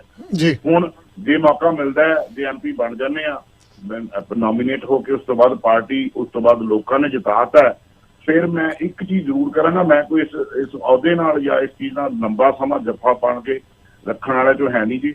ਇੱਕ ਅੱਧੀ ਟਰਮ ਹੀ ਆਪਾਂ ਨੇ ਲਾਉਣੀ, ਉਹ ਸਿਰਫ ਪ੍ਰੈਜ਼ੀਡੈਂਟ ਇਹੋ ਜਿਹਾ ਸੈੱਟ ਕਰਕੇ ਜਾਣਾ ਕਿ ਲੋਕਾਂ ਨੂੰ ਇਹ ਦੱਸ ਕੇ ਜਾਣਾ, ਭੈਣਾਂ ਭਰਾਵਾਂ ਨੂੰ, ਜੇ ਕਿਸੇ 'ਚ ਜਜ਼ਬਾ ਹੋਵੇ ਕੰਮ ਕਰਨ ਦਾ, ਸੇਵਾ ਕਰਨ ਦਾ, ਤਾਂ ਉਹ ਕੀਤੀ ਜਾ ਸਕਦੀ ਹੈ। ਹਰ ਚੀਜ਼ ਨਹੀਂ ਆਪਾਂ ਪੂਰੀ ਕਰ ਸਕਦੇ, ਪਰ ਬਹੁਤੀਆਂ ਚੀਜ਼ਾਂ ਆਪਾਂ ਪੂਰੀਆਂ ਕਰ ਪਾਉਂਦੇ ਹਾਂ ਜੇ ਆਪਾਂ ਇਹ ਜਜ਼ਬਾ ਰੱਖੀਏ ਤੇ ਆਪਾਂ ਮਿਹਨਤ ਕਰੀਏ। ਤੇ ਉਸ ਤੋਂ ਬਾਅਦ ਕੋਈ ਹੋਰ ਨਵੀਂ ਪਨੀਰੀ ਸਾਡੀ ਆਵੇ ਅੱਗੇ, ਉਸ ਸੇਧ ਨੂੰ ਲੈ ਕੇ ਅੱਗੇ ਚੱਲੇ। ਇਹੀ ਮੇਰੀ ਤਾਂ ਬੇਨਤੀ ਹੈ ਜੀ। ਅੱਜ ਤੋਂ ਆਈਡੀਆ ਲੋਡ ਹੋਣੀਆਂ ਜੀ, ਅੱਜ ਤੋਂ 22, 23, 24, 25 ਤੱਕ ਆਈਡੀਆ ਦਾ ਅਪਲੋਡ ਹੋਣੀਆਂ। ਸਿਰਫ ਜਿਹੜੇ ਕੰਜ਼ਰਵੇਟਿਵ ਪਾਰਟੀ ਦੇ ਮੈਂਬਰ ਨੇ ਬਰੈਂਪਟਨ ਨਾਰਥ ਤੋਂ, ਉਹੀ ਵੋਟ ਪਾਉਣ ਦੇ ਹੱਕਦਾਰ ਨੇ। 5, 6, 7 ਅਪ੍ਰੈਲ ਨੂੰ ਵੋਟਾਂ ਪੈਣੀਆਂ ਨੇ। ਜੇ ਤੁਸੀਂ ਸਮਝਦੇ ਹੋ ਮੇਰਾ ਕੰਮ ਕੀਤਾ ਵਾ ਜਿਹੜਾ ਅੱਜ ਇੰਨੇ ਸਮੇਂ ਦੇ ਵਿੱਚ ਤੁਹਾਡਾ ਬੇਬਾਕੀ ਨਾਲ ਮੇਰਾ ਬੋਲਿਆ ਲੋਕਾਂ ਦੇ ਲਈ, ਇਹ ਅਰਥ ਹੈ, ਤਾਂ ਅੱਜ ਤੁਸੀਂ ਉਹ ਲਿਸਟਾਂ ਖੋਲੋ, ਲੱਭੋ ਤੁਹਾਡਾ ਕੋਈ ਭੈਣ ਭਰਾ ਹੈ ਤੇ ਉਹਨੂੰ ਪ੍ਰੇਰਿਤ ਕਰੋ ਕਿ ਪਰਫਾਰਮੈਂਸ ਬੇਸਡ ਵੋਟ ਪਾਓ। ਮੈਂ ਹੋਰ ਕੋਈ ਨਹੀਂ ਕਹਿ ਰਿਹਾ। ਜੇ ਦੂਜੇ ਉਮੀਦਵਾਰ ਨੇ ਵਧੀਆ ਕੰਮ ਕੀਤਾ ਵਾ ਤੁਹਾਡੇ ਲਈ, ਜ਼ਰੂਰ ਉਹਨਾਂ ਨੂੰ ਵੋਟ ਪਾਓ। ਜੇ ਮੈਂ ਕੀਤਾ ਤਾਂ ਮੈਨੂੰ ਵੋਟ ਪਾਓ। ਤੁਸੀਂ ਵੋਟ ਜ਼ਰੂਰ ਪਾਓ। ਵੋਟ ਪਾਉਣ ਦਾ ਹੱਕ ਨਾ ਫਿਰ ਆਪਾਂ 4 ਸਾਲ ਕਹਿੰਦੇ ਰਹਿੰਦੇ ਕੰਮ ਨਹੀਂ ਹੁੰਦੇ, ਸਾਡੀ ਗੱਲ ਨਹੀਂ ਸੁਣੀ ਜਾਂਦੀ। ਉਹਦੇ ਵਿੱਚ ਕਿਤੇ ਨਾ ਕਿਤੇ ਕਸੂਰ ਸਾਡਾ ਵੀ ਹੁੰਦਾ ਕਿ ਅਸੀਂ ਵੋਟ ਨਹੀਂ ਪਾਉਂਦੇ, ਅਵੇਸਲੇ ਹੋ ਜਾਂਦੇ। ਅਵੇਸਲੇ ਨਾ ਹੋਵੋ, ਵੋਟ ਪਾਓ, ਪ੍ਰੇਰਿਤ ਕਰੋ, ਚੰਗੇ ਉਮੀਦਵਾਰ ਆਪਾਂ ਅੱਗੇ ਲੈ ਕੇ ਆਈਏ, ਚੰਗਾ ਕੈਨੇਡਾ ਦਾ ਸਮਾਜ ਸਿਰਜੀਏ। ਆਮ ਪ੍ਰਾਊਡ ਕੈਨੇਡੀਅਨ ਜੀ। ਬਿਲਕੁਲ ਜੀ, ਤੁਹਾਡੇ ਨਾਲ ਸੰਪਰਕ ਕਰਨ ਲਈ ਆਪਣਾ ਨੰਬਰ ਦੇ ਦਿਓ ਜੀ ਪਲੀਜ਼। 647 986 0011। ਭਾਜੀ ਦਿਸ ਇਜ਼ ਦ ਟਾਈਮ। ਅਸੀਂ ਹਮੇਸ਼ਾ ਲੋਕਾਂ ਨਾਲ ਮੋਢੇ ਨਾਲ ਮੋਢਾ ਜੋੜ ਕੇ ਖੜੇ ਹਾਂ। ਅੱਜ ਟਾਈਮ ਹੈ ਜਿਨ੍ਹਾਂ ਭੈਣਾਂ ਭਰਾਵਾਂ ਨੇ ਸਾਡਾ ਨੰਬਰ ਸੇਵ ਕੀਤਾ ਹੋਇਆ, ਜੇ ਸਿਟੀ ਦਾ ਮਸਲਾ ਹੋ, ਪ੍ਰੋਵਿੰਸ ਦਾ ਹੋਊ, ਤੇ ਛੋਟੀ ਸਾਹਿਬ ਨੂੰ ਫੋਨ ਕਰਕੇ ਪੁੱਛਾਂਗੇ। ਅੱਜ ਉਹਨਾਂ ਦੀਆਂ ਕਾਲਾਂ ਦੀ ਮੈਂ ਉਮੀਦ ਰੱਖ ਰਿਹਾ ਕਿ ਉਹ ਆ ਕੇ ਮੈਨੂੰ ਕਾਲ ਕਰਨਗੇ, ਸਪੋਰਟ ਕਰਨਗੇ। ਬਿਲਕੁਲ ਜੀ। 647 986 0011 647 986 001 ਤੇ ਕਾਲ ਕਰਕੇ ਸੋਢੀ ਸਾਹਿਬ ਉਹਨਾਂ ਨਾਲ ਗੱਲਬਾਤ ਕਰ ਸਕਦੇ ਹੋ। ਇਹਨਾਂ ਦਾ ਸਾਥ ਦਿਓ ਵੱਧ ਤੋਂ ਵੱਧ। ਕੈਨੇਡੀਅਨ ਮੁੱਦਿਆਂ ਦੀ ਹਮੇਸ਼ਾ ਗੱਲ ਕਰਦੇ ਨੇ, ਚੜ੍ਹਦੀ ਕਲਾ ਦੇ ਵਿੱਚ ਰਹਿੰਦੇ। ਬਹੁਤ ਬਹੁਤ ਧੰਨਵਾਦ ਜੋਤਵਿੰਦਰ ਸੋਢੀ ਜੀ। ਧੰਨਵਾਦ ਜੀ। ਸਰੋਤਿਆਂ ਦਾ ਵੀ ਤੁਹਾਡਾ ਵੀ ਜੀ ਬਹੁਤ ਬਹੁਤ ਧੰਨਵਾਦ ਜੀ। ਧੰਨਵਾਦ ਜੀ। ਆਪਾਂ ਇੱਕ ਨਿੱਕੀ ਜਿਹੀ ਕਮਰਸ਼ੀਅਲ ਬ੍ਰੇਕ ਲੈ ਕੇ ਤੇ ਆਪਣੇ ਗੈਸਟ ਦੇ ਨਾਲ ਜੁੜਦੇ ਹਾਂ ਜੀ ਬਹੁਤ ਜਲਦੀ। ਤੇ ਵੀਰ ਇਦਾਂ ਕਾਲਾਂ ਜਿਹੜੀਆਂ ਹੋਲਡ ਰੱਖਿਓ ਜੀ। ਇਮੀਗ੍ਰੇਸ਼ਨ ਦੇ ਮਸਲਿਆਂ ਨੂੰ ਹਲਕੇ ਵਿੱਚ ਲੈਣਾ ਮਹਿੰਗਾ ਪੈ ਸਕਦਾ ਹੈ, ਪਰ ਸੋਚ ਸਮਝ ਕੇ ਲਿਆ ਹੋਇਆ ਫੈਸਲਾ ਤੁਹਾਡੀ ਜ਼ਿੰਦਗੀ ਨੂੰ ਸਵਾਰ ਸਕਦਾ ਹੈ। ਇਸੇ ਲਈ ਡਿਲਾਈਟ ਇਮੀਗ੍ਰੇਸ਼ਨ ਦੇ ਨਵਜੋਤ ਗਿੱਲ ਹਾਜ਼ਰ ਨੇ ਤੁਹਾਡੀ ਸੇਵਾ 'ਚ। Study permit, student visa, visitor super visa, LMI family case, parent sponsorship ਤੇ ਰਿਫਿਊਜੀਜ਼ ਅਪੀਲਸ ਵੀ ਐਕਸੈਪਟ ਕਰਦੇ ਨੇ। Call Navjot Gill 6478643719 647 864 3719। Address 350 Rutherford Road, South Brampton, unit 223। ਓਏ ਹੋਏ ਹੈ ਕਿ ਨਾ, ਮੈਂ ਕਿਹਾ ਮੈਂ ਮੋਣਿਓ ਗੱਡੀ ਦਾ ਟਾਇਰ ਤੇ ਗਿਆ ਨਾ, ਹੁਣ ਕੀ ਕਰੀਏ। ਓਏ ਹੋਏ ਓਹੋ, ਕਿੰਨੀ ਵਾਰ ਕਿਹਾ ਹੈ ਕਿ ਨਿਊ ਮਿਲੇਨੀਅਮ ਟਾਇਰ ਸੈਂਟਰ ਤੋਂ ਹੀ ਟਾਇਰ ਲਿਆ ਕਰੋ, ਜਿੱਥੇ ਮਿਲਦੇ ਨੇ ਟਰੱਕ, ਟਰਾਲੇ ਤੇ ਕਾਰ ਦੇ ਲਈ ਹਰ ਤਰ੍ਹਾਂ ਦੇ ਵਧੀਆ ਟਾਇਰ। ਇੱਥੇ ਮਿਸ਼ਲਿਨ, BF ਗੁੱਡਰਿਚ, ਬ੍ਰਿਜਸਟੋਨ, ਫਾਇਰਸਟੋਨ, ਚਾਈਨੀਜ਼ ਬ੍ਰਾਂਡ, ਹੋਰ ਵੀ ਕਈ ਕੰਪਨੀਆਂ ਦੇ ਟਾਇਰ ਘੱਟ ਰੇਟ ਤੇ ਮਿਲਦੇ ਨੇ। ਹੁਣੇ ਪਹੁੰਚੋ new millennium tyre centre, 25 Clark boulevard, Brampton. Call 9054520111 905 452 0111। मैं ना जी सुपने च देखिया कि मेरा घर बड़ा आलीशान, बड़ा वड्डा ते बड़ा सोहना है। बस सुपना ए ता सच हो कमलिए। बस सरबलो डिजाइन एंड बिल्ड लिमिटेड वालियां नु फोन कर। जी हाँ, जे तुसी भी लग्जरी कार छोटा या वड्डा नवा कार लेना चाहते हो या फिर पुराना घर ढा के नवा बनाना चाहते हो ता अज ही मिलो सरबलो डिजाइन एंड बिल्डिंग वाले कुलविंदर पत्तड़ जी नु। इन्हां कोल 15 साल दा तजर्बा है ते हाँ तुसी 20,000 स्क्वायर फुट दा घर भी बनवा सकदे हो। लग्जरी होम तुहाडे बजट विच। कॉल कुलविंदर पत्तड़ 4168410478 416 841 0478।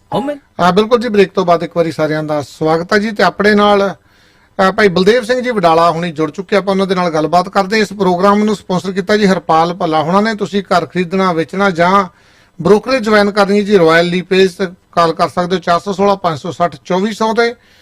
ਕਮਰਸ਼ੀਅਲ ਬਿਲਡਿੰਗ ਲੈਣੀ ਹੈ, ਗੈਸ ਸਟੇਸ਼ਨ ਲੈਣਾ ਤਾਂ ਵੀ ਜੇ ਮੌਂਟਰੀਅਲ ਦੇ ਵਿੱਚ IPTV ਬਾਕਸ ਲਵਾਉਣਾ ਜੀ 5145660055 514 566 0055 ਤੇ ਕਾਲ ਕਰ ਸਕਦੇ ਹੋ।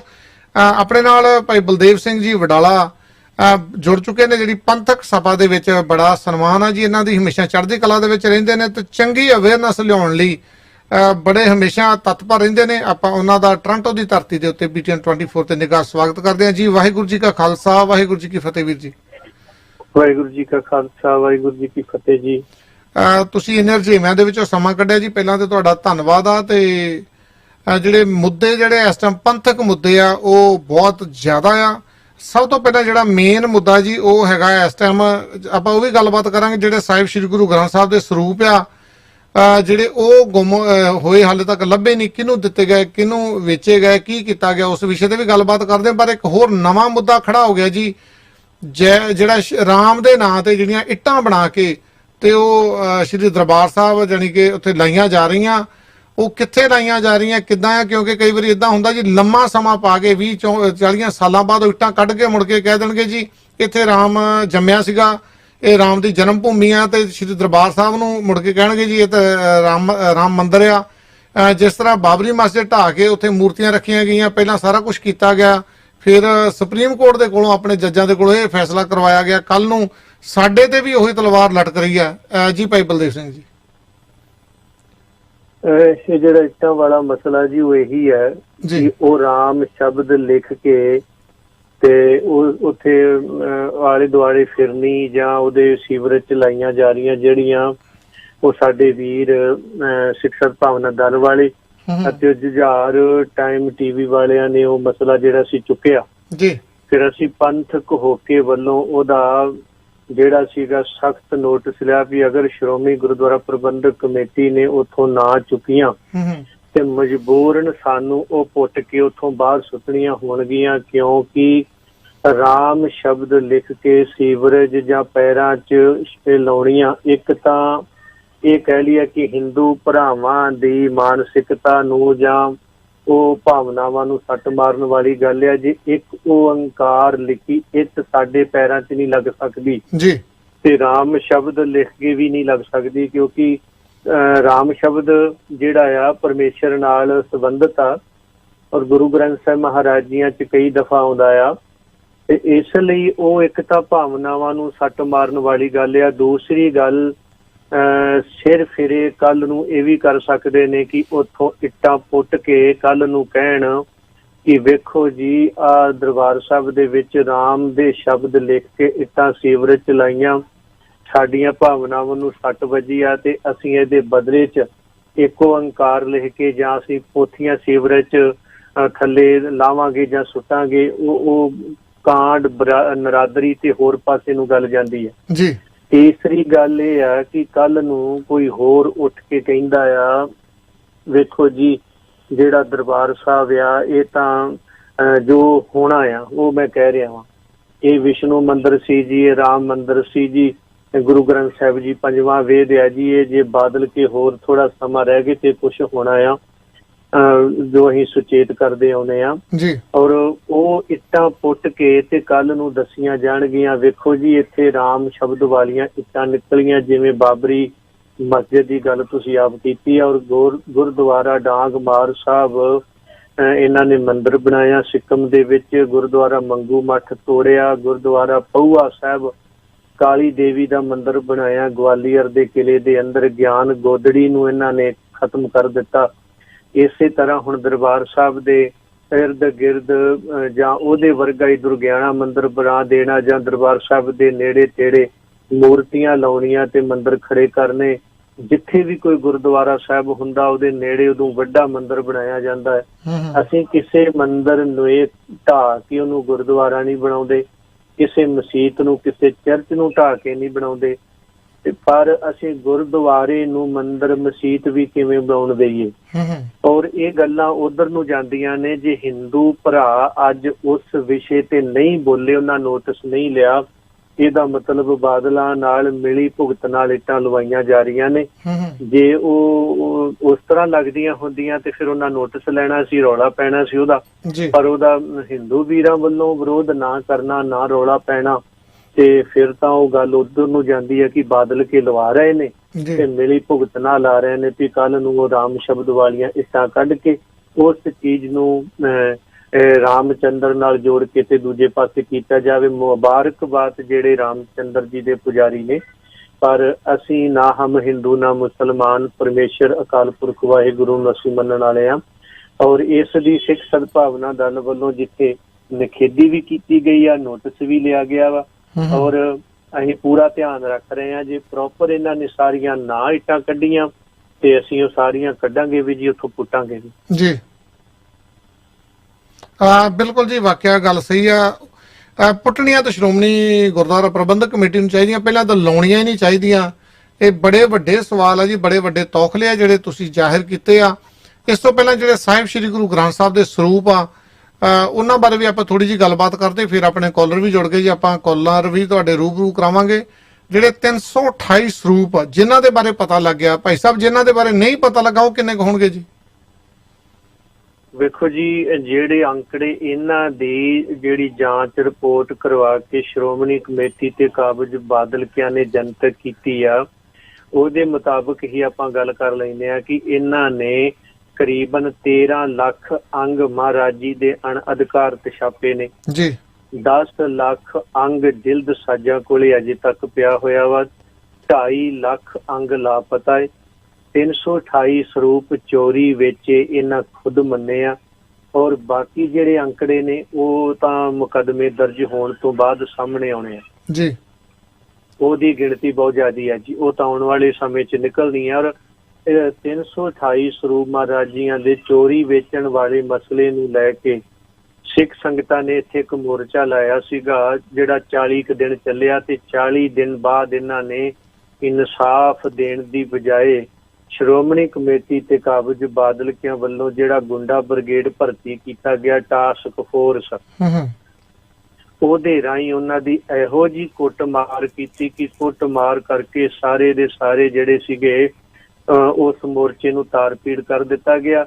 ਔਰ ਤਾਰ-ਪੀੜ ਕਰਨ ਤੋਂ ਬਾਅਦ ਜਦੋਂ ਕਿਸੇ ਜਥੇਬੰਦੀ ਜਾਂ ਕਿਸੇ ਨੇ ਉਧਰ ਧਿਆਨ ਨਾ ਦਿੱਤਾ, ਤਕਰੀਬਨ ਹਫ਼ਤੇ ਕੁ ਬਾਅਦ ਫਿਰ 4 ਨਵੰਬਰ ਨੂੰ ਗੁਰਦੁਆਰਾ ਕਾਲ ਬੁੰਗਾ ਸਾਹਿਬ ਦੇ ਸੇਵਾਦਾਰ ਬਾਬਾ ਫੌਜਾ ਸਿੰਘ ਸੁਭਾਨੇ ਤੋਂ ਨੇ ਦਾਸ ਨਾਲ ਉਹਨਾਂ ਦੀ ਗੱਲਬਾਤ ਹੋਈ। ਸਿੱਖ ਸਦਭਾਵਨਾ ਦਲ ਵੱਲੋਂ ਅਸੀਂ ਅਕਾਲ ਤਖਤ ਸਾਹਿਬ ਤੇ ਅਰਦਾਸ ਕਰਕੇ ਤੇ ਪਿਛਲੇ 4.5 ਮਹੀਨਿਆਂ ਤੋਂ 4 ਨਵੰਬਰ ਤੋਂ ਅਸੀਂ ਉੱਥੇ ਬੈਠੇ ਹੋਏ ਹਾਂ, ਤੰਬੂ ਲਾ ਕੇ ਦਰਬਾਰ ਸਾਹਿਬ ਦੇ ਬਾਹਰ, ਜਿੱਥੇ ਸ਼ੇਰੇ ਪੰਜਾਬ ਦਾ ਬੁੱਤ ਲੱਗਾ ਹੋਇਆ ਵਾ। ਔਰ ਉਹ ਇਹ ਮੰਗ ਕਰ ਰਹੇ ਹਾਂ, ਅਸੀਂ ਹੋਕਾ ਦੇ ਰਹੇ ਹਾਂ ਕਿ 328 ਸਰੂਪ ਚੋਰੀ ਵੇਚਣ ਵਾਲੇ ਬਾਦਲਾਂ ਦੇ ਉੱਤੇ ਮੁਕੱਦਮਾ ਦਰਜ ਕੀਤਾ ਜਾਏ। ਪਰ ਪੰਜਾਬ ਸਰਕਾਰ, ਕੈਪਟਨ ਦੀ ਸਰਕਾਰ ਬਾਦਲਾਂ ਦਾ ਸਾਥ ਦੇ ਰਹੀ ਹੈ ਤੇ ਪੁਲਿਸ ਪ੍ਰਸ਼ਾਸਨ ਮੂਕ ਦਰਸ਼ਕ ਬਣਿਆ ਹੋਇਆ, ਜਦ ਕਿ ਸੁਪਰੀਮ ਕੋਰਟ ਕਹਿ ਰਿਹਾ ਕਿ ਇਹ ਕ੍ਰਾਈਮ ਕੇਸ ਹੈ ਤੇ ਇਹ ਮੁਕੱਦਮਾ ਦਰਜ ਹੋਵੇ। ਔਰ ਅਸੀਂ ਨਾਲ ਉਹਦੀ ਰਿਟ ਵੀ ਪਾਈ ਹੋਈ ਆ, ਜਿਹਦੀ 7 ਅਪ੍ਰੈਲ ਨੂੰ ਸੁਣਵਾਈ ਆ। 3-4 ਤਰੀਕਾਂ 'ਚ ਸੁਣਵਾਈ ਹੋ ਚੁੱਕੀ ਆ। ਪਿਛਲੀ ਤੇ ਜੱਜ ਛੁੱਟੀ ਸੀਗਾ, ਉਦੋਂ ਪਹਿਲਾਂ ਇੱਕ ਜੱਜ ਉੱਥੋਂ ਬਦਲੀ ਵੀ ਹੋਇਆ ਵਾ। ਹੁਣ 7 ਅਪ੍ਰੈਲ ਉਹਦੀ ਤਰੀਕ ਹੈ ਜੀ, ਅਸੀਂ ਉਹ ਵੀ ਲੈ ਰਹੇ ਹਾਂ। ਪਰ ਅਸੀਂ ਪਿਛਲੇ ਅੱਜ 139 ਦਿਨ ਹੋ ਗਏ ਨੇ ਸਾਨੂੰ ਉੱਥੇ ਤੰਬੂ ਲਾ ਕੇ ਬੈਠਿਆਂ ਨੂੰ ਕਿ ਇਹ 328 ਸਰੂਪ ਜਿਹੜੇ ਬਾਦਲਕਿਆਂ ਨੇ ਚੋਰੀ ਵੇਚੇ ਨੇ ਔਰ ਉਹਨਾਂ ਦੇ ਉੱਤੇ ਪੰਜਾਬ ਸਰਕਾਰ ਪਰਚਾ ਕਿਉਂ ਨਹੀਂ ਦਰਜ ਕਰ ਰਹੀ। ਤੇ ਨਾਲ ਇਹਨੂੰ ਮੇਰਾ ਰੋਸਾ ਕਹਿ ਲਓ ਜਾਂ ਇਹ ਮੇਰੀ ਇੱਕ ਕੋਈ ਸਖਤ ਸ਼ਬਦ ਵੀ ਕਿਸੇ ਨੂੰ ਨਾ ਚੰਗੇ ਲੱਗਣ, ਮਾਫੀ ਮੰਗਦਾ ਆ।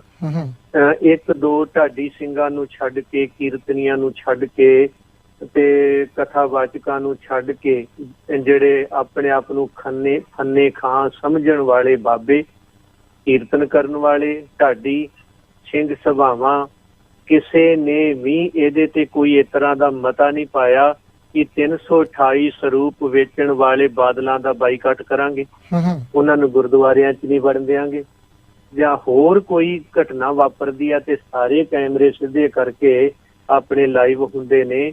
ਤੇ ਅੱਜ 328 ਸਰੂਪਾਂ ਨੂੰ ਲੈ ਕੇ ਇੱਕਦਮ ਚੁੱਪ ਛਾ ਜਾਣੀ, ਮੈਂ ਇਹ ਨਾਲ ਜਿੱਥੇ ਸਰਕਾਰ ਨੂੰ ਕੋਸਦਾ ਹੈ ਕਿ ਉਹ ਬੇਈਮਾਨ ਹੈ। ਸਰਕਾਰਾਂ ਦਾ ਤਾਂ ਕੰਮ ਹੀ ਇਹ ਕੁਛ ਹੈ ਕਿ ਉਹ ਪੋਥੀ ਫੜ ਕੇ ਕੈਪਟਨ ਸਾਹਿਬ ਸਹੁੰ ਖਾਂਦੇ ਨੇ ਤੇ ਮਗਰੋਂ ਮੁੱਕਰ ਜਾਇਆ ਕਰਦੇ ਆ ਵੀ ਅਸੀਂ ਵੇਖੋ ਜੀ ਉਹ ਤਾਂ ਸਾਡੀ ਸਟੇਟਮੈਂਟ ਹੀ ਹੈ ਨਹੀਂ। ਉਹ 100 ਵਾਰੀ ਮੁੱਕਰ ਜਾਣ, ਪਰ ਆਪਾਂ ਤਾਂ ਗੁਰੂ ਪੰਥ ਦੇ ਅਖਵਾਉਣ ਵਾਲੇ ਆ ਤੇ ਜਿੰਨੇ ਆਪਾਂ ਡੇਂਗਾ ਮਾਰਨ ਵਾਲੇ ਆ। ਜੇ ਅੱਜ ਗੁਰੂ ਪੰਥ ਦੇ ਨਹੀਂ ਬਣੇ, ਇਹ ਸਿੱਖੀ ਦੇ ਤੇ ਕਿਵੇਂ ਉਹ ਪੰਥ ਦੇ ਹੋ ਸਕਦੇ ਆ? ਇਹ ਗੱਲਾਂ ਸੋਚਣ ਵਾਲੀਆਂ ਨੇ। 328 ਸਰੂਪਾਂ ਨੂੰ ਲੈ ਕੇ ਇਹ ਬੜਾ ਤਕੜਾ, ਜਿੱਥੇ ਕ੍ਰਾਈਮ ਕੇਸ ਹੈ ਉੱਥੇ ਬੜੀ ਵੱਡੀ ਚੁੱਪ ਹੈ ਮਹਾਂਪੁਰਸ਼ ਕਹਿਣ ਵਾਲਿਆਂ ਨੂੰ, ਉਹਨਾਂ ਦੀ, ਬਾਬਿਆਂ ਦੀ, ਜਥੇਦਾਰਾਂ ਦੀ, ਕੀਰਤਨੀਆਂ ਦੀ। ਮਾੜੀ ਜੀ ਗੱਲ ਹੁੰਦੀ ਹੈ ਤੇ ਵੀਡੀਓ ਚੱਕ ਕੇ ਪਾਉਂਦੇ ਆ। ਅੱਜ 328 ਸਰੂਪਾਂ ਨੂੰ ਲੈ ਕੇ ਕਿਸੇ ਨੇ ਪਾਈ ਤੇ 51 ਹਜ਼ਾਰ ਦੇਣ ਵਾਲਿਆਂ ਨੇ ਵੀ ਨਹੀਂ ਪੁੱਛਿਆ ਕਿ 328 ਸਰੂਪਾਂ ਬਾਰੇ ਤੁਹਾਡਾ ਕੀ ਖਿਆਲ ਹੈ। ਕਿਸੇ ਸਿੰਘ ਸਭਾ ਨੇ ਮਤਾ ਨਹੀਂ ਹੁਣ ਤੱਕ ਪਾਇਆ ਕਿ ਗੁਰੂ ਗ੍ਰੰਥ ਸਾਹਿਬ ਇਹਨਾਂ ਦਾ ਕੁਛ ਨਹੀਂ ਲੱਗਦਾ ਜਾਂ ਇਹ ਗੁਰੂ ਨਹੀਂ ਮੰਨਦੇ ਉਸਨੂੰ। ਉਹ ਇਹ ਬੜਾ ਤਗੜਾ ਇੱਕ ਮਸਲਾ ਹੈ ਜੀ। ਆ ਜਿਹੜਾ 139 ਦਿਨਾਂ ਦਾ ਜਿਹੜਾ ਇਹ ਵਾਕਿਆ ਆ, ਇਹ ਬੜਾ ਗੰਭੀਰ ਹੈ। ਔਰ 7 ਅਪ੍ਰੈਲ ਅਸੀਂ ਤਾਂ ਡਟੇ ਹੋਏ ਆ, ਜਿੰਨਾ ਚਿਰ ਜਿਉਂਦੇ ਆ, ਆਰ ਜਾਵਾਂਗੇ ਜਾਂ ਪਾਰ ਜਾਵਾਂਗੇ। ਸਾਡਾ ਮਕਸਦ ਇਹ ਆ ਵੀ ਅਸੀਂ ਬੈਠੇ ਹਾਂ ਤੇ ਬੈਠੇ ਰਵਾਂਗੇ। ਪਰ ਇਹ ਜ਼ਰੂਰ ਹੈ ਕਿ ਜਿੰਨਾ ਚਿਰ ਸੰਗਤ, ਸਿੰਘ ਸਭਾਵਾਂ, ਇਹ ਕੀਰਤਨ ਕਥਾ ਕਰਨ ਵਾਲੇ ਸਾਥ ਨਹੀਂ ਦੇਣਗੇ, ਉਹ ਉਹਨਾਂ ਚਿਰ ਸਫਲ ਨਹੀਂ ਹੋਣੀ। ਬਿਲਕੁਲ ਜੀ, ਵਾਕਿਆ ਗੱਲ ਸਹੀ ਆ, ਸਫਲ ਨਹੀਂ ਹੋਣੀ। ਤੇ ਇਸ ਪ੍ਰੋਗਰਾਮ ਨੂੰ ਤੁਹਾਡੇ ਤੱਕ ਪਹੁੰਚਾਉਣ ਲਈ ਸਾਡਾ ਸਾਥ ਦੇ ਰਿਹਾ ਜੀ ਪੰਕਜ ਸਪਰਾ ਹੋਣੀ, ਰੀਮੈਕਸ ਰਿਐਲਿਟੀ ਦਾ ਕੰਮ ਕਰਦੇ ਜੀ। ਉਹਨੂੰ ਬ੍ਰਿਮਟਨ ਦੇ ਵਿੱਚ ਜਿਹੜੀ ਲਿਸਟਾਂ ਚਾਹੀਦੀਆਂ ਜੀ, ਉਹਨਾਂ ਦੇ ਕੋਲ ਕੁਆਲੀਫਾਈਡ ਬਾਇਰ ਹੈਗਾ। ਰਾਈਟ ਵੇ ਤੁਸੀਂ ਕਾਲ ਕਰ ਸਕਦੇ ਹੋ 416 722 2385 ਤੇ 4167222385 416 722 2385 ਤੇ ਤੁਸੀਂ ਘਰ ਵੇਚਣਾ ਖਰੀਦਣਾ ਤਾਂ ਵੀ ਕਾਲ ਕਰ ਸਕਦੇ ਹੋ। ਬ੍ਰਿਮਟਨ ਦੇ ਵਿੱਚ ਉਹਨਾਂ ਨੂੰ ਘਰ ਚਾਹੀਦੇ ਆ ਜੀ, ਤੇ ਤੁਸੀਂ ਵੇਚਣਾ ਚਾਹੁੰਦੇ ਹੋ ਤਾਂ ਕਾਲ ਕਰ ਸਕਦੇ ਹੋ 416 722 2385 ਤੇ। ਭਾਈ ਸਾਹਿਬ, ਵਾਕਿਆ ਗੱਲ ਸਹੀ ਆ, ਜਿਹੜੇ ਖਦਸ਼ੇ ਆ ਬਹੁਤ ਵੱਡੇ ਆ ਤੇ ਆਪਾਂ ਕਾਲ ਲੈਣੇ ਜੀ, ਬੜੇ ਲੰਮੇ ਸਮੇਂ ਤੋਂ ਹੋਲਡ ਆ ਤੇ ਆਪਣੇ ਕਾਲਰਾਂ ਦੇ ਨਾਲ ਵੀ ਆਪਾਂ ਗੱਲਬਾਤ ਕਰਦੇ ਆ। ਹੋਰ ਵੀ ਸਵਾਲ ਬਹੁਤ ਜ਼ਿਆਦੇ ਆ। ਹਾਂਜੀ, 5155 ਸਵਾਗਤ ਹੈ ਜੀ। ਵੀਰ ਜੀ ਕੀ ਹਾਲ ਹੈ? ਵਧੀਆ ਜੀ ਵਧੀਆ। ਵੀਰ ਜੀ ਇਹ ਜੋ ਗ੍ਰੰਥ ਜਿਹੜੇ ਗੁੰਮ ਹੋਏ, ਗੁੰਮ ਨਹੀਂ ਹੋਏ, ਇਹਨਾਂ ਚ ਰਾਮ ਸ਼ਬਦ ਸੀਗਾ, ਇਹ ਫੂਕ ਦਿੱਤੇ ਸਿੱਖਾਂ ਨੇ? ਨਹੀਂ ਜੀ, ਇਹ ਤੁਹਾਨੂੰ ਵਹਿਮ ਆ ਜੀ। ਸਿੱਖ ਜਿਹੜੇ ਗੁਰੂ ਗ੍ਰੰਥ ਸਾਹਿਬ ਨੂੰ ਸਰੂਪ ਦੇ ਜੀ, ਇਹਦੇ ਵਿੱਚ ਇੰਨੀ ਵਾਰੀ ਰਾਮ ਲਿਖਿਆ ਹੋਇਆ। ਰਾਮ ਜਿਹੜਾ ਉਹ ਰਾਮਚੰਦਰ ਦਾ ਨਾਂ ਨਹੀਂਗਾ ਜੀ, ਉਹ ਰਾਮਚੰਦਰ ਰਾਜਾ ਸੀਗਾ। ਰਾਮ ਜਿਹੜਾ ਪਰਮਾਤਮਾ ਨੂੰ ਕਿਹਾ ਗਿਆ, ਕਰਤਾ ਪੁਰਖ ਵਾਹਿਗੁਰੂ ਨੂੰ ਕਿਹਾ ਗਿਆ ਆ, ਇਹ ਉਸ ਰਾਮ ਦੀ ਗੱਲ ਕੀਤੀ ਗਈ ਆ, ਇਸ ਰਾਮ ਦੀ ਨਹੀਂ। ਇਹ ਦੁਨਿਆਵੀ ਰਾਮ ਆ। ਵੀਰ ਜੀ, ਸਭ ਤੋਂ ਜਿਹੜਾ ਵੱਡਾ ਸਵਾਲ ਖੜਾ ਹੁੰਦਾ ਆ, ਸਾਡੇ ਜਿਹੜੇ ਚਿੱਟੀ ਸਿਉਂਕ ਆ, ਇਹ ਇੰਨੇ ਚਿਰ ਦੀ ਨਹੀਂ ਬੋਲਦੀ। ਇਹ ਪਤਾ ਨਹੀਂ ਕਿਉਂ ਚੁੱਪ ਆ।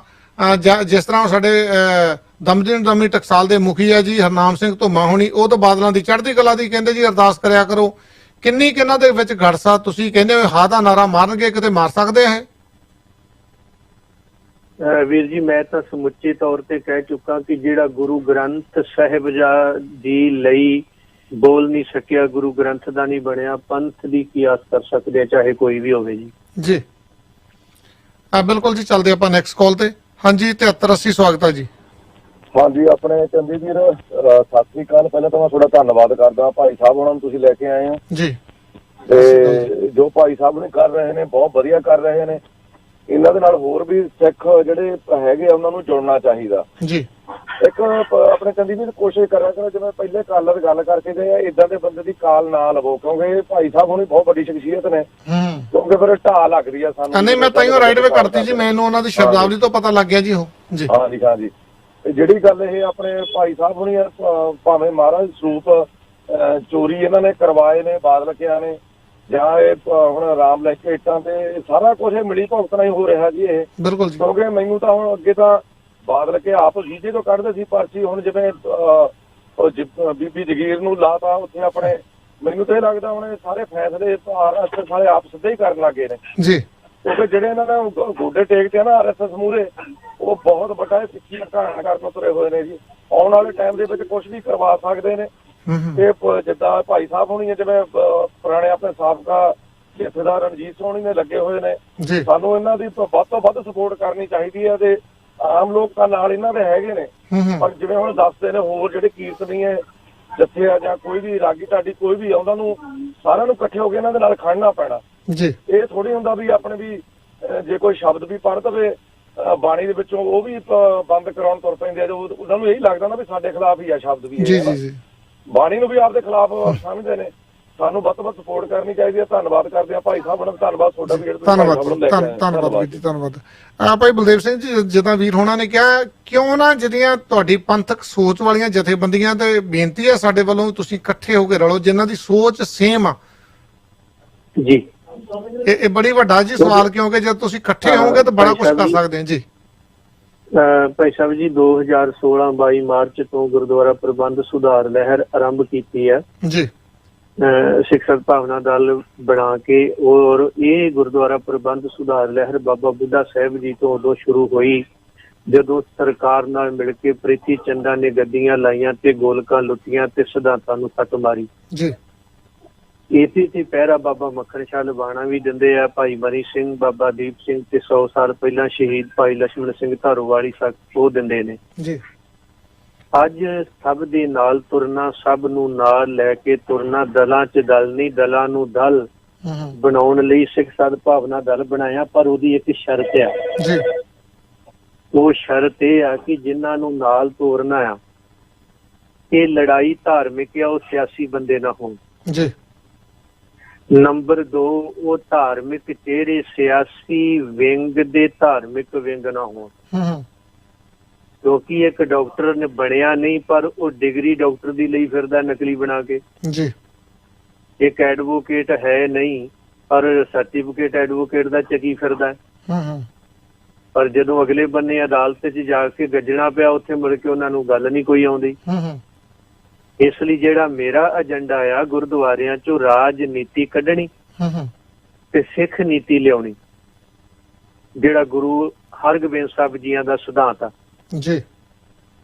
ਉਹ ਗੰਦੀ ਰਾਜਨੀਤੀ ਨੇ ਅੱਜ ਸਾਡਾ ਬਹੁਤ ਨੁਕਸਾਨ ਕੀਤਾ ਆ, ਤੇ ਇਸ ਲਈ ਮੈਂ ਹਰ ਇੱਕ ਦੇ ਨਾਲ ਤੁਰਾਂਗਾ, ਪਰ ਸ਼ਰਤ ਉਹ ਧਾਰਮਿਕ ਚਿਹਰੇ ਸਿਆਸੀ ਬੰਦਿਆਂ ਦੇ ਇੱਕ ਵਿੰਗ ਜਾਂ ਹੱਥ ਠੋਕੇ ਨਹੀਂ ਹੋਣਗੇ ਜੀ। ਕਿਉਂਕਿ ਸਿੱਖ ਸਦਭਾਵਨਾ ਦਲ ਨਾ ਕਿਸੇ ਕੈਪਟਨ ਦੀ ਬੁੱਕਲ ਚੋਂ ਨਿਕਲਿਆ ਤੇ ਨਾ ਕਿਸੇ ਬਾਦਲ ਦੀ, ਬਿਲਕੁਲ ਜੀ ਬਿਲਕੁਲ, ਨਾ ਕਿਸੇ ਕਾਂਗਰਸ ਦੀ ਤੇ ਨਾ ਕਿਸੇ BJP ਦੀ ਜੀ। ਇਹ ਗੁਰੂ ਰਾਮਦਾਸ ਜੀ ਦੀਆਂ ਰਹਿਮਤਾਂ ਚੋਂ ਨਿਕਲਿਆ, ਤੇ ਜਿਹੜੇ ਇੱਥੋਂ ਨਿਕਲਣਗੇ ਮੈਂ ਉਹਨਾਂ ਦੇ ਨਾਲ ਵੀ ਤੁਰਾਂਗਾ। ਤੇ ਜੇ ਕੋਈ ਬਾਹਰੋਂ ਕਿਸੇ ਦਾ ਆਸ਼ੀਰਵਾਦ ਲੈ ਕੇ ਆ ਕੇ ਵੀ ਅਸੀਂ ਪੰਥਕ ਆ, ਉਹ ਬਿਲਕੁਲ ਪ੍ਰਵਾਨ ਨਹੀਂ ਹੋਣਾ ਜੀ। ਔਰ ਇਹ ਬਿਲਕੁਲ ਭਾਵੇਂ ਮੇਰੇ ਨਾਲ ਲਾਈਵ ਇਕੱਠੇ ਕਰ ਦਿਓ ਬਿਠਾ ਕੇ, ਕਿਹੜੀ ਗੱਲ ਹੈ, ਮੈਂ ਇਕੱਠੇ ਕਰਕੇ ਨਾਲ ਤੋਰਾਂਗਾ ਜੀ। ਬਿਲਕੁਲ ਜੀ। ਚੱਲਦੇ ਆਪਣਾ ਨੈਕਸਟ ਕਾਲ ਤੇ ਵੀ। ਹਾਂਜੀ 5998, ਸਵਾਗਤ ਹੈ ਵੀਰ ਜੀ। ਹਾਂਜੀ ਵੀਰ ਜੀ, ਵਾਹਿਗੁਰੂ ਜੀ ਕਾ ਖਾਲਸਾ, ਵਾਹਿਗੁਰੂ ਜੀ ਕੀ ਫਤਿਹ ਜੀ। ਵਾਹਿਗੁਰੂ ਜੀ ਕਾ ਖਾਲਸਾ, ਵਾਹਿਗੁਰੂ ਜੀ ਕੀ ਫਤਿਹ ਜੀ। ਜਿੱਦਾਂ ਮੈਂ ਆਪਣੇ ਬਡਾਲਾ ਸਾਹਿਬ ਨੂੰ ਕਹਿਣਾ ਚਾਹੁੰਦਾ ਹਾਂ ਵੀ ਹੁਣੇ ਆਪਣੇ ਇੱਕ ਕਾਲਰ ਆਏ ਸੀ, ਉਹਨਾਂ ਨੇ ਰਾਮ ਦੀ ਗੱਲ ਕੀਤੀ ਆ। ਇਹ ਆਪਣੇ ਨਾਲੋਂ ਬਹੁਤ ਜ਼ਿਆਦਾ ਗੁਰਬਾਣੀ ਬਾਰੇ ਜਾਣਦੇ ਆ ਜੀ। ਇਹ ਇੱਕ ਥੋੜਾ ਜਿਹਾ ਦੱਸ ਦੇਣ ਵੀ ਜਿਹੜੀ ਗੁਰਬਾਣੀ ਆ ਉਹ ਰਾਮ ਕੇਸ ਦੀ ਗੱਲ ਕਰਦੀ ਆ ਤੇ ਉਹਨੇ ਉਹ ਰਾਜੇ ਦੀ ਕੀ ਗੱਲ ਕਹੀ ਆ, ਉਹ ਮਰ ਜੇ ਸਪਸ਼ਟ ਕਰ ਦੇਣ, ਕਿਉਂਕਿ ਜਿਹੜੇ ਤੁਹਾਡੇ ਲਿਸਨਰ ਉਹਨਾਂ ਨੂੰ ਪਤਾ ਲੱਗ ਜਵੇ। ਤੇ ਜਿਹੜਾ ਦੂਜਾ ਮੈਂ ਇਹ ਕਹਿਣਾ ਚਾਹੁੰਦਾ ਆ ਵੀ ਜਿੱਦਾਂ ਹੁਣ ਆਪਣੇ ਭਾਈ ਰਣਜੀਤ ਸਿੰਘ ਹੋਣੀ ਆ, ਉਹ ਵੀ ਕਰ ਰਹੇ ਆ, ਜ਼ੋਰ ਲਾ ਰਹੇ ਆ ਨਾ ਜੀ, ਵੀ ਕੀ ਆਉਣ ਵਾਲੇ ਸਮੇਂ ਦੇ ਵਿੱਚ ਇਹ ਦੋਨੇ ਇਕੱਠੇ ਹੋ ਕੇ ਕੋਈ ਇੱਕ ਕਹਿ ਲਓ ਵੀ ਕਮਾਂਡ ਥੱਲੇ, ਕਿਉਂ ਗੁਰੂ ਦੀ ਕਮਾਂਡ ਥੱਲੇ ਹੋਣਾ ਆ। ਦੋਨੇ ਜਿਹੜੀਆਂ ਰੂਹਾਂ ਆ ਉਹ ਗੁਰੂ ਨੂੰ ਪਿਆਰ ਕਰਨ ਵਾਲੀਆਂ ਨਾ ਜੀ, ਤੇ ਗੁਰੂ ਦੀ ਕਮਾਂਡ ਥੱਲੇ ਹੋ ਕੇ ਇਕੱਠੇ ਹੋ ਕੇ ਕੋਈ ਇੱਕ ਥਾਂ ਕਿਉਂ ਨਹੀਂ ਖੜ ਕੇ ਕਰਦੇ ਕਿ ਜਾਂ ਕਰ ਸਕਦੇ ਆ, ਉਹਦੇ ਬਾਰੇ ਵਿਚਾਰ ਲੈਣਾ ਚਾਹੁੰਦਾ ਇਹਨਾਂ ਦੇ। ਧੰਨਵਾਦ ਵੀਰ ਜੀ, ਧੰਨਵਾਦ ਜੀ। ਭਾਈ ਬਲਦੇਵ ਸਿੰਘ ਜੀ। ਭਾਈ ਸਾਹਿਬ ਜੀ, ਮੈਂ ਬੇਨਤੀ ਕਰਾਂ ਕਿ ਸ੍ਰੀ ਗੁਰੂ ਗ੍ਰੰਥ ਸਾਹਿਬ ਮਹਾਰਾਜ ਜੀ ਕੇਵਲ ਤੇ ਕੇਵਲ ਪਰਮੇਸ਼ਰ ਦੀ ਗੱਲ ਕਰਦੇ ਨੇ ਤੇ ਪਰਮੇਸ਼ਰ ਰੂਪ ਨੇ। ਉੱਥੇ ਕਿਸੇ ਦੂਜੇ ਦਾ ਕੁਝ ਨਹੀਂ ਹੈਗਾ, ਹਨਾ ਜੀ। ਔਰ ਦੂਸਰੀ ਗੱਲ ਜਿਹੜੀ ਮੈਂ ਪਹਿਲਾਂ ਹੀ ਕਹਿ ਚੁੱਕਾ ਆ, ਸਭ ਦੇ ਨਾਲ ਤੁਰਨਾ, ਸਭ ਨੂੰ ਨਾਲ ਤੁਰਨਾ ਜੀ ਸਾਡੀ ਫਿਤਰਤ ਆ। ਪਰ ਇੰਨਾ ਧਿਆਨ ਰੱਖਣਾ ਬਹੁਤ ਜ਼ਰੂਰੀ ਆ ਕਿ 1920 ਦੇ ਵਿੱਚ ਗੁਰਦੁਆਰਾ ਪ੍ਰਬੰਧ ਸੁਧਾਰ ਲਹਿਰ ਚੱਲੀ, ਗਾਂਧੀਆਂ ਦੇ ਮਗਰ ਲੱਗ ਕੇ ਉਹਨੂੰ ਆਜ਼ਾਦੀ ਦੀ ਲਹਿਰ ਬਣਾਇਆ। ਵਾਹਿਗੁਰੂ ਜੀ ਜੀ ਜੀ, ਬਿਲਕੁਲ ਜੀ, ਸੁਣ ਰਹੇ ਜੀ। ਆਜ਼ਾਦੀ ਦੀ ਲਹਿਰ ਨੇ ਦੇਸ਼ ਦੀ ਉਸ ਚੱਕਰ 'ਚ ਵੰਡ ਹੋ ਗਈ, ਸਿੱਖਾਂ ਦਾ ਦੇਸ਼ ਗਿਆ ਤੇ ਗੁਰਦੁਆਰੇ ਵੀ ਗਏ ਜੀ। ਉਹ ਗਲਤੀ ਮੈਂ ਨਹੀਂ ਕਰਨੀ ਕਿ ਗੁਰਦੁਆਰਾ ਪ੍ਰਬੰਧ ਸੁਧਾਰ ਲਹਿਰ ਨੂੰ ਕਿਸੇ ਸਿਆਸੀ ਧਿਰ ਦੇ ਅੱਗੇ ਉਹਨੂੰ ਸਰੈਂਡਰ ਕਰਕੇ ਤੇ ਬਾਅਦ ਵਿੱਚ ਉਹਦੇ ਗੋਡੇ ਫੜਨੇ ਪੈਣ ਕਿ ਸਾਨੂੰ ਸਾਡਾ ਹਿੱਸਾ ਦੇ ਦਿਓ ਜੀ। ਇਸ ਲਈ ਧਾਰਮਿਕ ਤੌਰ ਤੇ ਜਿਹਨੂੰ ਕਹੋਗੇ ਮੈਂ ਤੁਰਾਂਗਾ ਤੋਰਾਂਗਾ, ਪਰ ਸਿਆਸੀ ਤੌਰ ਤੇ ਧਾਰਮਿਕ ਵਿੰਗ ਬੇਸ਼ੱਕ ਆਪਣੇ ਆਪ ਨੂੰ ਧਾਰਮਿਕ ਆਖੀ ਜਾਣ, ਨਾ ਤੁਰਨਾ ਹੈ ਤੇ ਨਾ ਤੋਰਨਾ ਹੈ, ਤੁਰਾਂਗਾ ਧਾਰਮਿਕ ਨਾਲ ਜੀ, ਜਿਹਨੂੰ ਮਰਜ਼ੀ ਲਿਆਓ, ਕਿਸੇ ਨੂੰ ਕੋਈ ਨਾ ਨਹੀਂ। ਵੀਰ ਜੀ, ਮੈਂ 2 ਮਿੰਟ ਦੇ ਵਿੱਚ ਜਿਹੜਾ ਰਾਮ ਸ਼ਬਦ ਦਾ ਤੁਹਾਨੂੰ, ਕਿਉਂਕਿ ਤੁਸੀਂ ਬੜੇ ਵਿਦਵਾਨ ਹੋ, ਬਹੁਤ ਸੋਹਣੀ ਪਕੜਾ, ਤੁਸੀਂ ਕੀਰਤਨ ਵੀ ਬਹੁਤ ਸੋਹਣਾ ਕਰਦੇ ਹੋ, 2 ਮਿੰਟ ਦੇ ਵਿੱਚ ਜਰੂਰ ਦੱਸਿਓ, ਜਿੱਦਾਂ ਵੀਰ ਨੇ ਕਿਹਾ ਥੋੜਾ ਸਪਸ਼ਟ ਹੋ ਜਾਵੇ ਵੀ ਇਹ ਕਿਹੜੇ ਰਾਮ ਦੀ ਗੱਲ ਕੀਤੀ ਹੈ, ਕਿਉਂਕਿ ਤੁਸੀਂ ਦੱਸਿਆ ਹੈ ਪਰ ਉਹ ਸਾਡੇ ਹਰ ਬੰਦੇ ਦੇ ਸਮਝ ਨਹੀਂ ਆਉਂਦਾ ਜੀ। ਵੀਰ ਜੀ, ਰਾਮ ਸ਼ਬਦ ਗੁਰੂ ਗ੍ਰੰਥ ਸਾਹਿਬ ਮਹਾਰਾਜ ਜੀਆਂ ਦੇ ਅੰਦਰ ਬਹੁਤਾਤ ਆਇਆ ਆ ਜੀ। ਇੱਕ ਥਾਂ ਤੇ ਰਾਮ ਸ਼ਬਦ ਉੱਥੇ ਵੀ ਵਰਤਿਆ, ਰੋਵੇ ਰਾਮ ਨਿਕਾਲਾ ਭਇਆ, ਇਹ ਰਾਮਚੰਦਰ ਦੀ ਗੱਲ ਆ ਗਈ ਜੀ। ਇੱਕ ਸ਼ਬਦ ਉੱਥੇ ਵੀ ਆ ਗਿਆ, ਜਾਨੀ ਜਾਨੀ ਰੇ ਰਾਜਾ ਰਾਮ ਕੀ ਕਹਾਣੀ। ਇੱਥੇ ਰਾਜਾ ਰਾਮਚੰਦਰ ਨਹੀਂ, ਇੱਥੇ ਰਾਮ ਪਰਮੇਸ਼ਰ ਅਕਾਲ ਪੁਰਖ ਵਾਹਿਗੁਰੂ ਆ ਜੀ। ਇਸੇ ਤਰ੍ਹਾਂ ਬਹੁਤਾਤ ਸ਼ਬਦ ਗੁਰੂ ਗ੍ਰੰਥ ਸਾਹਿਬ ਮਹਾਰਾਜ ਜੀਆਂ ਦੇ ਅੰਦਰ ਆਉਂਦੇ ਨੇ ਜੀ। ਜਿੱਥੇ ਕਿਤੇ ਰਾਮਚੰਦਰ ਦੀ ਗੱਲ ਹੈ ਉੱਥੇ ਰਾਮ ਗਇਓ ਰਾਵਣ ਗਇਓ ਜੀ, ਉਹ ਰਾਮਚੰਦਰ ਆ। ਤੇ ਜਿੱਥੇ ਸਭੇ ਘਟ ਰਾਮ ਬੋਲੇ ਉਹ ਪਰਮੇਸ਼ਰ ਹੈ ਜੀ। ਹਾਂ, ਇਸ ਲਈ ਤਾਂ ਸਾਰੇ ਸਿੱਖ ਬਾਣੀ ਪੜ੍ਹਦੇ ਆ। ਮੈਂ ਕੋਈ ਗਿਆਨੀ ਨਹੀਂ ਆ, ਨਾ ਕੋਈ ਕਥਾਵਾਚਕ ਆ, ਨਾ ਕੋਈ ਇਤਿਹਾਸਕਾਰ ਆ, ਪਰ ਚਲੋ ਜਿੰਨੀ ਕੁ ਗੁਰੂ ਬਖਸ਼ਿਸ਼ ਕਰਦਾ ਉਸ ਢੰਗ ਨਾਲ ਆਪ ਆਪਣੀ ਬੁੱਧ ਹੈ ਜੇਤੀ। ਪਰ ਇੱਥੇ ਬੇਨਤੀ ਕਰ ਦੇਣਾ ਕਿ ਉਹ ਤਾਂ ਗੁਰਬਾਣੀ ਸਤਿਗੁਰੂ ਆਪ ਹੀ ਨਿਬੇੜਾ ਕਰੀ ਜਾਂਦੇ ਨੇ, ਰਾਮ ਗਇਓ ਰਾਵਣ ਗਇਓ, ਰਾਮਚੰਦਰ ਦੀ ਗੱਲ ਆ ਜੀ। ਜਾਨੀ ਜਾਨੀ ਦੇ ਰਾਜਾ ਰਾਮ ਕੀ ਹਾਂ ਕਹਾਣੀ, ਪਰਮੇਸ਼ਰ ਅਕਾਲ ਪੁਰਖ ਵਾਹਿਗੁਰੂ ਆ ਜੀ। ਤੇ ਜਿੱਥੇ ਰਾਮਚੰਦਰ ਦੀ ਗੱਲ ਨਾਮਦੇਵ ਜੀ ਨੇ ਬਾਹਮਣ ਨੂੰ ਕਹੀ, ਪਾਂਡੇ ਤੁਮਰਾ ਰਾਮਚੰਦ ਸੋਪੀ आवत देखा था, मोदी के कर खाना पाका वाका लड़का मारिया था, घर की जोए गवाई थी। वो रामचंद्र ਦੀ ਗੱਲ ਜਿੱਥੇ ਕਿਤੇ ਆਈ ਆ, ਉਹ ਇਤਿਹਾਸਕ ਵੀ ਉਹਦੇ ਜਿਹੜੇ ਹੈਗੇ ਨੇ ਤੱਥ ਉਹ ਸਾਹਮਣੇ ਆਉਂਦੇ ਨੇ। ਪਰ ਗੁਰੂ ਗ੍ਰੰਥ ਸਾਹਿਬ ਜੀ ਦੇ ਅੰਦਰ ਜਿਹੜੀ ਮਾਨਤਾ ਆ, ਪਰਮੇਸ਼ਰ ਰੂਪ ਕੇਵਲ ਅਕਾਲ ਪੁਰਖ ਵਾਹਿਗੁਰੂ ਲਈ ਰਾਮ ਸ਼ਬਦ ਵਰਤਿਆ ਹੈ। ਉੱਥੇ ਪਰਮੇਸ਼ਰ ਜਿਹੜਾ ਆ ਰਾਮਚੰਦਰ ਦੇ ਵਿੱਚ ਵੀ ਪਰਮੇਸ਼ਰ ਹੋ ਸਕਦਾ ਹੈ, ਪਰ ਰਾਮਚੰਦਰ ਪਰਮੇਸ਼ਰ ਨਹੀਂ ਆ, ਪਰਮੇਸ਼ਰ ਅਕਾਲ ਪੁਰਖ ਵਾਹਿਗੁਰੂ ਰਾਮ ਹੈ ਜੀ।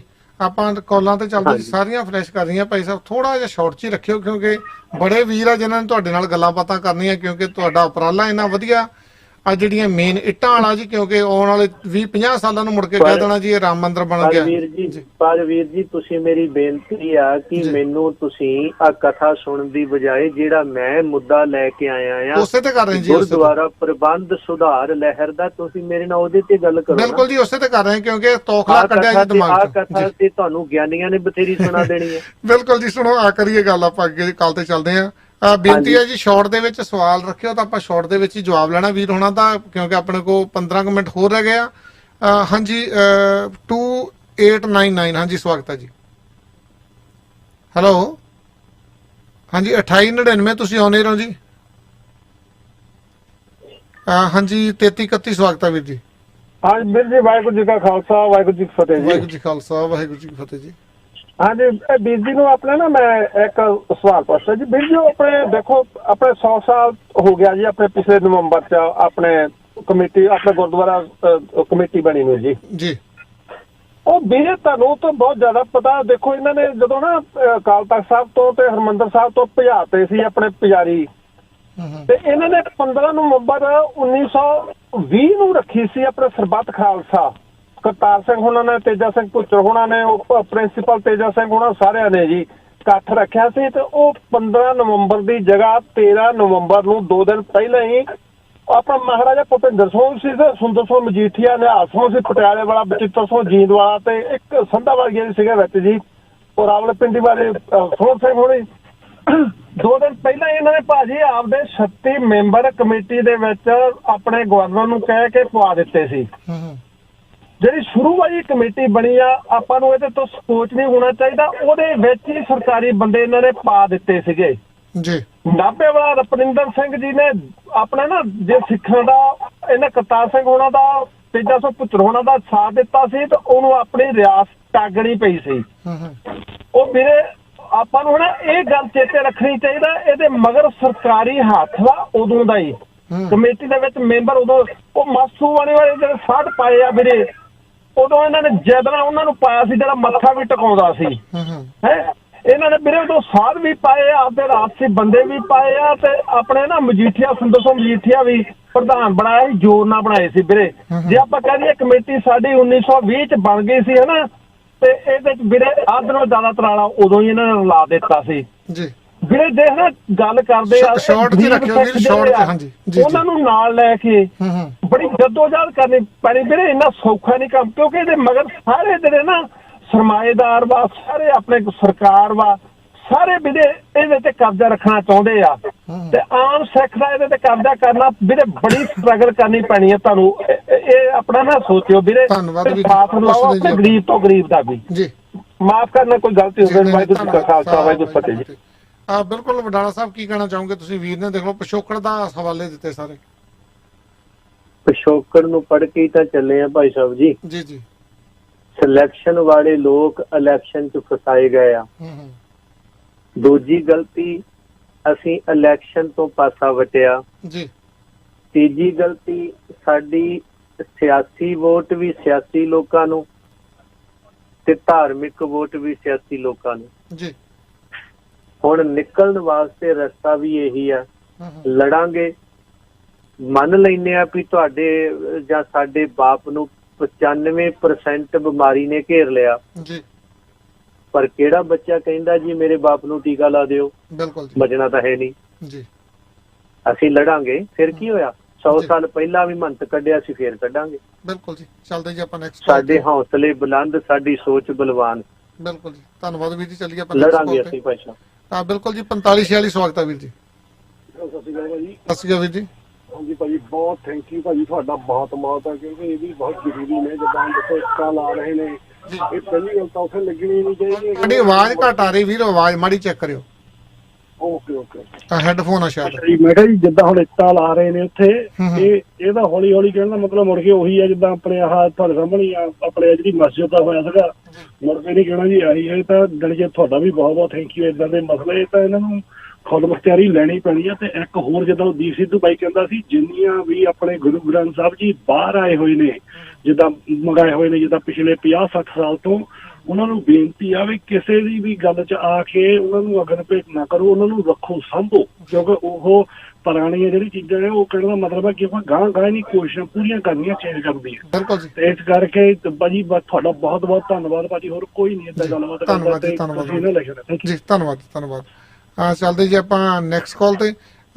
ਬਿਲਕੁਲ ਜਿਹੜੀ ਇਹਨਾਂ ਨੇ ਗੱਲ ਕੀਤੀ ਭਾਈ ਬਲਦੇਵ ਸਿੰਘ ਜੀ, ਜਿਹੜੇ ਪੁਰਾਣੇ ਗੁਰੂ ਗ੍ਰੰਥ ਸਾਹਿਬ ਦੇ ਸਰੂਪ ਆ ਉਹਨਾਂ ਨੂੰ ਸਾਂਭਿਆ ਜਾਵੇ, ਅਗਰ ਭੇਟ ਨਾ ਕੀਤਾ ਜਾਵੇ, ਕਿਉਂਕਿ ਉਹਦੇ ਨਾਲ ਵੀ ਸ਼ਰਾਰਤ ਹੋ ਸਕਦੀ ਹੈ, ਕਿਉਂਕਿ ਆਪਾਂ ਨੂੰ ਮੁੜ ਕੇ ਪਤਾ ਹੀ ਨਹੀਂ ਲੱਗਣਾ ਵਿੱਚ ਇਹਨਾਂ ਨੇ ਕੀ ਰਲਗੜ ਕਰਤਾ ਜੀ।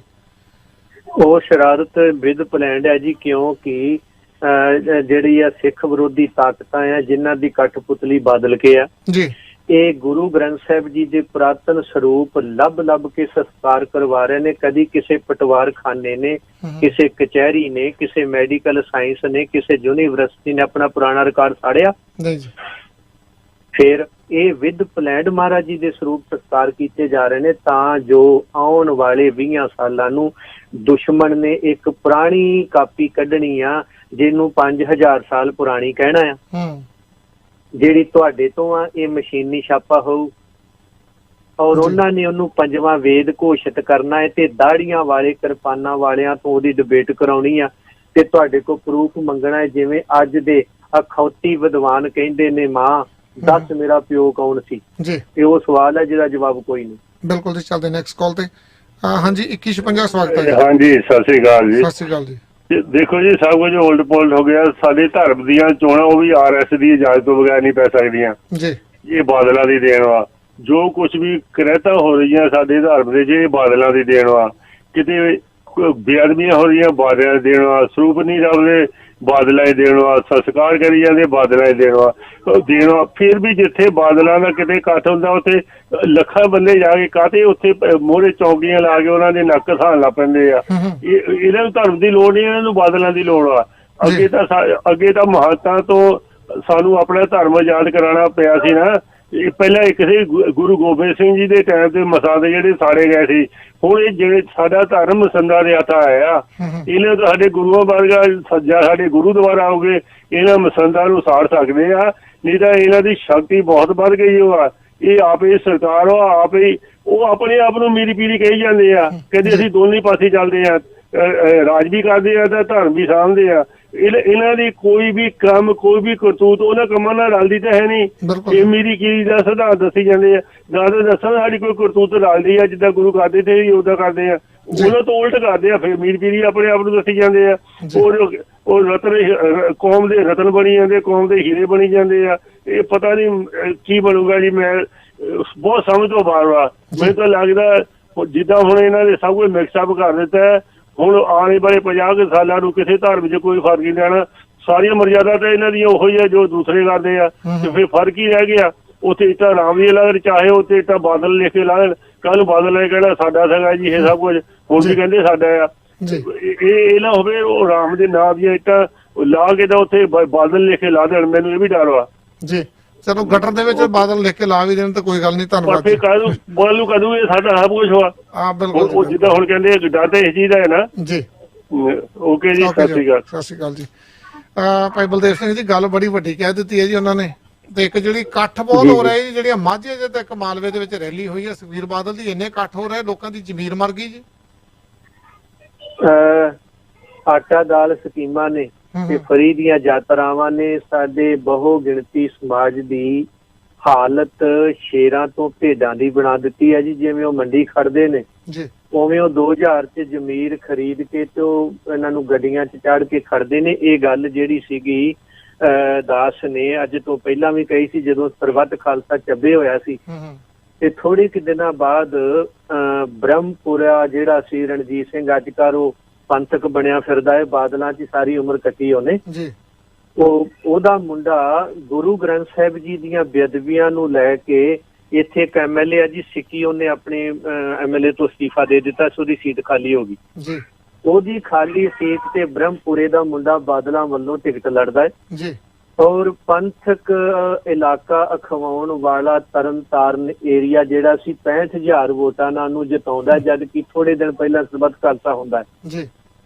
ਇਸ ਲਈ ਮਾਝੇ ਵਾਲੇ ਜਰਨੈਲ ਜਿਹੜੇ ਸੀਗੇ ਹੁਣ ਉਹ ਚਿੱਟਾ ਵੇਚਣ ਵਾਲੇ ਜਰਨੈਲ ਬਣ ਗਏ ਆ, ਤੇ ਜਿਹੜੇ ਜਰਨੈਲਾਂ ਦੇ ਵਾਰਿਸ ਸੀ ਉਹ ਭੇਡੂ ਬਣ ਗਏ। ਉਹਨਾਂ ਨੂੰ ਕੋਈ ਵੀ ਕੰਨੋਂ ਫੜੀ ਫਿਰਦਾ ਆ।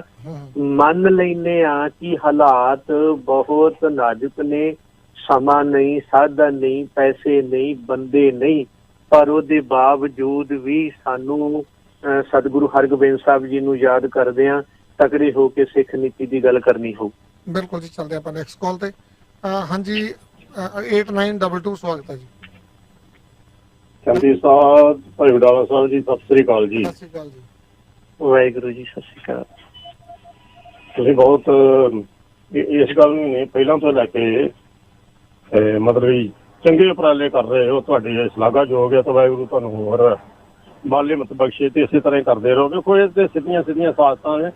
ਆਇਟਾਂ ਦੀ ਗੱਲ ਕਰਨ ਲੱਗਾ ਮੈਂ ਇੱਕ ਅੱਧੇ ਮਿੰਟ ਦੀ ਗੱਲ ਕਰ ਜਾਂਦਾ ਕਿ ਦੇਖੋ ਇੱਥੇ ਜ਼ਮੀਰਾਂ ਮਰਨ ਦੀ ਗੱਲ ਕੀਤੀ ਹੈ। ਜੇ ਹੁਣ ਜ਼ਮੀਰਾਂ ਜਿਉਂਦੀਆਂ ਹੋਣ ਤੇ ਆਹ ਜਿਹੜੇ ਹੁਣ ਦਿੱਲੀ ਤੋਂ ਇੱਥੇ ਆਣ ਕੇ ਰੈਲੀਆਂ ਕਰਨ ਡਏ ਨੇ, ਕੀ ਕਿਸਾਨਾਂ ਦੀ ਅੜ ਥੱਲੇ ਕਹੀ ਕਿਸਾਨਾਂ ਦੇ ਮਸੀਹ, ਇਹ ਰੈਲੀਆਂ ਦਿੱਲੀ ਨਹੀਂ ਹੋ ਸਕਦੀਆਂ। ਉਦੋਂ ਦੀਆਂ ਇਹਨਾਂ ਨੇ, ਚਾਹੇ ਬਾਦਲ ਹੋਣ, ਚਾਹੇ ਕੇਜਰੀਵਾਲ ਹੋਵੇ, ਚਾਹੇ ਕਾਂਗਰਸ ਹੋਵੇ, ਇਹਨਾਂ ਨੇ ਕਿਸਾਨਾਂ ਦੇ ਹੱਕ ਵਿੱਚ ਜੇ ਸਟੇਜ ਤੇ ਨਹੀਂ ਸੀ ਚੜਨ ਦਿੰਦੇ, ਇਹ ਰੈਲੀਆਂ ਵੱਖਰੇ ਤੌਰ ਤੇ ਉੱਥੇ ਨਾਰਾ ਮਾਰ ਕੇ ਨਹੀਂ ਕਹਿ ਸਕਦੇ ਅਸੀਂ ਕਿਸਾਨਾਂ ਦੇ ਨਾਲ ਆਪਣੇ ਝੰਡੇ ਛੱਡ ਕੇ। ਇਹ ਤਾਂ ਸਿੱਧਾ ਵੀ ਇਹ ਤੇ ਆਪਣੀ ਸਿਆਸਤ ਕਮਾਉਣ ਡਏ ਨੇ। ਇਹਨਾਂ ਨੂੰ ਹੋਰ ਕੋਈ ਕਿਸੇ ਗੱਲ ਨਾਲ, ਧਰਮ ਨਾਲ, ਕਿਸੇ ਦਾ ਹੋਰ ਕਿਸੇ ਚੀਜ਼ ਨਾਲ ਕੋਈ ਵਾਸਤਾ ਨਹੀਂ। ਦੂਜੀ ਗੱਲ ਇਹ ਜਿਹੜੀ ਇਸ ਤਰ੍ਹਾਂ ਦੀ ਗੱਲ ਚੱਲਦੀ ਪਈ ਹੈ, ਵੇਖੋ ਹੋਰ ਕੋਈ ਵੀ ਗੱਲ ਹੋਵੇ, ਸਾਡੇ ਧਰਮ ਦੀ, ਸਿੱਖ ਧਰਮ ਦੀ ਹੋਵੇ, ਮੁਸਲਮਾਨ ਧਰਮ ਦੀ ਹੋਵੇ, ਹਿੰਦੂ ਧਰਮ ਦੀ ਹੋਵੇ, ਕਿਸੇ ਦੀ ਹੋਵੇ, ਤੇ ਉਹਨਾਂ ਦੀ ਕਿਸੇ ਤਰ੍ਹਾਂ ਦੀ ਵੀ ਨਰਾਦਰੀ ਹੋਵੇ ਤੇ ਉਸੇ ਵੇਲੇ ਹੀ ਮਤਲਬ ਉਹ ਵਿਰੋਧ ਕਰਨ ਵਾਸਤੇ ਤਿਆਰ ਹੋ ਜਾਂਦੇ ਨੇ। ਕਿ ਹੁਣ ਇਹਦੇ ਉੱਤੇ ਜੇ ਰਾਮ ਦਾ ਨਾਂ ਲਿਖ ਕੇ ਤੇ ਕਿਤੇ ਵੀ ਇੱਟਾਂ ਲਾਈਆਂ ਜਾਂਦੀਆਂ, ਦੱਬੀਆਂ ਜਾਂਦੀਆਂ, ਉੱਤੋਂ ਦੀ ਪੈਰ ਲੱਗਣਗੇ, ਕੁਝ ਵੀ ਹੋਵੇਗਾ, ਤੇ ਕੀ ਗੱਲ ਇਹਦੇ ਵਿੱਚ ਹਿੰਦੂ ਸੰਸਥਾਵਾਂ ਜਿਹੜੀਆਂ ਹੋਰ ਗੱਲ ਤੇ ਝਟਪਟ ਬਾਹਰ ਆ ਜਾਂਦੀਆਂ, ਉਹਨਾਂ ਨੂੰ ਇਸ ਗੱਲ ਦਾ ਵਿਰੋਧ ਨਹੀਂ ਕਰਨਾ ਚਾਹੀਦਾ, ਪਰ ਨਹੀਂ ਕਰਨਗੀਆਂ। ਕਿਉਂ ਨਹੀਂ ਕਰਨਗੀਆਂ? ਇੱਥੋਂ ਸਿੱਧਾ ਲੱਭ ਜਾਂਦਾ ਹੈ ਕਿ ਇਹਦੇ ਪਿੱਛੇ ਇੱਕ ਵੱਡਾ ਰਾਜ, ਜਿਹੜੀ ਗੱਲ ਭਾਈ ਸਾਹਿਬ ਕਰਦੇ ਪਏ ਨੇ, ਸਾਨੂੰ ਦੱਸਣ ਵਾਸਤੇ ਆਏ ਨੇ, ਜੇ ਅਸੀਂ ਉਹਦੇ ਲਈ ਸੁਣਦੇ ਪਏ ਹਾਂ ਨਾ, ਕਾਰਨ ਉਹੀ ਕਿ ਇਹਦੇ ਪਿੱਛੇ ਇੱਕ ਵੱਡਾ ਰਾਜ ਛੁਪਿਆ ਹੋਇਆ ਵੀ ਇਹ ਇਸ ਤਰ੍ਹਾਂ ਇੱਟਾਂ ਜਿਹੜੀਆਂ ਨੇ ਲਾ ਕੇ, ਤੇ ਕੱਲ ਨੂੰ ਮੈਂ ਜਿੱਦਾਂ ਇੱਕ ਕਹਾਵਤ ਬਣੀ ਹੈ ਚੰਦੀ ਸਾਹਿਬ, ਉੱਥੇ ਤੇਰੀ ਇੱਟ ਲੱਗੀ ਹੈ, ਅਗਲੇ ਆਖਣਗੇ ਆਹ ਦੇਖ ਲਓ ਸਾਡੀ ਇੱਟ ਲੱਗੀ ਹੈ, ਲੱਗੀ ਹੈ ਨਾ ਸਬੂਤ। ਇਸ ਕਰਕੇ ਇਹਨੂੰ ਜ਼ਰੂਰ ਸਿੱਖ ਕੌਮ ਨੂੰ ਇਸ ਪਾਸੇ ਭਾਈ ਸਾਹਿਬ ਜਿਹੜੀ ਗੱਲ ਚੁੱਕੀ ਹੈ, ਇਹਦੇ ਵੱਲ ਧਿਆਨ ਕਰਨਾ ਪਏਗਾ। ਨਾ ਧਿਆਨ ਕੀਤਾ ਤੇ ਬਸ ਫਿਰ ਆਉਣ ਵਾਲੇ ਸਮੇਂ ਜੋ ਇਹ ਬਾਬਰੀ ਮੰਦਿਰ ਜਾਂ ਹੋਰ ਕੁਝ ਹੁੰਦਾ ਪਿਆ, ਇਹੋ ਕੁਝ ਹੀ ਹੋਵੇਗਾ। ਸਿੱਖ ਕੌਮ ਨੂੰ ਜਾਗਣਾ ਪੈਣਾ। ਸਿੱਖ ਕੌਮ ਦੇ ਦੁਆਲੇ ਇਸ ਵੇਲੇ ਤੰਦਵਾ ਜਾਲ ਵਿਛਿਆ ਹੋਇਆ, ਇੱਕ ਪਾਸੇ ਨਹੀਂ, ਜਦੋਂ ਵੇਖਦੇ ਨਾ ਵੀ ਇੱਕ ਪਾਸੇ ਹੁਣ ਉਲਝਣ ਲੱਗੇ ਨੇ ਤੇ ਨਾਲ ਨੂੰ ਦੂਸਰਾ ਪਾਸਾ ਛੇੜ ਦਿੰਦੇ। ਹੁਣ ਵੇਖਿਆ ਕਿ ਕਿਸਾਨ ਜਿਹੜੇ ਨੇ ਸਿੱਖ ਰਲ ਕੇ ਤੇ ਐਡਾ ਵੱਡਾ ਇੱਕ ਜਿਹੜਾ ਅੰਦੋਲਨ ਕਰਦੇ ਪਏ, ਤੇ ਵਿੱਚ ਨਾਲ ਹੀ ਇੱਧਰ ਕੋਈ ਨਾ ਕੋਈ ਹੋਰ ਛੇੜ ਜਾਂਦੇ ਨੇ, ਜਿਹਦੇ ਵਿੱਚ ਮੈਂ ਕਹਾਂਗਾ ਵੀ ਕੇਜਰੀਵਾਲ ਨੂੰ ਇੱਥੇ ਕੀ ਲੋੜ ਸੀ ਹੁਣ ਰੈਲੀ ਕਰਨ ਦੀ ਆਣ ਕੇ। ਮਿਹਰਬਾਨੀ, ਸਤਿ ਸ਼੍ਰੀ ਅਕਾਲ ਜੀ। ਸਤਿ ਸ਼੍ਰੀ ਅਕਾਲ ਜੀ, ਧੰਨਵਾਦ ਜੀ। ਆਪਾਂ ਨੈਕਸਟ ਕਾਲ ਤੇ ਚੱਲਦੇ ਹਾਂ। ਹਾਂਜੀ, 1294 ਸਵਾਗਤ ਹੈ ਜੀ। ਸਤਿ ਸ਼੍ਰੀ ਅਕਾਲ ਜੀ। ਸਤਿ ਸ਼੍ਰੀ ਅਕਾਲ ਜੀ। ਬਲਦੇਵ ਸਿੰਘ ਬੜੀ ਵਧੀਆ ਇਨਫੋਰਮੇਸ਼ਨ ਦੇ ਰਹੇ ਹਨ। ਵੈਸੇ ਜੇ ਦੇਖਿਆ ਜਾਵੇ, ਜਿਹੜੀ SGPC ਇੱਕ ਬਹੁਤ ਵਧੀਆ ਸੰਸਥਾ ਜੀ, ਉਹਦੇ ਕਾਗਜ਼ ਆਪਣੇ ਬੰਦੇ ਉਹਦੇ ਕਈ ਵਾਰੀ ਕਹਿੰਦੇ ਆ ਉੱਥੇ ਜੀ ਵੋਟਾਂ ਨਾਲ ਬਦਲਦੇ ਆ ਬੰਦੇ, ਉਹ ਬਦਲ ਦੋ, ਪਰ ਉਹ ਹੋਣਾ ਨਹੀਂ। ਉਹਦਾ ਕਾਰਨ ਹੈ ਕਿਉਂਕਿ ਉਹ ਪੂਰੀ ਫੁੱਲੀ ਬਲਦੇਵ ਸਿੰਘ ਨੂੰ ਜ਼ਿਆਦਾ ਪਤਾ ਹੋਊਗਾ, ਇੰਡੀਪੈਂਡੈਂਟ ਨਹੀਂ ਹੈ। ਉਹ ਡੋਰ ਸੈਂਟਰ ਦੇ ਕੋਲ ਆ ਜੀ, ਜਦੋਂ ਉਹਨਾਂ ਨੇ ਚਾਹਣਾ ਉਦੋਂ ਵੋਟਾਂ ਹੋਣੀਆਂ। ਦੂਜੀ ਗੱਲ, ਜੋ ਮਰਜ਼ੀ ਆਪਣੇ ਬੰਦੇ ਕਹੀ ਜਾਣ, ਜਦੋਂ ਉਹਨਾਂ ਨੇ ਉਹੋ ਜਿਹਾ ਮਾਹੌਲ ਕ੍ਰੀਏਟ ਕਰ ਦੇਣਾ, ਜਿਹੜੇ ਚੰਗੀ ਸੋਚ ਵਾਲੇ ਜਿਵੇਂ ਭਾਈ ਬਲਦੇਵ ਸਿੰਘ ਨਹੀਂ ਆ ਉਹ ਹੋਣਗੇ, ਉਹਨਾਂ ਨੂੰ ਇਹਨਾਂ ਨੇ ਬਦਨਾਮ ਕਰ ਦੇਣਾ ਕਿਸੇ ਵੀ ਤਰੀਕੇ ਨਾਲ ਕਰਨ। ਕਿਉਂਕਿ ਸੈਂਟਰ ਦੇ ਕੋਲ ਉਹਦੀ ਪਾਵਰ ਆ। ਇੰਡੀਪੈਂਡੈਂਟ SGPC ਹੈ ਨਹੀਂ। ਸੰਸਥਾ ਬਹੁਤ ਵਧੀਆ, ਬਹੁਤ ਸੋਹਣੇ ਉਹਨਾਂ ਬੰਦੇ ਪ੍ਰੋਗਰਾਮ, ਪਰ ਸਾਰਾ ਕੁਝ ਖਰਾਬ ਹੋ ਗਿਆ ਜੀ। ਦੂਜੀ ਗੱਲ, ਇੱਕ ਹੋਰ ਛੋਟਾ ਜਿਹਾ ਸਵਾਲ ਸੀਗਾ। ਇੱਕ ਪਿੱਛੇ ਜੇ ਕਈ ਸਾਲਾਂ ਦੀ ਗੱਲ ਆ ਸੁਣਦੇ ਸੀ, ਆਪਣੇ ਜੀ ਸੋਮਨਾਥ ਮੰਦਿਰ ਦੇ ਦਰਵਾਜ਼ੇ ਦਰਬਾਰ ਸਾਹਿਬ ਲੱਗੇ ਸੀ ਡਿਊਟੀ 'ਚ, ਉਹ ਰਿਪੇਅਰ ਕਰਨ ਵਾਸਤੇ ਲੈ ਗਏ ਸੀ। ਉਹ ਮੁੜ ਕੇ ਉਹਨਾਂ ਦੀ ਗੱਲਬਾਤ ਨਹੀਂ ਆਈ ਜੀ, ਖਬਰਦਾਰ ਨਹੀਂ ਆਈ। ਇਹ ਦੱਸਿਓ। ਇੱਕ ਦੂਜੀ ਗੱਲ ਆ ਜੀ, ਜਿਹੜੇ ਆਪਾਂ ਹੁਣ ਕਈ ਬੰਦੇ ਗੁੱਸਾ ਕਰਨਗੇ, ਜਿਹੜੀ ਆਮ ਆਦਮੀ ਪਾਰਟੀ ਆ, ਕੇਜਰੀਵਾਲ ਨਹੀਂ ਆ, ਇਹ 100% BJP ਦੀ ਇੱਕ ਬੀ ਟੀਮ ਹੈ ਜੀ। ਇਹ ਪੂਰੇ ਤਿਆਰ ਹੋ ਰਹੇ ਆ ਜੀ। ਇਹ ਬਿਲਕੁਲ ਵੀ ਆਪਣੇ ਬੰਦਿਆਂ ਨੂੰ ਇਹਨਾਂ ਦੇ ਉਹ 'ਚ ਨਹੀਂ ਆਉਣਾ ਚਾਹੀਦਾ ਵੀ ਇੰਨੇ ਕੰਮ ਜਿੰਨੇ ਵਧੀਆ ਕਰ ਰਹੇ। ਜਿਹੜੀ ਪਾਰਟੀ ਉਹਨੂੰ ਚੁੱਕਣੀ ਹੁੰਦੀ ਆ, ਉਹ ਕੰਮ ਕਰਵਾਉਂਦੇ ਹੁੰਦੇ ਆ। ਜੇ ਉਹ ਕੁਝ ਕਰਨਗੇ ਨਹੀਂ ਪਤਾ ਪੈ ਨਹੀਂ ਬਦਨਾਮ ਹੋ ਜਾਣਗੇ। ਉਹ ਬਿਲਕੁਲ ਜੀ ਬਿਲਕੁਲ ਪੰਜਾਬ ਨੂੰ ਐਕਸੈਪਟ ਨਹੀਂ ਕਰਨੀ ਚਾਹੀਦੀ। ਇਹਦਾ ਜਿਹੜੇ ਵੀ ਇੱਕ ਦੋ ਉਹਦੇ MP MLA ਹੈਗੇ, ਉਹਨਾਂ ਦਾ ਸਾਰਾ ਸਹਾਇਤਾ ਕਰਨਾ ਚਾਹੀਦਾ। ਕੋਈ ਹੋਰ ਆਪਣੀ ਇੰਡੀਪੈਂਡੈਂਟ ਜਿਹੜੀ ਪੰਜਾਬ ਦੇ ਅੰਡਰ ਹੋਵੇ ਉਹ ਪਾਰਟੀ ਬਣਾਉਣ, ਫਿਰ ਉਹਨੇ ਦਿੱਲੀ ਤੋਂ ਇਸ਼ਾਰੇ ਕਰਾਉਣੇ ਆ। ਬਿਲਕੁਲ ਗਲਤ ਹੈ ਜੀ। ਆਹ ਦੋ ਸਵਾਲਾਂ ਦਾ ਜਵਾਬ ਦੱਸਣ ਜੀ, ਇੰਡੀਪੈਂਡੈਂਟ ਹੈ ਨਹੀਂ SGPC, ਇਹਦੇ ਬਾਰੇ ਵਧੀਆ ਗੱਲ ਕਰਨ। ਤੇ ਬਾਕੀ ਉਹ ਜਿਹੜੇ ਮੰਦਿਰ ਦੇ ਦਰਵਾਜ਼ੇ ਸੀ ਉਹਨਾਂ ਬਾਰੇ। ਥੈਂਕ ਯੂ ਜੀ। ਬਿਲਕੁਲ ਜੀ। ਭਾਈ ਵਡਾਲਾ ਸਾਹਿਬ, ਆਪਣੇ ਕੋਲ 3-4 ਮਿੰਟ ਹੀ ਹੈ ਜੀ ਤੇ ਸਮਾਂ ਸਮਾਪਤ ਹੋ ਜਾਣਾ ਜੀ। ਕੀ ਕਹਿਣਾ ਚਾਹੋਗੇ ਤੁਸੀਂ? ਵੇਖੋ ਜੀ, ਜਿਹੜੀ ਬਿਮਾਰੀ ਦੀ ਗੱਲ ਉਹਨਾਂ ਦੱਸੀ, ਉਹ ਤਾਂ ਫਿਰ ਬੇਨਤੀ ਕਰਾਂ ਵੀ ਇੰਡੀਪੈਂਡੈਂਟ ਹੋਣ ਲਈ ਚੱਲੇ ਹੋਏ ਆ ਕਿ ਦਖਲ ਅੰਦਾਜ਼ੀ ਸਿਆਸੀ ਬੰਦ ਕਰਨੀ ਗੁਰਦੁਆਰਿਆਂ ਚੋਂ, ਰਸਤਾ ਇਲੈਕਸ਼ਨ ਵਾਲਾ ਹੀ ਹੈ, ਕਰਨਾ ਪੈਣਾ ਆ, ਕੋਈ ਗੱਲ ਨਹੀਂ, ਕਰਾਂਗੇ। ਔਰ ਦੂਸਰੀ ਗੱਲ, ਜਿੱਥੋਂ ਤੱਕ ਦਰਵਾਜ਼ਿਆਂ ਦਾ ਸਵਾਲ ਹੈ, ਬਾਬਾ ਭੂਰੀ ਵਾਲਾ ਤੇ ਸ਼੍ਰੋਮਣੀ ਕਮੇਟੀ ਤੇ ਕਾਬਜ ਬਾਦਲ ਕੇ ਕਾਰ ਸੇਵਾ ਦੇ ਨਾਮ ਹੇਠ ਬੜਾ ਵੱਡਾ ਨੁਕਸਾਨ ਪਹਿਲਾਂ ਵੀ ਹੋ ਚੁੱਕਾ ਹੈ। ਔਰ ਇਹ ਦਰਵਾਜ਼ੇ ਸੋਮਨਾਥ ਮੰਦਿਰ ਦੇ ਨਹੀਂ ਆ, ਇਹ ਦਰਵਾਜ਼ੇ ਸਾਡੀਆਂ ਸਿੱਖ ਮਿਸਲਾਂ ਦੇ ਬਣਾਏ ਹੋਏ ਆ, ਕਿਉਂਕਿ ਉਹ ਡਿਊੜੀਆਂ ਮੇਲ ਹੀ ਨਹੀਂ ਖਾਂਦੀਆਂ ਜੀ। ਅਸੀਂ ਚੋਰੀ ਦੇ ਦਰਵਾਜ਼ੇ ਅਸੀਂ ਕਿਉਂ ਲਾਵਾਂਗੇ ਅਸੀਂ ਕਿਸੇ ਦੇ। ਤੇ ਉਦੋਂ ਬਾਅਦ ਦੀ ਗੱਲ, ਇਹ ਦਰਵਾਜ਼ਿਆਂ ਨੂੰ ਸਿੱਖਾਂ ਦੀ 12 ਮਿਸਲਾਂ ਦੀ ਯਾਦ ਭੁਲਾਉਣ ਵਾਸਤੇ, ਸਿੱਖ ਰਾਜ ਦੀਆਂ ਨਿਸ਼ਾਨੀਆਂ ਨੂੰ ਖਤਮ ਕਰਨ ਲਈ ਵਿਦ ਪਲੈਂਡ ਪਹਿਲਾਂ ਦਰਵਾਜ਼ੇ ਜਾਣ ਬੁੱਝ ਕੇ ਉਹਨਾਂ ਦੀਆਂ ਜਿਹੜੀਆਂ ਪੁਰਾਣੇ ਨੇ, ਇਹਨਾਂ ਨੂੰ ਨਾ ਥੱਲੇ ਚੂਟੀਆਂ ਲੱਗੀਆਂ ਹੋਈਆਂ ਨੇ, ਉਹ ਗਾਲੀਆਂ ਗਈਆਂ, ਗਲਣ ਤੋਂ ਬਾਅਦ ਉਹਨਾਂ ਨੂੰ ਲਾਇਆ ਗਿਆ। 8 ਸਾਲ ਭੂਰੀ ਵਾਲਿਆਂ ਨੇ ਗਰਾਈ ਖਾਧੀ, ਮਗਰੋਂ 3 ਮਹੀਨਿਆਂ 'ਚ ਉਹਨਾਂ ਨੇ ਨਵੇਂ ਫਿੱਟ ਕਰ ਦਿੱਤੇ ਲਿਆ ਕੇ। ਹਾਥੀ ਦਾ ਦੰਦ ਵੀ ਵੇਚ ਕੇ ਖਾ ਗਏ। ਉਹ ਹੁਣ ਸਾਡੇ ਡਰ ਕਰਕੇ ਉੱਥੇ ਇਹਨਾਂ ਨੇ ਰੱਖੇ ਹੋਏ ਆ ਜੀ। ਅਸੀਂ ਇਹਦਾ ਰੌਲਾ ਪਾਤਾ ਸੀਗਾ ਵੀ ਇਹਨਾਂ ਵੇਚ ਦੇਣੇ ਆ। ਉਹ ਪੁਰਾਤਨ ਦਰਵਾਜ਼ੇ ਜਿਹੜੇ ਸੀ ਹੁਣ ਇਹਨਾਂ ਨੇ ਸਾਹਮਣੇ ਰੱਖੇ ਹੋਏ ਆ, ਇਹ ਲੱਗੇ ਸੀ ਚੁੱਕਣ, ਪਰ ਅਸੀਂ ਪੂਰਾ ਉਹਦਾ ਧਿਆਨ ਰੱਖਦੇ ਆ ਜੀ। ਪਰ ਉਹ ਸਦੀਵੀ ਹੱਲ ਇਹ ਨਹੀਂ ਆ, ਸਦੀਵੀ ਹੱਲ ਇਹੀ ਹੈ ਕਿ ਜੇ ਬਾਕੀ ਕੁਝ ਬਚਾਉਣਾ ਹੈ ਇਹਨਾਂ ਬਾਦਲਕਿਆਂ ਤੋਂ ਆਓ ਗੁਰਦੁਆਰੇ ਧਾਮ ਆਜ਼ਾਦ ਕਰਾਈਏ। ਬਿਲਕੁਲ ਜੀ, ਅਖੀਰ ਦੇ ਵਿੱਚ ਕੀ ਕਹਿਣਾ ਚਾਹੋਗੇ, ਕੀ ਸੁਨੇਹਾ ਦੇਣਾ ਚਾਹੁੰਦੇ ਹੋ ਜਿਹਦੇ ਨਾਲ ਇੱਕ ਲਹਿਰ ਖੜੀ ਹੋ ਸਕੇ ਜੀ? ਲਹਿਰ ਏਦਾਂ ਖੜੀ ਹੋਏਗੀ ਜੀ, ਸਿੱਖ ਸਦਭਾਵਨਾ ਦਲ ਵੱਲੋਂ ਆਵਾਜ਼ ਦਿੰਦਾ ਆ ਕਿ ਆਓ, ਇੱਕ ਤਾਂ ਗੁਰਦੁਆਰਾ ਅਕਾਲ ਬੁੰਗਾ ਸਾਹਿਬ ਵੱਲੋਂ ਵੀ ਜਿਹੜਾ ਪੰਥਕ ਹੋਕੇ ਦੀ ਗੱਲ 328 ਸਰੂਪਾਂ ਦੀ ਆ ਉਹ ਵੱਧ ਤੋਂ ਵੱਧ ਸੰਗਤਾਂ ਵਿੱਚ ਪ੍ਰਚਾਰੀ ਜਾਵੇ। ਨੰਬਰ 2, ਦਿੱਲੀ 'ਚ ਗੁਰਦੁਆਰੇ ਦੀਆਂ ਚੋਣਾਂ ਆ ਗਈਆਂ। ਇੱਕ ਬੰਨੇ ਮੇਰੇ ਸਾਹਮਣੇ ਸਿਆਸੀ ਪਾਰਟੀਆਂ ਨੇ 5 ਤੇ ਇੱਕ ਬੰਨੇ ਸਿੱਖ ਸਦਭਾਵਨਾ ਦਲ ਧਾਰਮਿਕ ਤੌਰ ਤੇ ਇਕੱਲਾ ਹੀ ਖੜਾ ਹੈ ਜੀ। ਦਿੱਲੀ ਵਿੱਚ ਤੁਸੀਂ ਸਾਡਾ ਕਿੰਨਾ ਪ੍ਰਚਾਰ ਕਰ ਸਕਦੇ ਹੋ, ਕਿੰਨੀਆਂ ਵੋਟਾਂ ਪਵਾ ਸਕਦੇ ਹੋ, ਕਿੰਨੀਆਂ ਸੰਗਤਾਂ ਨੂੰ ਸੁਚੇਤ ਕਰ ਸਕਦੇ ਹੋ, ਇਹ ਤੁਹਾਡੀ ਜ਼ਿੰਮੇਵਾਰੀ ਹੈ। ਕਿਉਂਕਿ ਮੇਰਾ ਕੰਮ ਸੀ ਖੜਨਾ, ਅਰਦਾਸ ਕਰਨੀ, ਔਰ ਜਿੰਨਾ ਚਿਰ ਜਿਉਣਾ ਹੈ ਗੁਰੂ ਪੰਥ ਦੀ ਗੁਲਾਮੀ ਕਰਨੀ ਕਰਾਂਗਾ। ਧੰਨਵਾਦ ਜੀ, ਬਹੁਤ ਬਹੁਤ ਭਾਈ ਸਾਹਿਬ, ਤੁਸੀਂ ਇੰਨੇ ਰੁਝੇਵਿਆਂ ਦੇ ਵਿੱਚੋਂ ਸਮਾਂ ਕੱਢਿਆ, ਸਾਡੇ ਨਾਲ ਜੁੜੇ ਹੋ, ਬਹੁਤ ਬਹੁਤ ਧੰਨਵਾਦ ਜੀ। ਧੰਨਵਾਦ ਵੀਰ ਜੀ, ਵਾਹਿਗੁਰੂ ਜੀ ਕਾ ਖਾਲਸਾ, ਵਾਹਿਗੁਰੂ ਜੀ ਕੀ ਫਤਿਹ। ਇਹ ਸਨ ਭਾਈ ਬਲਦੇਵ ਸਿੰਘ ਜੀ ਵਡਾਲਾ, ਆਪਣੇ ਨਾਲ ਜੁੜੇ ਸੀ ਜੀ ਪੰਜਾਬ ਭਾਰਤ ਤੋਂ। ਇਹਨਾਂ ਦਾ ਬਹੁਤ ਬਹੁਤ ਧੰਨਵਾਦ ਆ। ਇਸ ਪ੍ਰੋਗਰਾਮ ਨੂੰ ਤੁਹਾਡੇ ਤੱਕ ਪਹੁੰਚਾਉਣ ਲਈ ਸਾਡਾ ਸਾਥ ਦੇ ਰਹੇ ਜੀ ਪੰਕਜ ਸਪਰਾ ਹੁਣੀ। ਤੁਸੀਂ ਘਰ ਖਰੀਦਣਾ, ਵੇਚਣਾ ਤੇ ਕਾਲ ਕਰ ਸਕਦੇ ਹੋ ਇਹਨਾਂ ਨੂੰ। ਬਰੈਂਪਟਨ ਦੇ ਵਿੱਚ ਜਿਹੜੀ ਲਿਸਟਿੰਗ ਚਾਹੀਦੀ ਹੈ ਜੀ, ਇਹਨਾਂ ਦੇ ਕੋਲ ਬਾਇਰ ਜਿਹੜਾ ਇਸ ਟਾਈਮ ਰੈਡੀ ਆ, ਤੇ ਤੁਸੀਂ ਕਾਲ ਕਰ ਸਕਦੇ ਹੋ 416 722 2325 ਤੇ। IPTV ਬਾਕਸ ਖਰੀਦ ਲਾਉਣਾ ਜੀ ਮੋਂਟਰੀਅਲ ਦੇ ਵਿੱਚ 514 566 0055 ਤੇ। ਤਾਜ਼ਾ ਸਵਾਦਲਾ ਖਾਣਾ ਖਾਣਾ ਜੀ Baba Dhaba 255 Rutherford Road South Brampton 905 499 43 14 ਤੇ। ਜੌਬ ਦੀ ਭਾਲ ਵਿੱਚ ਨਵੇਂ ਆਏ ਹਜ਼ਾਰਾਂ ਦੇ ਹਿਸਾਬ ਦੇ ਨਾਲ ਜੌਬਾਂ ਜੀ ਜੌਬ ਇਨ GTA 416 213 0092 ਤੇ। ਅਥਾਰਟੀਆਂ ਲੈਣੀਆਂ CVOR IFTA US drug test ਵੀ ਕਰਾਉਣਾ ਜੀ, ਤੇ G&G ਟ੍ਰੈਕਿੰਗ ਸੋਲੂਸ਼ਨ 905 461 2525 ਤਨਵੀਰ ਢੱਡਾ ਉਹਨਾਂ ਨੂੰ ਕਾਲ ਕਰ ਲਓ। ਤੁਹਾਡੀ ਕਾਰ ਦਾ ਐਕਸੀਡੈਂਟ ਹੋ ਗਿਆ, ਬੰਪਰ ਪੇਂਟ ਕਰਾਉਣਾ ਚਾਹੁੰਦੇ ਹੋ, ਕਾਰ ਪੇਂਟ ਕਰਾਉਣਾ ਚਾਹੁੰਦੇ ਹੋ, ਗਰਮੀਆਂ ਆ ਗਈਆਂ, ਰਿਮ ਪੇਂਟ ਕਰਾਉਣਾ ਚਾਹੁੰਦੇ ਹੋ ਜੀ, 14 ਹਿਲ ਰੋਡ ਬਰੈਂਪਟਨ ਪਹੁੰਚਣਾ ਜੀ। ਪੀਲ ਆਟੋ ਕੋਲੀਜਨ ਤੇ 905 459 1300 ਤੇ ਦਰਬਾਰਾ ਸਿੰਘ ਉਹਨਾਂ ਨੂੰ ਕਾਲ ਕਰ ਸਕਦੇ ਹੋ। ਤੇ ਇਸ ਦੇ ਨਾਲ ਹੀ ਜੇ ਤੁਸੀਂ ਜਿਹੜੀ ਰੀਅਲ ਸਟੇਟ ਦਾ ਲਾਇਸੈਂਸ ਹੈਗਾ, ਤੁਸੀਂ ਗੈਸ ਸਟੇਸ਼ਨ ਕਮਰਸ਼ੀਅਲ ਬਿਲਡਿੰਗ ਲੈਣੀ ਚਾਹੁੰਦੇ ਹੋ, ਹਰਪਾਲ ਭੱਲਾ ਉਹਨਾਂ ਨੂੰ ਕਾਲ ਕਰ ਸਕਦੇ ਹੋ 416 560 2400 ਤੇ। ਤੇ ਨਾਲ ਹੀ ਜੇ ਤੁਸੀਂ ਟਰੱਕਾਂ ਦੇ ਟਾਇਰ ਪਾਉਣੇ ਹੋ, ਕਾਰਾਂ ਦੇ ਟਾਇਰ ਪਾਉਣੇ, ਟ੍ਰੇਲਾਂ ਦੇ 25 ਕਲਾਰਕ ਬੁੱਲੇਵਾਲ ਤੇ ਪਹੁੰਚਣਾ ਜੀ। New millennium tyre centre 905 452 0111। ਤੁਹਾਡੇ ਕੋਲ ਪਾਰਕ ਆਪਣਾ ਲਾਟ ਪਿਆ ਜੀ, ਪੁਰਾਣਾ ਘਰ ਢਾਹ ਕੇ ਨਵਾਂ ਬਣਾਉਣਾ ਚਾਹੁੰਦੇ ਹੋ, ਤੁਹਾਡੇ ਕੋਲ ਫਾਰਮ ਹੈਗਾ ਜੀ, ਉੱਥੇ ਘਰ ਬਣਾਉਣਾ ਚਾਹੁੰਦੇ ਹੋ ਤੇ sarvalobuilder.com ਤੇ ਕੁਲਵਿੰਦਰ ਪੱਤਰ ਹੋਣੀ 15 ਸਾਲ ਦਾ ਐਕਸਪੀਰੀਅੰਸ ਆ ਜੀ। 416 841 0478। ਇਮੀਗ੍ਰੇਸ਼ਨ ਦੀਆਂ ਸੇਵਾਵਾਂ ਲੈਣੀਆਂ ਡਿਲਾਈਟ ਇਮੀਗ੍ਰੇਸ਼ਨ ਨਵਜੋਤ ਗਿੱਲ ਉਹਨਾਂ ਨੂੰ ਕਾਲ ਕਰ ਲਓ 647 864 3719 ਤੇ। ਜੌਬ ਦੀ ਭਾਲ ਵਿੱਚ ਹੋ ਤਾਂ ਸੇਫਐਕਸ ਟਰਾਂਸਪੋਰਟ ਆ ਜੀ। ਮੌਂਟਰੀਅਲ ਤੇ ਬੋਲਟਨ ਦੇ ਵਿੱਚ 2 ਟਰਮੀਨਲ ਹੈ। ਰਮਿੰਦਰਦੀਪ ਜਾਂ ਅਮਨਦੀਪ ਉਹਨਾਂ ਨੂੰ ਕਾਲ ਕਰ ਸਕਦੇ ਹੋ 514 625 0025 514 887 0025 ਤੇ ਕਾਲ ਕੀਤੀ ਜਾ ਸਕਦੀ ਆ। ਤੁਸੀਂ ਟਾਈਲਾਂ ਲੈਣੀਆਂ ਜੀ, ਬਹੁਤ ਡਾਲਰ ਦੀ ਟਾਇਲ ਆਈ ਹੈ। GTA plumbing and electric supply ਨੇ 905 792 0036 ਤੇ ਕਾਲ ਕਰ ਸਕਦੇ ਹੋ। 241 ਕਲੀਅਰੈਂਸ ਸਟਰੀਟ ਬਰੈਂਪਟਨ ਪਹੁੰਚਣਾ ਜੀ। ਸੋਫਾ ਖਰੀਦਣਾ ਤਾਂ ਸੋਫਾ ਸਟੂਡੀਓ ਤੋਂ ਸ਼ਗਨਦੀਪ ਉਹਨਾਂ ਨੂੰ ਕਾਲ ਕਰ ਲਓ 905 799 8877। ਆਪਣੇ ਪ੍ਰੋਗਰਾਮ ਦਾ ਸਮਾਂ ਸਮਾਪਤ ਹੈ ਜੀ ਇੱਥੇ।